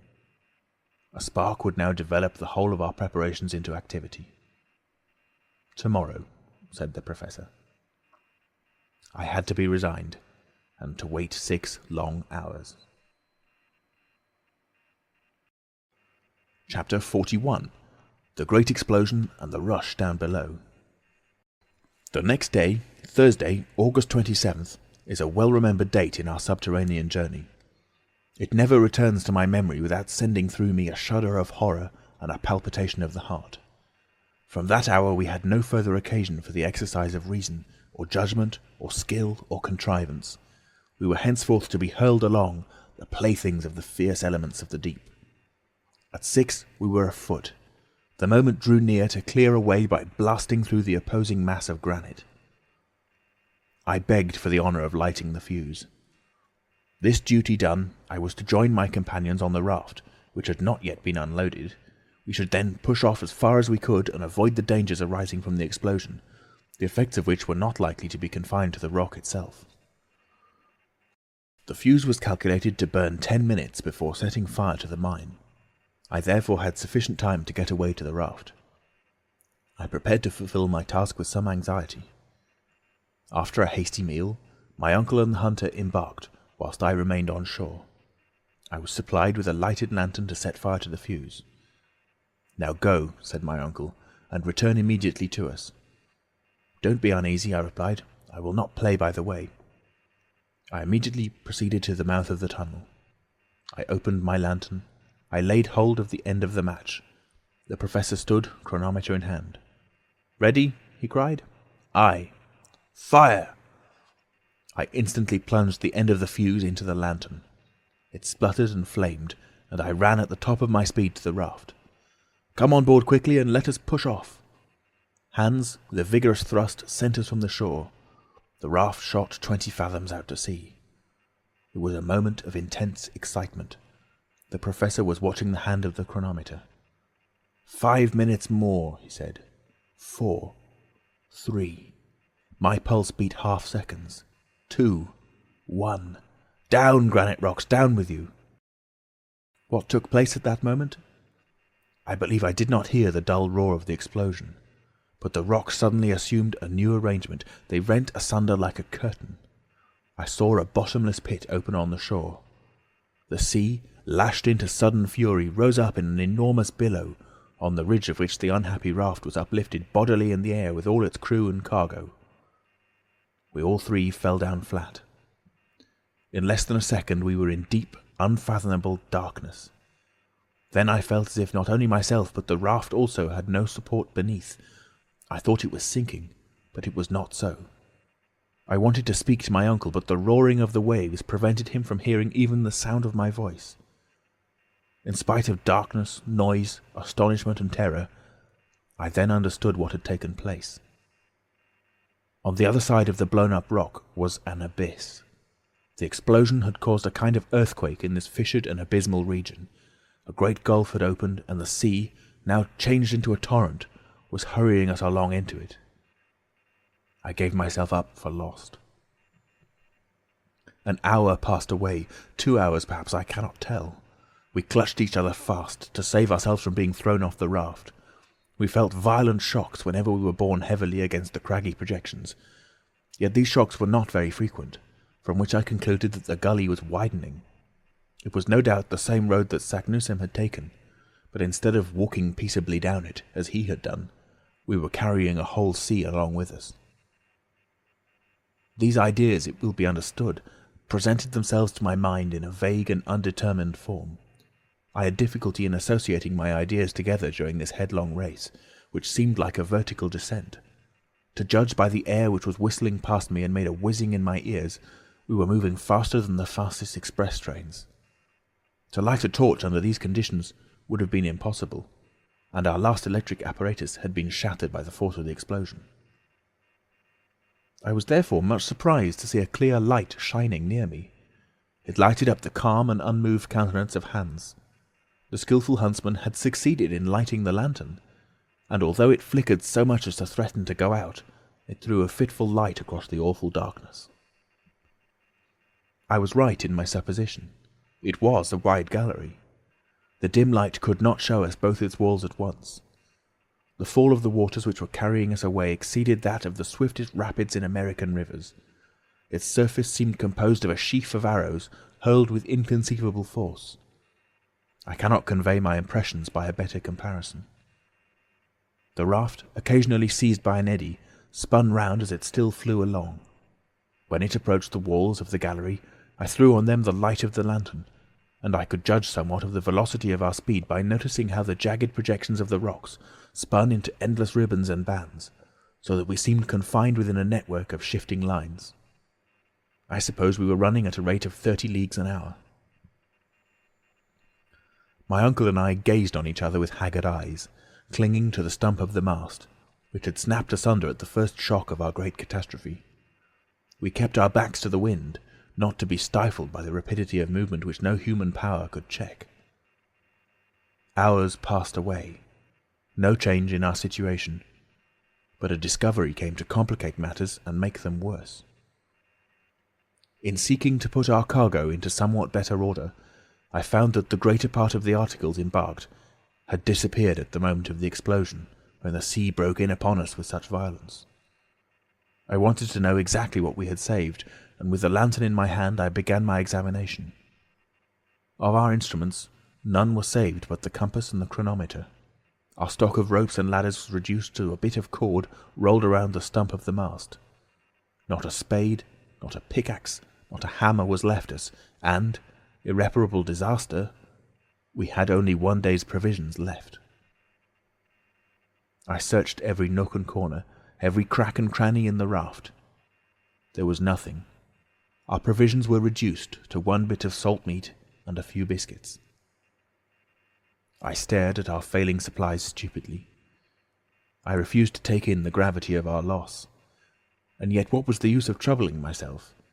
If we had had provisions enough for months, how could we get out of the abyss into which we were being hurled by an irresistible torrent? Why should we fear the horrors of famine when death was swooping down upon us in a multitude of other forms? Would there be time left to die of starvation? Yet by an inexplicable play of the imagination, I forgot my present dangers to contemplate the threatening future. Was there any chance of escaping from the fury of this impetuous torrent, and of returning to the surface of the globe? I could not form the slightest conjecture how or when, but one chance in 1,000 or 10,000 is still a chance, whilst death from starvation would leave us not the smallest hope in the world. The thought came into my mind to declare the whole truth to my uncle, to show him the dreadful straits to which we were reduced, and to calculate how long we might yet expect to live. But I had the courage to preserve silence. I wished to leave him cool and self-possessed. At that moment the light from our lantern began to sink by little and little, and then went out entirely. The wick had burnt itself out. Black night reigned again, and there was no hope left of being able to dissipate the palpable darkness. We had yet one torch left, but we could not have kept it alight. Then, like a child, I closed my eyes firmly not to see the darkness. After a considerable lapse of time, our speed redoubled. I could perceive it by the sharpness of the currents that blew past my face. The descent became steeper. I believe we were no longer sliding, but falling down. I had an impression that we were dropping vertically.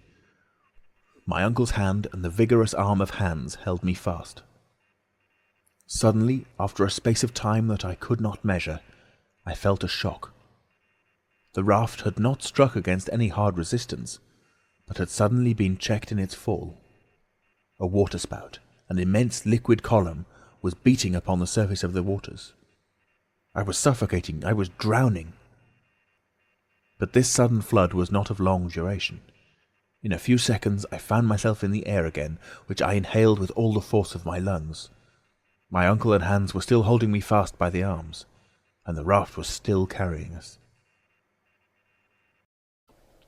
Chapter 42. Headlong speed upward through the horrors of darkness. It might have been, as I guessed, about 10 at night. The first of my senses which came into play after this last bout was that of hearing. All at once I could hear, and it was a real exercise of the sense of hearing. I could hear the silence in the gallery after the din which for hours had stunned me. At last these words of my uncle's came to me like a vague murmuring. "We are going up." "What do you mean?" I cried. "Yes, we are going up, up." I stretched out my arm. I touched the wall, and drew back my hand, bleeding. We were ascending with extreme rapidity. "The torch, the torch!" cried the Professor. Not without difficulty Hans succeeded in lighting the torch, and the flame, preserving its upward tendency, threw enough light to show us what kind of a place we were in. "Just as I thought," said the Professor. "We are in a tunnel not 24 feet in diameter. The water had reached the bottom of the gulf. It is now rising to its level, and carrying us with it." "Where to?" "I cannot tell, but we must be ready for anything. We are mounting at a speed which seems to me of 14 feet in a second, or 10 miles an hour. At this rate we shall get on." "Yes, if nothing stops us. If this well has an aperture. But suppose it to be stopped. If the air is condensed by the pressure of this column of water, we shall be crushed." "Axel," replied the Professor with perfect coolness, "our situation is almost desperate, but there are some chances of deliverance, and it is these that I am considering. If at every instant we may perish, so at every instant we may be saved. Let us then be prepared to seize upon the smallest advantage." "But what shall we do now?" "Recruit our strength by eating." At these words I fixed a haggard eye upon my uncle. That which I had been so unwilling to confess at last had to be told. Eat, did you say? Yes, at once. The Professor added a few words in Danish, but Hans shook his head mournfully. What? Cried my uncle. Have we lost our provisions? Yes, here is all we have left. 1 bit of salt meat, for the 3. My uncle stared at me, as if he could not understand. Well, said I, do you think we have any chance of being saved? My question was unanswered. An hour passed away. I began to feel the pangs of a violent hunger. My companions were suffering too, and not one of us dared touch this wretched remnant of our goodly store. But now we were mounting up with excessive speed. Sometimes the air would cut our breath short, as is experienced by aeronauts ascending too rapidly. But whilst they suffer from cold in proportion to their rise, we were beginning to feel a contrary effect. The heat was rising in a manner to cause us the most fearful anxiety, and certainly the temperature was at this moment at the height of 100 degrees Fahrenheit. What could be the meaning of such a change? Up to this time facts had supported the theories of Davy and of Lidenbrock. Until now particular conditions of non-conducting rocks, electricity, and magnetism had tempered the laws of nature, giving us only a moderately warm climate, for the theory of a central fire remained in my estimation the only one that was true and explicable. Were we then turning back to where the phenomena of central heat ruled in all their rigour and would reduce the most refractory rocks to the state of a molten liquid? I feared this, and said to the Professor, If we are neither drowned, nor shattered to pieces, nor starved to death, there is still the chance that we may be burned alive and reduced to ashes. At this he shrugged his shoulders and returned to his thoughts. An hour passed, and except some slight increase in the temperature, nothing new had happened. Come, said he, we must determine upon something. Determine on what? Said I. Yes, we must recruit our strength by carefully rationing ourselves, and so prolong our existence by a few hours. But we shall be reduced to very great weakness at last. And our last hour is not far off. Well, if there is a chance of safety, if a moment for active exertion presents itself, where should we find the required strength if we allowed ourselves to be enfeebled by hunger? Well, uncle, when this bit of meat has been devoured, what shall we have left? Nothing, Axel, nothing at all. But will it do you any more good to devour it with your eyes than with your teeth? Your reasoning has in it neither sense nor energy. Then don't you despair? I cried irritably. No, certainly not, was the Professor's firm reply. What? Do you think there is any chance of safety left? Yes, I do. As long as the heart beats, as long as body and soul keep together, I cannot admit that any creature endowed with a will has need to despair of life. Resolute words, these. The man who could speak so under such circumstances was of no ordinary type. Finally, what do you mean to do? I asked. Eat what is left to the last crumb, and recruit our fading strength. This meal will be our last, perhaps, so let it be. But at any rate we shall once more be men, and not exhausted empty bags. Well, let us consume it then, I cried. My uncle took the piece of meat and the few biscuits which had escaped from the general destruction. He divided them into 3 equal portions, and gave one to each. This made about a pound of nourishment for each. The Professor ate his greedily, with a kind of feverish rage. I ate without pleasure, almost with disgust. Hans quietly, moderately, masticating his small mouthfuls without any noise, and relishing them with the calmness of a man above all anxiety about the future. By diligent search he had found a flask of Hollands. He offered it to us each in turn, and this generous beverage cheered us up slightly.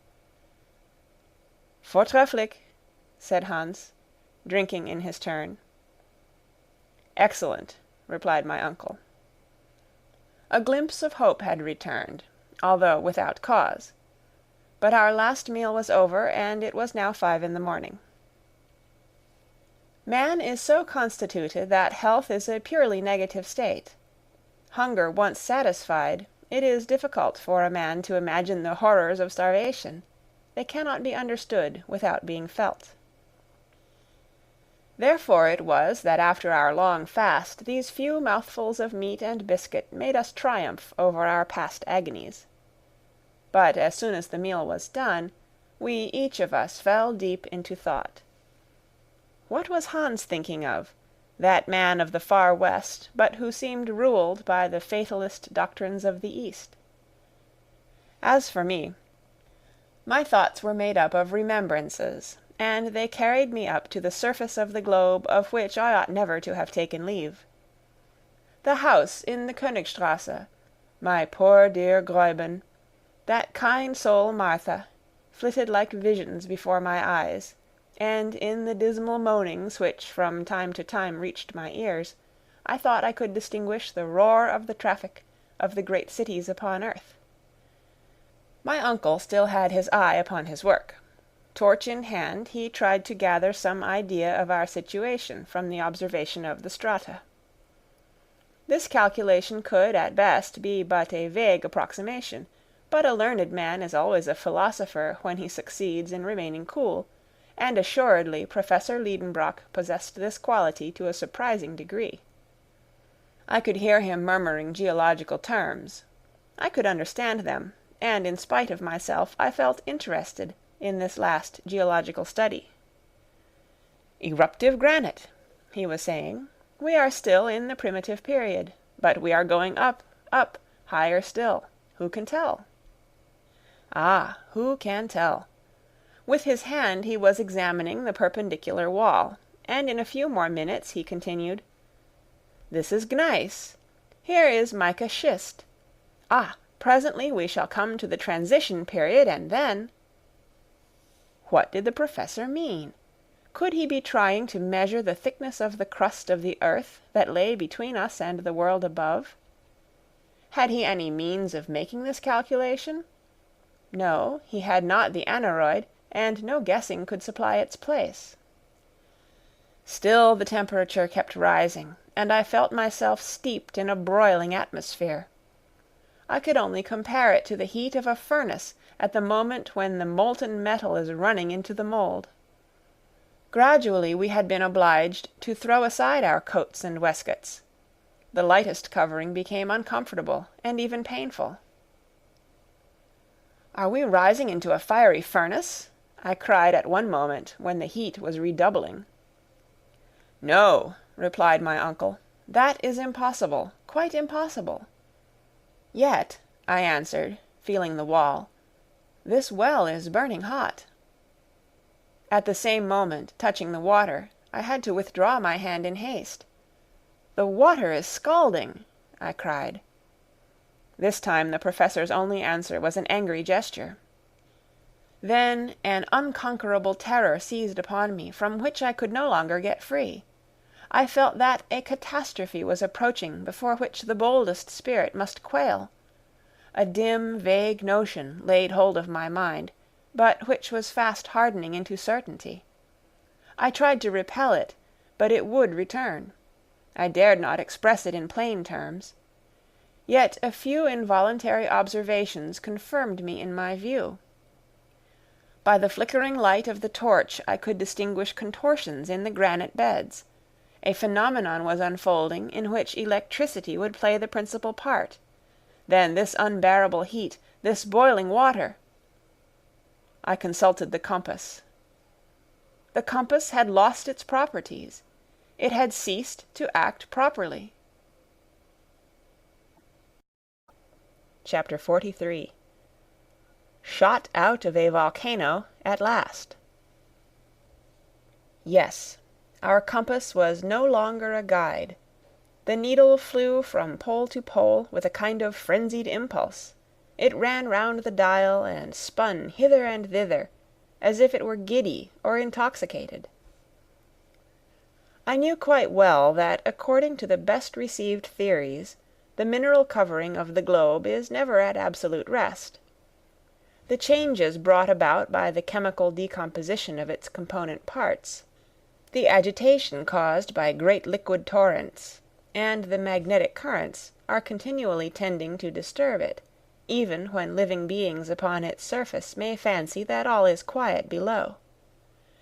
A phenomenon of this kind would not have greatly alarmed me, or, at any rate, it would not have given rise to dreadful apprehensions. But other facts, other circumstances of a peculiar nature came to reveal to me by degrees the true state of the case. There came incessant and continuous explosions. I could only compare them to the loud rattle of a long train of chariots driven at full speed over the stones, or a roar of unintermitting thunder. Then the disordered compass, thrown out of gear by the electric currents, confirmed me in a growing conviction. The mineral crust of the globe threatened to burst up, the granite foundations to come together with a crash. The fissure through which we were helplessly driven would be filled up, the void would be full of crushed fragments of rock, and we poor wretched mortals were to be buried and annihilated in this dreadful consummation. "My uncle!" I cried. "We are lost now, utterly lost!" "What are you in a fright about now?" was the calm rejoinder. "What is the matter with you?" "The matter? Look at those quaking walls. Look at those shivering rocks. Don't you feel the burning heat? Don't you see how the water boils and bubbles? Are you blind to the dense vapours and steam growing thicker and denser every minute? See this agitated compass needle. It is an earthquake that is threatening us." My undaunted uncle calmly shook his head. "Do you think," said he, "an earthquake is coming?" "I do." "Well, I think you are mistaken." "What? Don't you recognize the symptoms?" "Of an earthquake? No, I am looking out for something better." "What can you mean? Explain." "It is an eruption, Axel."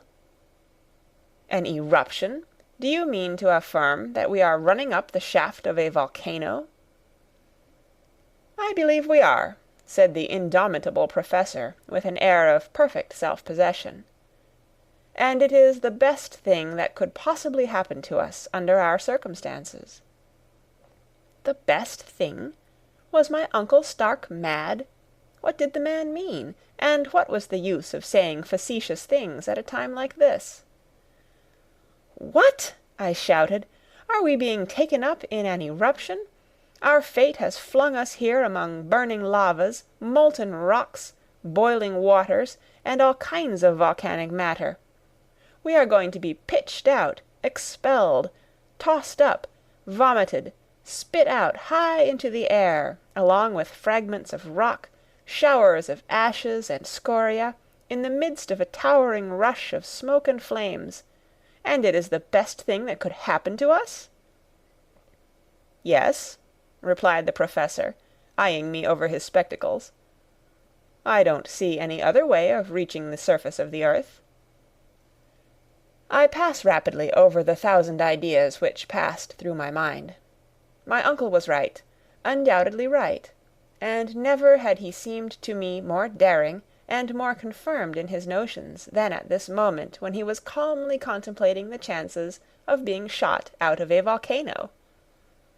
In the meantime, up we went. The night passed away in continual ascent. The din and uproar around us became more and more intensified. I was stifled and stunned. I thought my last hour was approaching, and yet imagination is such a strong thing that even in this supreme hour I was occupied with strange and almost childish speculations. But I was the victim, not the master, of my own thoughts. It was very evident that we were being hurried upward upon the crest of a wave of eruption. Beneath our raft were boiling waters, and under these the more sluggish lava was working its way up in a heated mass, together with shoals of fragments of rock which, when they arrived at the crater, would be dispersed in all directions, high and low. We were imprisoned in the shaft or chimney of some volcano. There was no room to doubt of that. But this time, instead of Snæfell, an extinct volcano, we were inside one in full activity. I wondered, therefore, where could this mountain be, and in what part of the world we were to be shot out. I made no doubt but that it would be in some northern region. Before its disorders set in, the needle had never deviated from that direction. From Cape Saknussemm we had been carried due north for hundreds of leagues. Were we under Iceland again? Were we destined to be thrown up out of Hecla, or by which of the 7 other fiery craters in that island? Within a radius of 500 leagues to the west I remembered under this parallel of latitude only the imperfectly known volcanoes of the northeast coast of America. To the east there was only one in the 80th degree of north latitude, the Esk in Jan Mayen Island, not far from Spitzbergen. Certainly there was no lack of craters, and there were some capacious enough to throw out a whole army, but I wanted to know which of them was to serve us for an exit from the inner world. Towards morning the ascending movement became accelerated. If the heat increased, instead of diminishing, as we approached nearer to the surface of the globe, this effect was due to local causes alone, and those volcanic. The manner of our locomotion left no doubt in my mind. An enormous force, a force of hundreds of atmospheres generated by the extreme pressure of confined vapours, was driving us irresistibly forward. But to what numberless dangers it exposed us! Soon lurid lights began to penetrate the vertical gallery, which widened as we went up. Right and left I could see deep channels, like huge tunnels, out of which escaped dense volumes of smoke. Tongues of fire lapped the walls, which crackled and sputtered under the intense heat. "See, see, my uncle!" I cried. "Well, those are only sulphureous flames and vapours, which one must expect to see in an eruption. They are quite natural." "But suppose they should wrap us round?" "But they won't wrap us round." "But we shall be stifled." "We shall not be stifled at all. The gallery is widening, and if it becomes necessary we shall abandon the raft and creep into a crevice." "But the water, the rising water!" "There is no more water, Axel, only a lava paste, which is bearing us up on its surface to the top of the crater." The liquid column had indeed disappeared, to give place to dense and still boiling eruptive matter of all kinds. The temperature was becoming unbearable. A thermometer exposed to this atmosphere would have marked 150 degrees. The perspiration streamed from my body. But for the rapidity of our ascent we should have been suffocated. But the Professor gave up his idea of abandoning the raft, and it was well he did. However roughly joined together, those planks afforded us a firmer support than we could have found anywhere else. About 8 in the morning a new incident occurred. The upward movement ceased. The raft lay motionless. "What is this?" I asked, shaken by this sudden stoppage, as if by a shock. "It is a halt," replied my uncle. "Is the eruption checked?"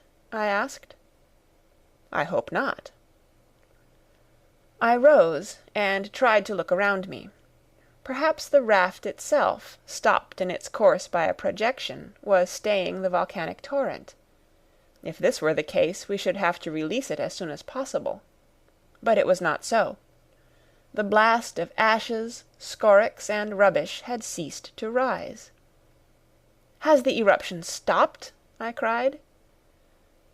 "Ah," said my uncle, between his clenched teeth, "you are afraid. But don't alarm yourself. This lull cannot last long. It has lasted now 5 minutes, and in a short time we shall resume our journey to the mouth of the crater." As he spoke, the Professor continued to consult his chronometer, and he was again right in his prognostications. The raft was soon hurried and driven forward with a rapid but irregular movement, which lasted about 10 minutes, and then stopped again. "Very good," said my uncle. "In 10 minutes more we shall be off again, for our present business lies with an intermittent volcano. It gives us time now and then to take a breath." This was perfectly true. When the 10 minutes were over, we started off again with renewed and increased speed. We were obliged to lay fast hold of the planks of the raft, not to be thrown off. Then again the paroxysm was over. I have since reflected upon this singular phenomenon, without being able to explain it. At any rate, it was clear that we were not in the main shaft of the volcano, but in a lateral gallery, where there were felt recurrent tunes of reaction. How often this operation was repeated I cannot say. All I know is, that at each fresh impulse we were hurled forward with a greatly increased force, and we seemed as if we were mere projectiles. During the short halts we were stifled with the heat. Whilst we were being projected forward, the hot air almost stopped my breath. I thought for a moment how delightful it would be to find myself carried suddenly into the Arctic regions, with a cold 30 degrees below the freezing point. My overheated brain conjured up visions of white plains of cool snow, where I might roll and allay my feverish heat. Little by little my brain, weakened by so many constantly repeated shocks, seemed to be giving way altogether. But for the strong arm of Hans, I should more than once have had my head broken against the granite roof of our burning dungeon. I have therefore no exact recollection of what took place during the following hours. I have a confused impression left of continuous explosions, loud detonations, a general shaking of the rocks all around us, and of a spinning movement with which our raft was once whirled helplessly around. It rocked upon the lava torrent amidst a dense fall of ashes. Snorting flames darted their fiery tongues at us. There were wild fierce puffs of stormy wind from below, resembling the blasts of vast iron furnaces blowing all at one time. And I caught a glimpse of the figure of Hans lighted up by the fire, and all the feeling I had left was just what I imagine must be the feeling of an unhappy criminal doomed to be blown away alive from the mouth of a cannon, just before the trigger is pulled, and the flying limbs and rags of flesh and skin fill the quivering air and spatter the blood-stained ground. Chapter 44. Sunny Lands in the Blue Mediterranean. When I opened my eyes again, I felt myself grasped by the belt with the strong hand of our guide. With the other arm he supported my uncle. I was not seriously hurt, but I was shaken and bruised and battered all over. I found myself lying on the sloping side of a mountain, only 2 yards from a gaping gulf, which would have swallowed me up had I leaned at all that way. Hans had saved me from death whilst I lay rolling on the edge of the crater. "Where are we?" asked my uncle irascibly, as if he felt much injured by being landed upon the earth again. The hunter shook his head in token of complete ignorance. "Is it Iceland?" I asked. "Nej," replied Hans. "What? Not Iceland?" cried the Professor. "Hans must be mistaken," I said, raising myself up. This was our final surprise after all the astonishing events of our wonderful journey. I had expected to see a white cone covered with the eternal snow of ages rising from the midst of the barren deserts of the icy north, faintly lighted with the pale rays of the Arctic sun, far away in the highest latitudes known. But contrary to all our expectations, my uncle, the Icelander, and myself were sitting halfway down a mountain, baked under the burning rays of a southern sun which was blistering us with the heat and blinding us with the fierce light of his nearly vertical rays. I could not believe my own eyes, but the heated air and the sensation of burning left me no room for doubt.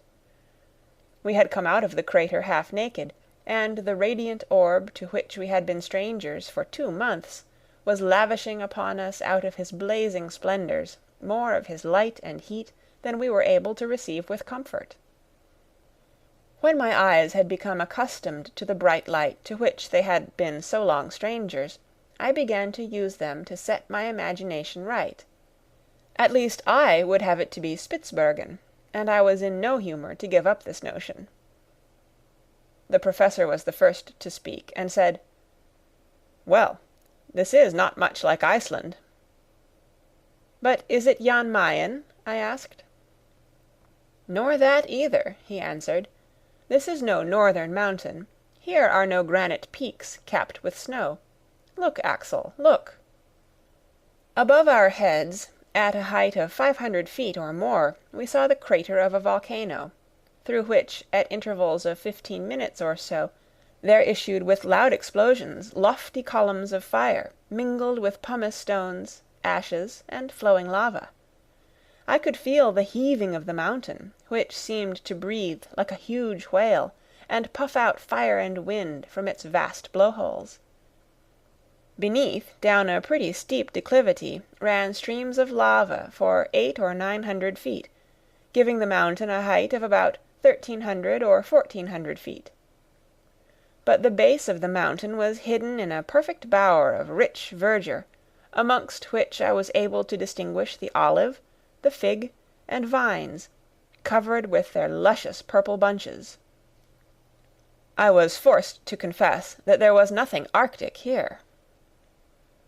When the eye passed beyond these green surroundings, it rested on a wide blue expanse of sea or lake, which appeared to enclose this enchanting island within a compass of only a few leagues. Eastward lay a pretty little white seaport town or village, with a few houses scattered around it, and in the harbour of which a few vessels of peculiar rig were gently swayed by the softly swelling waves.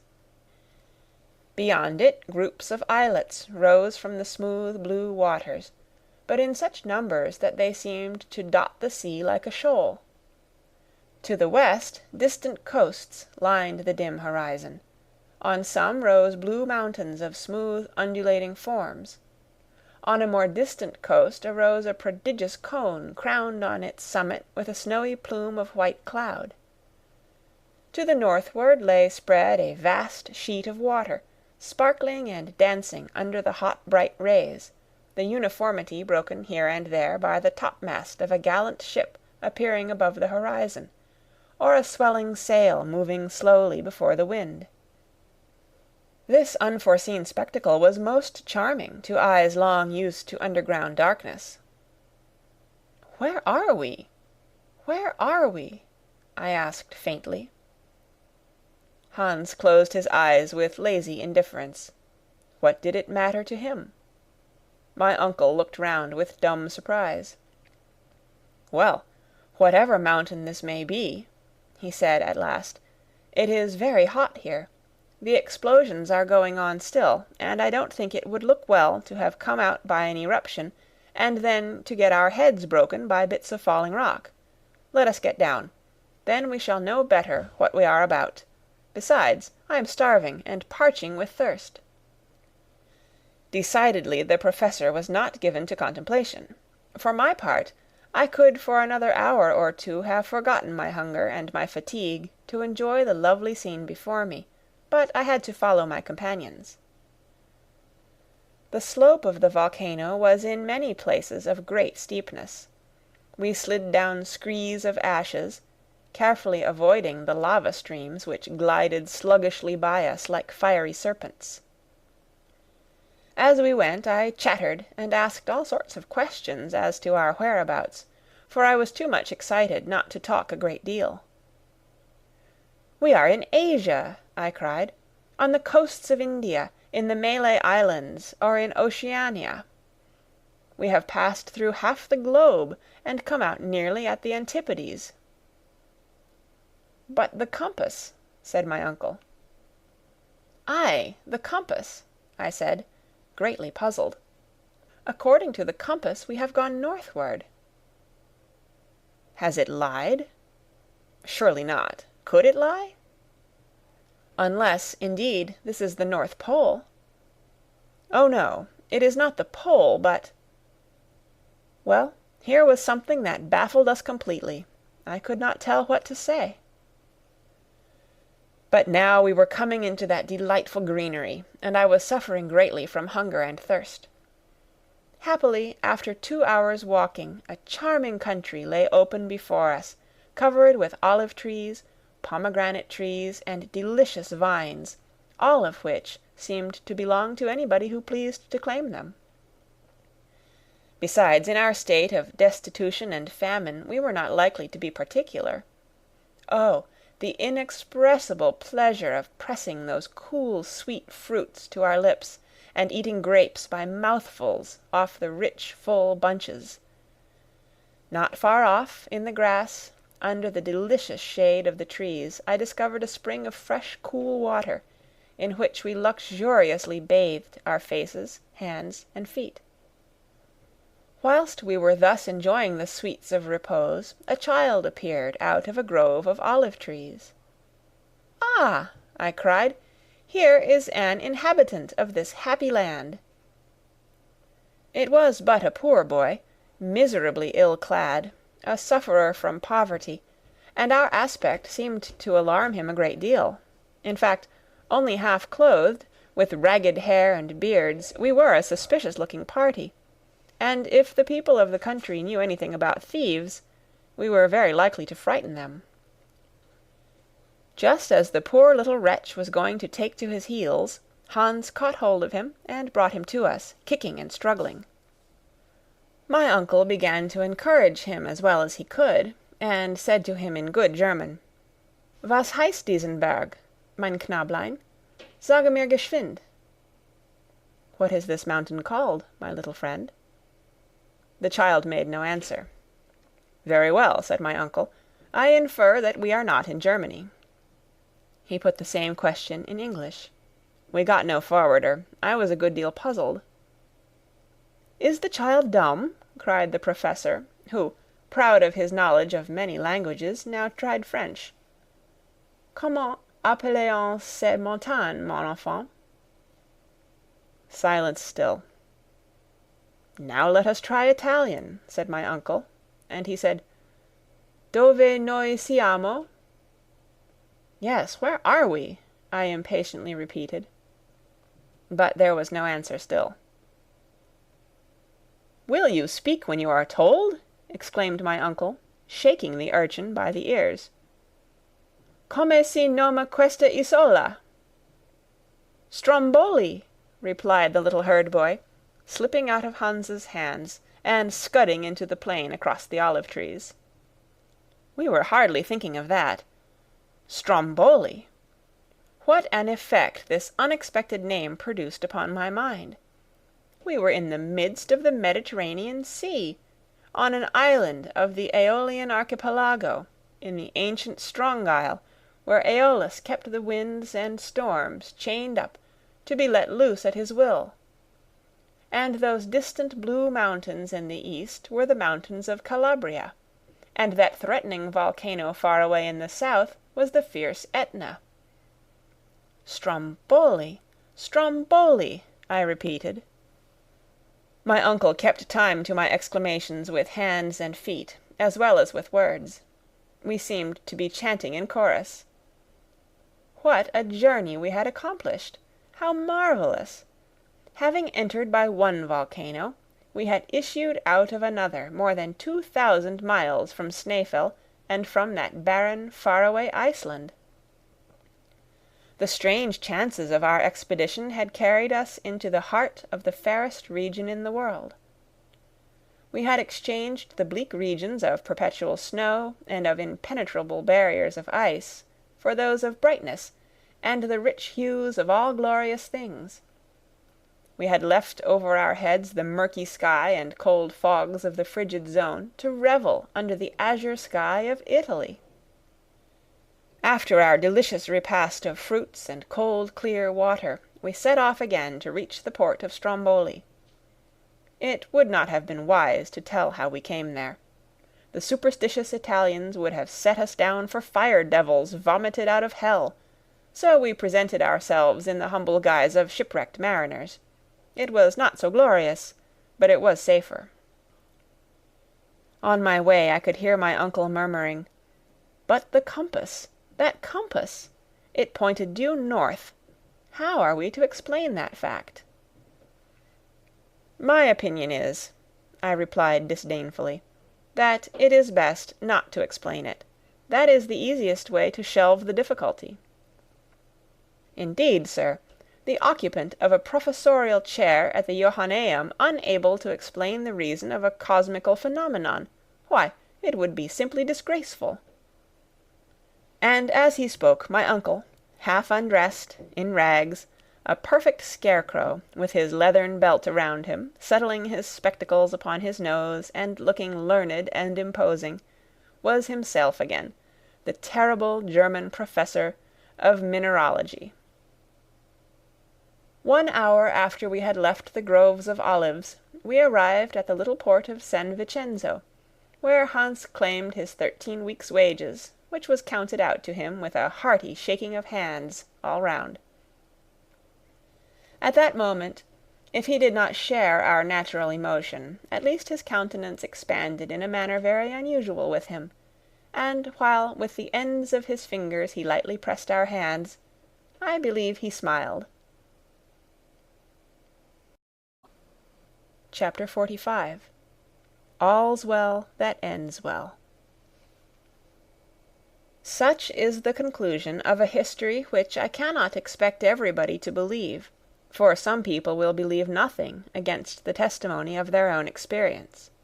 However, I am indifferent to their incredulity, and they may believe as much or as little as they please. The Stromboliotes received us kindly as shipwrecked mariners. They gave us food and clothing. After waiting 48 hours, on the 31st of August a small craft took us to Messina, where a few days' rest completely removed the effect of our fatigues. On Friday, September the 4th, we embarked on the steamer Volturno, employed by the French Messageries Impériales, and in 3 days more we were at Marseilles, having no care on our minds except that abominable deceitful compass, which we had mislaid somewhere and could not now examine. But its inexplicable behaviour exercised my mind fearfully. On the 9th of September, in the evening, we arrived at Hamburg.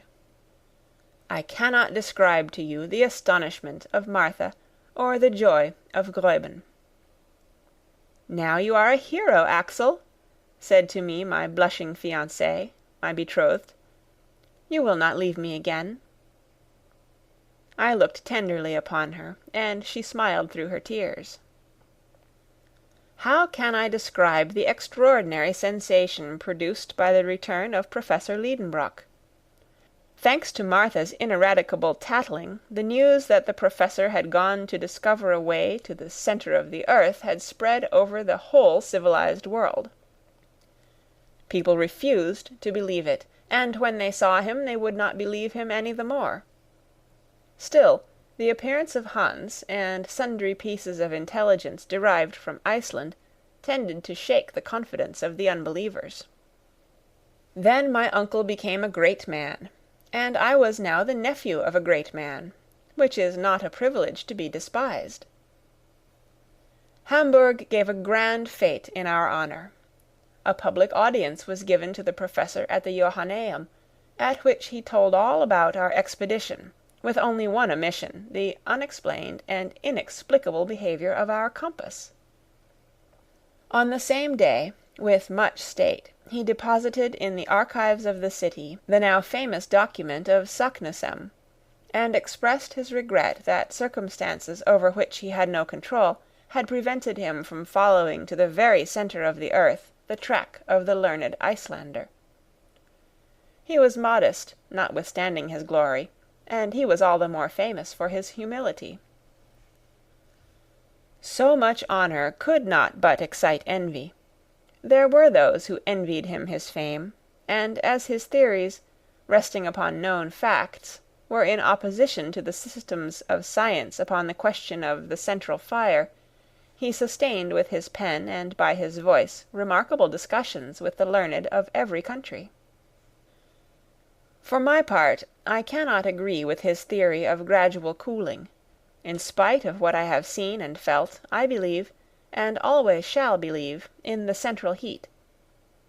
But I admit that certain circumstances not yet sufficiently understood may tend to modify in places the action of natural phenomena. While these questions were being debated with great animation, my uncle met with a real sorrow. Our faithful Hans, in spite of our entreaties, had left Hamburg. The man to whom we owed all our success and our lives too, would not suffer us to reward him as we could have wished. He was seized with the mal de pays, a complaint for which we have not even a name in English. "Farval," said he one day, and with that simple word he left us and sailed for Reykjavik, which he reached in safety. We were strongly attached to our brave eiderdown hunter, though far away in the remotest north he will never be forgotten by those whose lives he protected, and certainly I shall not fail to endeavour to see him once more before I die. To conclude, I have to add that this journey into the interior of the earth created a wonderful sensation in the world. It was translated into all civilized languages. The leading newspapers extracted the most interesting passages, which were commented upon, picked to pieces, discussed, attacked, and defended with equal enthusiasm and determination, both by believers and skeptics. Rare privilege! My uncle enjoyed during his lifetime the glory he had deservedly won, and he may even boast the distinguished honour of an offer from Mr. Barnum to exhibit him on most advantageous terms in all the principal cities in the United States. But there was one dead fly amidst all this glory and honour. One fact, one incident of the journey remained a mystery. Now, to a man eminent for his learning, an unexplained phenomenon is an unbearable hardship. Well, it was yet reserved for my uncle to be completely happy. One day, while arranging a collection of minerals in his cabinet, I noticed in a corner this unhappy compass, which we had long lost sight of. I opened it and began to watch it. It had been in that corner for 6 months, little mindful of the trouble it was giving. Suddenly, to my intense astonishment, I noticed a strange fact, and I uttered a cry of surprise. "What is the matter?" my uncle asked. "That compass!" "Well?" "See, its poles are reversed." "Reversed?" "Yes, they point the wrong way." My uncle looked, he compared, and the house shook with his triumphant leap of exultation. A light broke in upon his spirit and mine. "See there!" he cried as soon as he was able to speak. "After our arrival at Cape Saknussemm, the north pole of the needle of this confounded compass began to point south instead of north." "Evidently." "Here, then, is the explanation of our mistake. But what phenomenon could have caused this reversal of the poles?" "The reason is evident, uncle." "Tell me then, Axel." "During the electric storm on the Lidenbrock Sea, that ball of fire which magnetized all the iron on board reversed the poles of our magnet." "Aha! aha!" shouted the Professor with a loud laugh. "So it was just an electric joke." From that day forth the Professor was the most glorious of savants, and I was the happiest of men, for my pretty Virlandaise, resigning her place as ward, took her position in the old house on the Königstrasse in the double capacity of niece to my uncle and wife to a certain happy youth. What is the need of adding that the illustrious Otto Lidenbrock, corresponding member of all the scientific, geographical, and mineralogical societies of all the civilized world, was now her uncle and mine. End of chapter 45, and the end of A Journey to the Interior of the Earth.